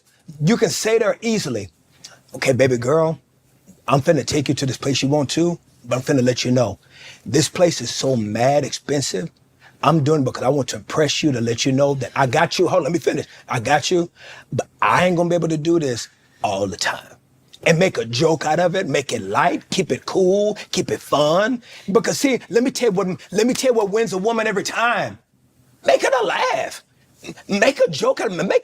Make it like, man, make it laugh. Have you ever seen the ugliest dude with the prettiest chick? Yeah, because he keep her laughing. You know, women love. I think he's been writing too many romantic comedies for Hallmark. I think he's been producing too many romantic movies for Hallmark. Hey, look, man, he would get roasted. Kurt is operating off very old information. That's fair. Back in his day, when he was single in the 80s, early 90s, that probably would have worked. Especially, I mean, I'm younger than Kurt, but at the same time, the way I was taught growing up is, you take a young lady out, you take her out to impress her, right? Mm-hmm. For sure. From my understanding of the game today, that would not be the proper thing to do, based on how women operate today. Correct. Yeah. But letting her know that and saying like we're not gonna be. That's okay because she probably only dating for this meal anyway, so she might not even be studying the next. There ain't gonna be no second date, so this is gonna be the first date. So she's gonna get as much as she can. Yeah, because first of all, you already told her you can't do it again. So she already know. Like that restaurant, you're gonna drive her home. She's gonna let you walk her to the door. She's gonna hug you and kiss you on the cheek and tell you she's gonna call you later. And she's gonna block you when she get in the house. Shut that door, lock that door, block that fool. That's what's gonna happen. If she didn't block you already while you was driving, that's what's gonna happen. That's what's gonna happen. Of the laugh. I'm using a plate. Girl, I ain't taking you to that plate because I ain't got the money. And Shannon knows, like, bro, what are you talking about? I would love to hear if I could talk to Shannon Sharp and say, hey, man, what did you think when he said that? When he said I'm going to put you on game, and he said that, what did you actually think? Just between me and you. I was really ready for some game. I was expecting something. I'm trying to tell you. That was horrible. Girl, we've been going down here to Chili's or Applebee's or something. Crazy. But that's the thing, though, Kurt. You know, it's kind of like that don't mean that. That don't mean that she gonna want that every time. It don't. We not wired like that. So Kurt thinks you can start at the Sundial. Sundial is a really big restaurant here in Atlanta. It's a rotating restaurant. You can see all of the city while you're sitting there eating. So you could start the Sundial, but for the second date, you can take it to the Varsity. Nah. I mean, come on, man. I don't understand how you making this logic jump. And again, I think, not knowing your audience, Shannon Sharp is in these streets. So Shannon would be would know more. I think he's just asking out of like to get comical answers more than to actually get a solid answer. You know what I'm saying? Maybe the contrast, because Shannon out here in these streets. Whoo, this is something else right here. Let's finish. Once you get established at a level. Now, if you'd have got let's just say for the sake of argument, in 1993, your first car is a Rolls Royce. You not going back down. You're not lowering that, going down from that. Moving up. But what I'm saying, first of all, I'm not Stephen A. And so I'm only gonna give you so much. I'm saying to you that what's that mean? I don't know. He's not gonna go back and forth with like him and Stephen A. do on TV. He's saying, I'm not going to go back and forth. I'm only going to give you so much. I'm just going to say, okay, you good. You're right. I'm saying to you that there is a way for there to be both things can happen at the same time. That it don't have to be black and white this way, black and white that way. And then first of all, let me also say this. Is I think that if you are taking a girl out and a girl is going out with a guy, that there's not even a relationship to be able to laugh and play with it, even in the process, y'all ain't the ones for each other anyway, because the best relationship that's going to make it are the ones that are friends. Oh, okay. So what's the first question? So what's the first question I should ask on a date then? Do you want to be the homie? Do you want to have fun? You want somebody that's got your back? Laugh, have a good time? What you want to do? Let's walk in the park and start asking. But the problem is men, we're so enamored by the physical nature of a woman. Man is the problem again. Remember, we're the problem. That we don't even start asking nothing else. We just looking at the booty. We're looking at the breast. We're looking at her neck. We're looking at her feet. We're looking at her. I ain't looking at no feet. Now ain't nobody looking at no feet. You don't looking at feet? Shannon, yes, you I'm be looking at feet. Shay, look at them. I'm looking at feet. So let me ask you a question, because here's the old question.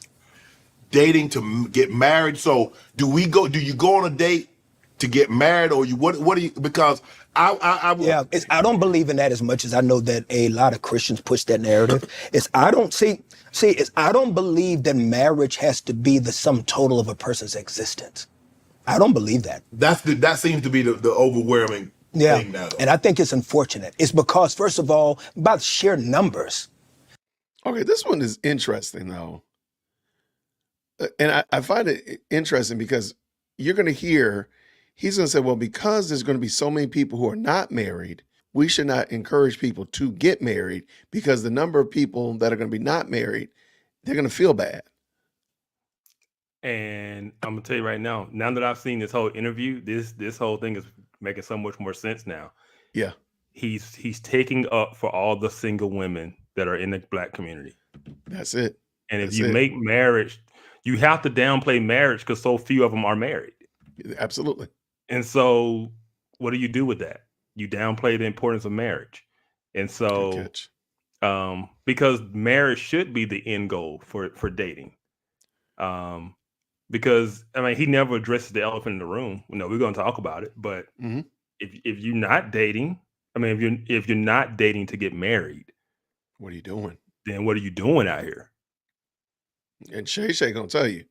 There's going to be many, many beautiful women that will never get married just about on the the ugly sheer women? numbers. There's more women than men. Right. So if we make humans feel like that your sum total of purpose and existence is in the space of a marriage, then we fail all of the beautiful people that will be single, that are single, Right. that God can't use them, that there's no Nobody said purpose that. for their life, Nobody and said that there's no plan, and that they can't live fulfilled lives. Right. So you can be able to date and still put parameters on if you want to be active or not, how much you want to give of yourself. So you can be able to still No,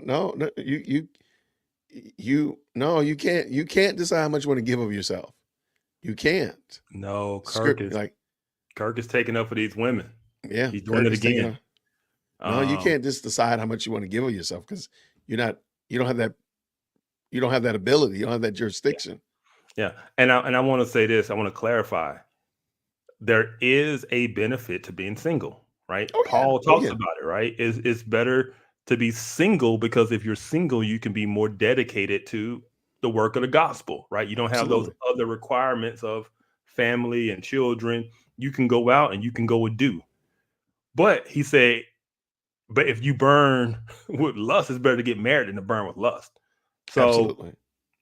So a person in their singleness can have purpose and glorify God, but is that what you're doing in your singleness? Right? Yeah. Or No, if I you're just agree. saying, or if you're just saying that to make women who aren't married feel better about themselves and their situation. And I feel like that's what he's doing. That is true. That I agree with 100%. Because again, yeah, I think he means when he said active, I think he meant like actively dating. So you're taking out, you're going out with on a date multiple times in a month. That would be my definition of actively dating. I don't know what he meant, but I'm thinking I'm not going to assume that he meant you out here in these streets 304 in it. But I think he meant actively dating. You took a woman out the first week, another one out the second week, another one out the fourth week. That's what I'm thinking, but I could be wrong. But he just still never enjoy. addresses the fornication part. He never Right. addresses, like, what are you doing if you're What's going not? to actually be right? If you're like that's something you have to honestly address and talk about. Absolutely. Enjoy beautiful relationships, and it doesn't mean that you got to be walking out of your mind marriage. It's because not getting married is not a sin. Nobody said it is. It ain't a sin. Right. And so we got to stop making everything black and white. Marriage is not on the same level as salvation. Who said that it ain't. is? And so you got to be able to have friends with people, and you can be able to establish the boundaries of what the friendship needs to look like, how far it needs to go before it crosses over. And if something beautiful turns out of that turns into a marriage, it's a beautiful thing. Right. Marriage can Something ugly turns out of it, and y'all just What is the purpose of dating if it's not marriage? if it's not marriage, like what is it? That's a Like, great you got question. two grown people, y'all, let's say y'all both 35. What is the purpose of y'all going on this date? What is the purpose of y'all spending time together, getting to know each other if it's not marriage? What I is it? think a better question. What's the purpose of Shannon Sharp going on a date? Because he's sitting right across from him. Yeah. Like what about Shannon? Shannon be dating, Shannon out in these streets. So how would you tell him, like, what's the purpose of it? Because otherwise he's Kirk gonna be out already there told him, don't do no good to go to church. Don't go to church. And now he's because telling they're him, judging. don't even worry about getting married because that ain't the all in be all. Right. Right? Just It's almost like, okay, right here, somebody just brought it up, and I'm sorry, but fornication, Kurt, is like he's totally missing like that. Oh, that doesn't happen. That's only in the movies. That's only in rap songs and such. Kurt, please, like again, I'm sorry if you operate on old information. That's still bad right there. That's bad advice. That's horrible advice. be a beautiful thing, but it's not the sum total of a person's existence. But let me ask you a question. This open marriage. Can a marriage survive with openness? I don't know why a person would want to be married then. Just don't be married. Yeah. just don't be married. Just be other. Be some. What is other though? There isn't an other status. There's singles and there's married. I guess you can say widows, but you'd have to have been married to be a widow. So Mhm. like, or widower. What is that, Kurt? See, this is where I think he really stuck his foot in his mouth. I think that's why this scene, you've seen a lot of this clip on the interweb, is that that's not a biblical response, Kurt. I mean, not to be mean, but that's not what the scriptures teach. Yep. And what is the purpose, as you said before, what is the purpose of dating? What's the purpose of marriage? So we can't have an open marriage or any of these other definitions of marriage, because what is the God's purpose for marriage? And once we get to that, then we realize we can't make new definitions. We can't come up Yeah. with new formulas, because there is a formula for marriage. And this is what Yep. God has said. Yep. I heard somebody talk about, like, if it's an open marriage, then it's not a marriage. That is It's correct. like saying, I want a house, but I don't want a roof or any walls. Well, you Right. cease to have a house at that point, right? I got an open house. Yeah, I got an open No, house. there's Like, no no, doors. that's There's no not a house. doors. That's the same thing with an open marriage. It's not a marriage, right? I just made that up, so I'm glad it worked for you, Juju Eyeball. I'm glad it worked out. I was just making it up on the fly. Let's go. Something other. And like I said, I think that the social constructs it's almost like our generation, Shan. If you are a 30-year-old woman, even to this now, if you are a 30-year-old woman still single and you go to the family reunion, all the old ladies are gonna pressure you. Girl, why you ain't married? Where your man? Where your husband? All of these social constructs that we put the pressure on people for things that they may not be ready for. Right. If you're 30 years old and you ain't ready for it, then I mean that's another discussion. If or a when whole did nother- marriage become a social construct? That's where I was going. Like, that's me. No, like, what are you talking about? Kurt has deconstructed. Kurt is woke to a degree. I don't know how Yeah. far he's down the woke train, but in Yeah. terms of his belief in Christianity, he has put more things in the bucket of social construct than biblical mandate. Facts.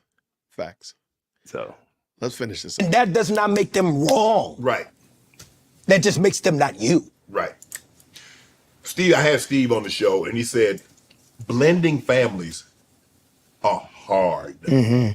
Extremely hard. Now, it might look good on a postcard, and everybody might paint a rosy picture, but it's not easy. Your situation, I think you have a stepdaughter.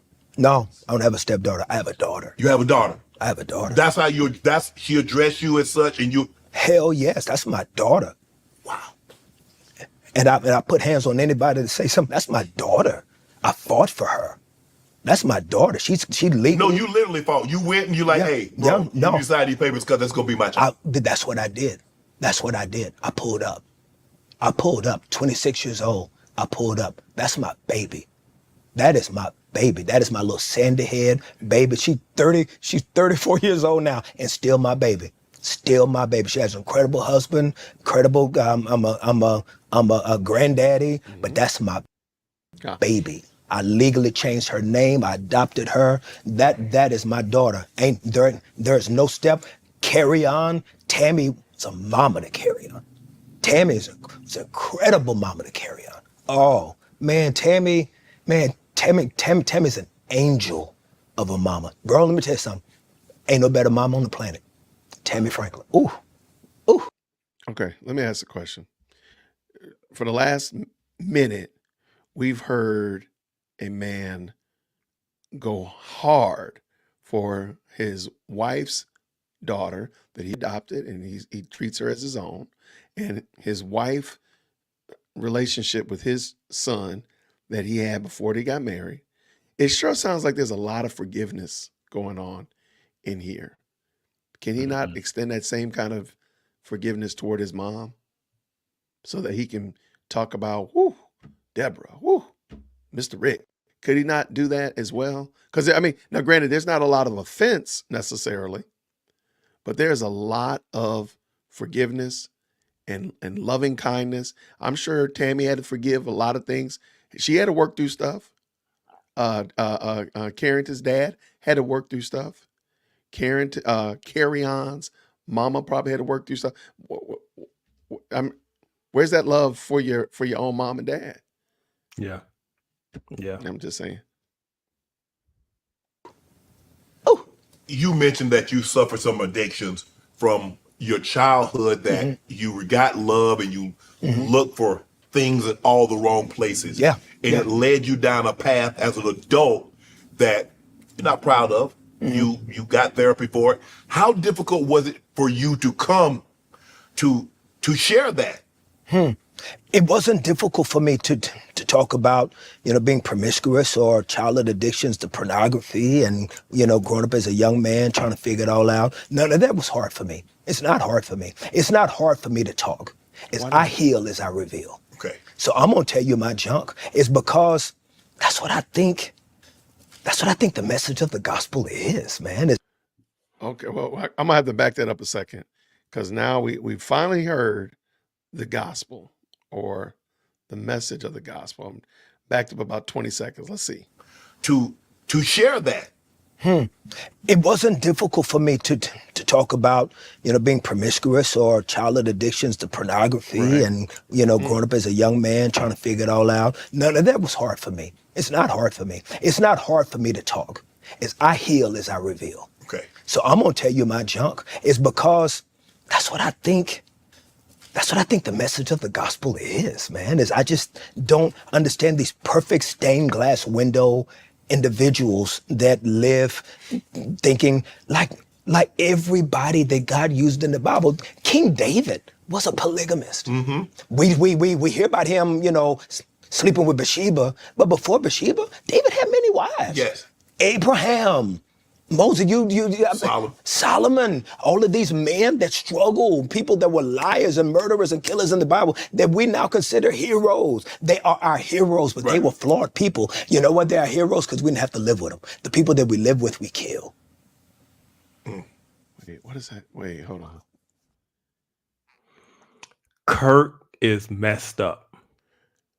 Kirk Facts. is living in this idea of God who is loving and gracious, but is not righteous or holy.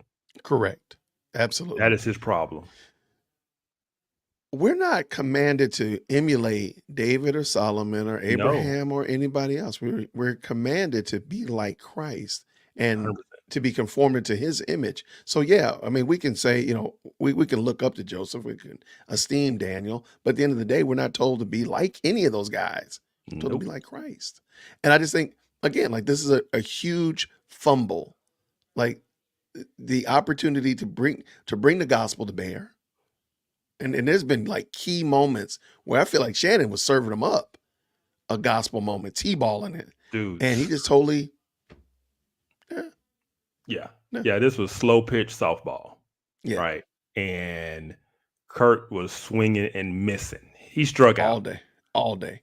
I feel bad. I feel bad because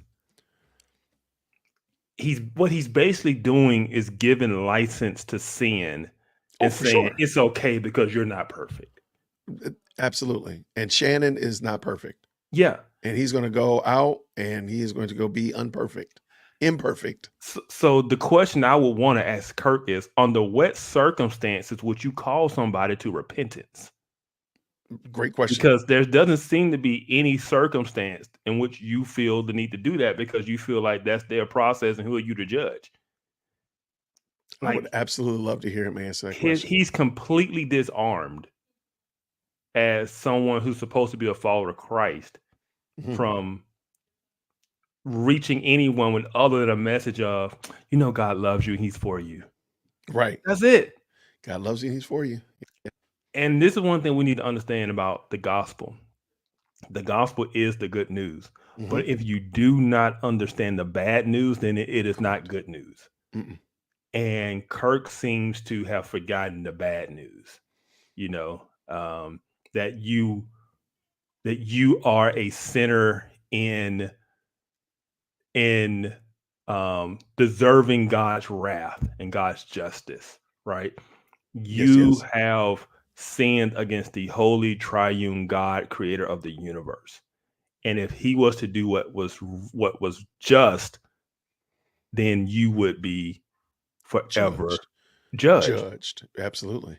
But in his grace and his mercy, he has provided his son who died on the cross for your Yes. sins so that you may be reconciled to him. That That's there's good no stuff. more enmity between you and him. You are brought as a child, no longer an enemy. No, correct. No, Paul said, when we were yet enemies, Christ died for Died us. for us. Yes. Right. But we were enemies. It is Jesus' first words of his ministry was repent and believe, not Mhm. just believe. There is a repent and believe. Correct. And the fruit that you believe is that you repent. If there's no repentance, if there's no fruit, then there's no evidence that you actually do believe. There you go. You are not a follower of Christ. You have tried to accept Jesus as Savior, but not Lord. He has no Lord over your life. The way you live your life he has no bearing over it because you just want to do what you want to do. Correct. Right. And that is what Kirk is given license to. Instead of saying, no, Shannon, you can't go out here and just wild out. You can't hit up IG models. You need to follow Christ in the ways in which he has laid out. And you're not going to do it perfectly, but when you do, repent. Yeah. Go to the cross, repent, and remember that he died for those sins. And you get up and you start walking again, right? That is the Christian path, right? It is not a I wallow in the mud because I got grace. Right. Because that's the imagery that I would get from what Kurt has done so far. Like, oh, I don't have to even acknowledge. I can just, I ain't hey, gonna do God, nothing. what do you say? God loves you and he's for you, or he's Yep. got you. That's Yep. That's it. It's like Kanye making Jesus walk while he's out there selling drugs. Absolutely. Right. Was he selling drugs?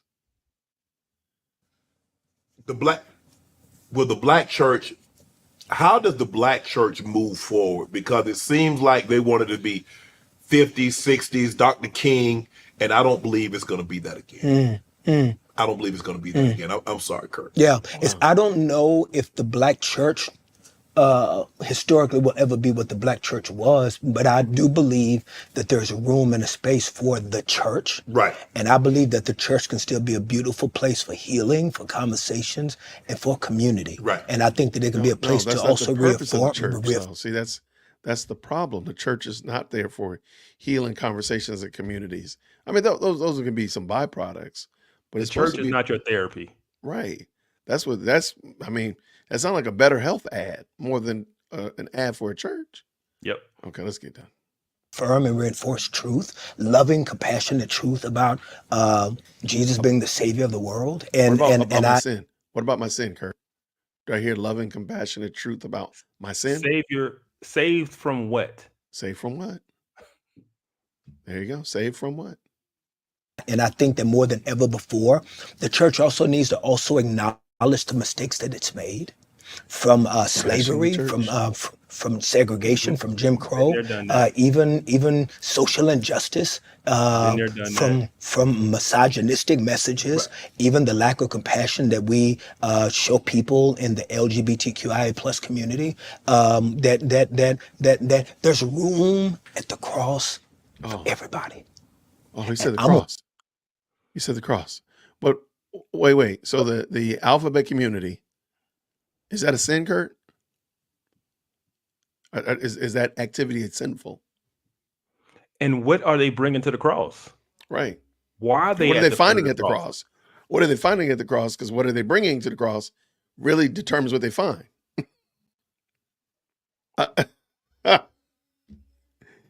Kurt, I mean, you make me sleepy, man, Kurt. I'm sorry. Beat everybody down there. Because I'm the first one to be in line down there.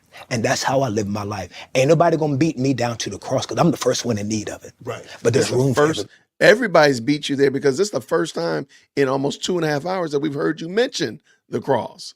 Mm-hmm. Everybody that beat you there, Kurt. I'm sorry, bro. Don't get too beside yourself. Everybody that beat you there. And sad Because I think Shannon might have been there before you. Hey, look, man, don't try to live too righteously, or you're just gonna be too judgmental and hypocritical. Like, don't try to walk and live according to Christ and his righteousness. Don't do that, because you're just gonna be one of those stuck up Christians. You know, you want to be down here and no, you need to wallow in the mud. Admit, talk about your mud, and Talk about the mud, the yeah, quality of the and mud. be relatable, and Mud connoisseur yeah. in the sewer. Everybody down there. Everybody can come down there and get that same love. What are your thoughts on mega churches? Some of them become mega messes, but then for some communities, they become mega miracles. I think that after COVID, we of course have seen another paradigm shift, is because people are not filling up these churches anymore. And I don't know if that's all a bad thing. I think that this is a reset button for our species when it comes to faith and what the conversation of faith looks like moving forward. But I still believe in that unapologetic truth. Right. And I think that people still want it. They're tired of the games. They're tired of the gimmicks. They're tired of all the foolery. And I think that we've got to address those things. I do think that to be healthy, you've got to acknowledge what you did wrong. Bashing the church. Yeah, But- the church is never a person's problem or fault. It's always the system. It's the church. It's the marginalized. It's everything is on the outside. It's never Marginalized. indwelling sin, right? And yeah, are there issues within the black? I'm gonna keep it to the black church for a That's minute. fine. There are issues within the black church, but the issues that they're in the black church are not the issues that Kirk is right. pointing out. The issues within the majority of the black church is it has left the gospel. That's why Kirk don't know it. That's why Kirk can't articulate it, because he ain't been preached. It's social justice. It's liberation theology. It's health and wealth. It's all of this foolishness. Why would I go back to church when I can get it online now? Facts. Like, the people aren't going back to church because after COVID because all of a sudden they were hurt or something. No, they realized that it was consumerism, and now they can get it from Amazon. That's it. Yeah, they can get it from Amazon Prime. Absolutely. Yeah. And he's talking about this is a good time to reset and rethink faith. No, man. Nah. Christ and his word established the church, and that we gather together. We don't get to reset. That ain't something we do. We don't get to remake it how we want it. Right. And that's the issue with Kirk. Everything's about me. Well, that's me. No, that's you. But it's hyper individualistic instead of understanding, like, no, bro, you are part of the body of Christ. He's the head. Absolutely. We are the body. Come the on. church, you belong to it. He has given in his word how we're to operate and live and live in community with one another. And yeah, all those things he talked about, we need to repent for and confess. How many times the church has to do that? Right. At what point do we say, okay, we've moved on? But again, this is the guy who isn't forgiven. He's demonstrated a lack of forgiveness. So I'm not surprised that he's not able to see that the church has moved on from this. But go ahead. And the key thing to the woke people who have deconstructed is a lack of forgiveness. Absolutely. I'm hoping not to see it, but I wouldn't be surprised if Kurt goes the route of like a Lecrae or somebody else who's deconstructed. Let's finish this up. Yeah, we gotta get to this prayer, man. You have a new album out. Father's Day is out now. Debuted #1 on the Billboard Top Gospel Charts album, making your 14th #1 hit. Wow. What's next for Kirk Franklin? I have no idea. And I'm cool with that. Like, at 55, did you think that you would have had an explosion that you've had over the last 5 years of your career? No. Like, Shannon, I'm gonna keep it a buck with you because I don't know sports. Right. I did not know until people told me, because I was telling people what I was doing today, and and all the homies was going crazy. Everybody, Mr. Rick, everybody was like, "Whoa," because you're killing it. And I know Stephen Smith because he's a very kind guy. And he's been on my podcast, and we see each other, show us love. But I didn't know your career, but over the last couple of years, you all I see now. Right. How has it been for you seeing this resurrection and explosion for you, where your career has just changed in ways that you never could have even written in a book? I tell people this, even at my highest, at my greatest NFL moment, it's not even a tenth of what it is right now. Wow. It's not even close. It's incomparable. And you couldn't have seen this coming. No, and a lot of people have the same, they ask, they're like, well, how do you know so much about sports? Because I've transitioned very well into this profession, people don't know or have forgotten that I played professional sports. Yeah. Wow. And what do you accredit it to? Hard work, because I didn't want people to just think I was a jock talking sports. I wanted people to think that I knew what I was talking about with sports, and they know that I put the time in and the effort and the work. That's the way my grandparents raised me, was to work, no matter what the job or how much they were paying you, because you could do a job for $5, and he said if you work hard, maybe he have a job for you for $10. Well, what was that one thing that your granddaddy said to you back then that even now you're successful more than you ever dreamed that you can remember? Never mistake a habit for hard work. He said, boy, doing something over and over don't mean you're working hard. And I never forgot that. And the analogy that I use for people, I say, you see people go to the gym every single day and the body never change. Yeah. Because they're going to the gym out of habit. They're not working hard. Yeah. And so I never forgot that. And so anything that I approach, I'm all in. Yeah. I don't know how to multitask. I got a job. That's the most important job. I can't have 5 jobs. I need to have one job That I can kill. that I can knock it out of the park. Kurt, I'm gonna ask you to do something that I've really never asked anybody to do. I want you to close Club Shay out today with a prayer. Wow. All right. I'd be honored. All Is right, there let's let him anything finish. specific that you've been seeing in the world or life that you think would be a beautiful thing to just even include in the prayer? Like what's been on your heart lately? What's something that you've been burning with? Something that that you care about, or something going on that that you think would be something beautiful for us to kind of call out. I've just been very appreciative and very thankful for the understanding, the vision, the love that I received. Obviously, everybody that's going to watch this has had ups and downs, but I went through some things the last 6 months, and that it wow, and you just didn't know. But and my sister is very religious and she's devout. She says, Shannon, God doesn't close a door without having one open for you. And she told me, she said, she sent me this passage. She said, Okay, let that marinate for a second, because I know Kevin. You just gave up. He's like, look, I just quit. I mean, April already said in the chat, like, Kirk, he's not a Christian, man. Why?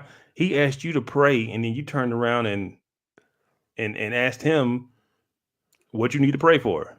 Wait till you actually hear the prayer. Wait till you actually hear that. I think that's more damning than even what he asked. But God doesn't close the door without opening up a window. Where'd you get that from? But wait till you hear this verse he got. said, God said that if you stand for me, no one can stand against you. Yeah. And if I stand for you. Yeah. So. Yeah, it's good. It's good. Let's get it in. Prosperity, man. That's some real prosperity. Man, Father, thank you so much for being so kind to just two black men that have come from different places, didn't have much. And we know it's because of your goodness. It ain't because of something so great in us. It's just been because of your love. And we want to say thank you. We want to say thank you that the things that could have killed us, you allowed them to make us stronger. Lord, we don't always understand what you do. We know people that should be sitting here that were smarter than us, more talented than us. And Lord, we even want to pray for those people, man, for them to not give up on you, for them to believe that there's still a plan for their lives too. If anybody listening who may feel that you've forgotten them, we know how that feels. And so God, I'm asking you that every son and daughter that's watching this right now, listening to this right now, that's going through something painful and hurtful, I pray, Lord, that they will be reminded that whether they go to church or not, whether they believe in you or not, that you don't stop believing in them just because they may not believe in you. I pray that you meet them where they are, What is that? that this will be a moment in their bedroom, in their car, in their jail cell, hospital bed, wherever, that they will feel your love, and that love will be the door for them to get to know you more. I don't have all the answers, and I don't know all that you do, but I've seen you do great things. Yeah. And I believe you will continue to do great things, like forgiving me of my mistakes and giving me a chance after chance, even when I don't deserve it. I keep praying for my brother right now, and I keep praying that you just keep opening up doors. Let him be a billboard. If it had not been for your goodness, he don't know where he'd be. Pray for this country, all the people that are going through, people that are facing hard times. Let us know that joy cometh in the morning. Why? In your name, Jesus, I pray. Amen. What if joy don't come in the morning? He said, if you kneel before me, I'll stand for you. And if I stand for you, no one can stand against you. All my life. I don't even know what that meant. Wow. That was nothing but prosperity. Yeah, I mean, like literally, he just prayed for the things that, I mean, we should be thankful for the things we have, absolutely, and honor God for the gifts that He's given us. But where was the acknowledgement of His holiness and His justice, His righteousness, and the fact that we stand before Him clothed in Christ's righteousness? Because otherwise, we'd be just like a pig wallowing in slop. Like what? This is the #1 gospel recording artist of all time. All time. And this is his theology and what he just gave out. Wow. That's really, it's really sad. I mean, now that I've seen the whole thing, it's even more disappointing. Yeah. Man. But no, we got to pray for Kirk and Shannon. Oh, for sure. No question about it, man. That was a lot of bad right there, man. Yeah. Wow. Yeah. And we're not saying it bad. And just in case somebody jumps in, we're not just dunking on them because we jealous or anything of that nature. We just wanted to hear the #1 gospel artist in history sharing the gospel with one of the top podcasters to break out this year.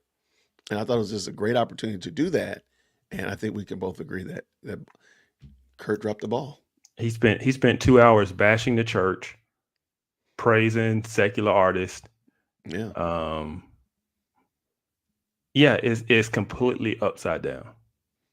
Completely upside down. And there were so many key opportunities to weave in the gospel, talk about forgiveness, talk about his own sin and sinfulness and the glory and the wonder his of mistakes? Christ. Right.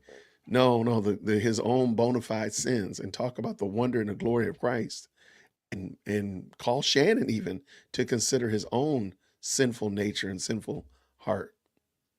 Yeah. Oh yeah, I forgot. Okay. Don't get married. No, there's Yeah. like There's- he like, just why would I get- disparaged everything as a social construct. And Right. that is what deconstruction does. Deconstruction, wokeness, critical theory, all of those things, intersectionality, DEI, anti-racism, whatever you want to call it, it's all from the pit of hell. It does nothing but eat at and destroy the church. That's all it does. It is not justice. It's not social justice. Mm-mm. It is simply injustice. It is evil. It is unforgiving. It is demoralizing. It is divisive. It is anti-Christ. Absolutely. And we see what it's done to Lecrae. We see what Kirk is now talking about and how he's presenting the gospel and how he basically hates the church. We're just, wear masks, hypocrites, fake, judgmental, judgmental, colonized. Need to repent. Yeah. Wow. Woo. That was serious, man. It was. Man, I thank you so much, Kevin. I'm sorry. The person that did this to us knows who she is.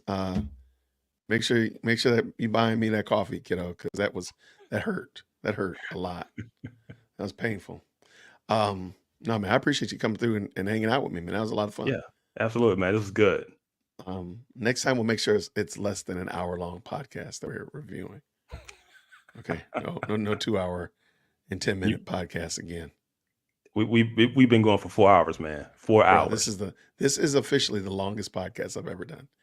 So I guess since next week I'm going to be doing the end of the year wrap up podcast on Thursday. Maybe this is warming me up, getting me loose to do a long podcast with a whole bunch of people stop by next week. So we'll see what happens. Yep. Woo. Yep. I'll see you on that day. I'm looking for you coming through, man.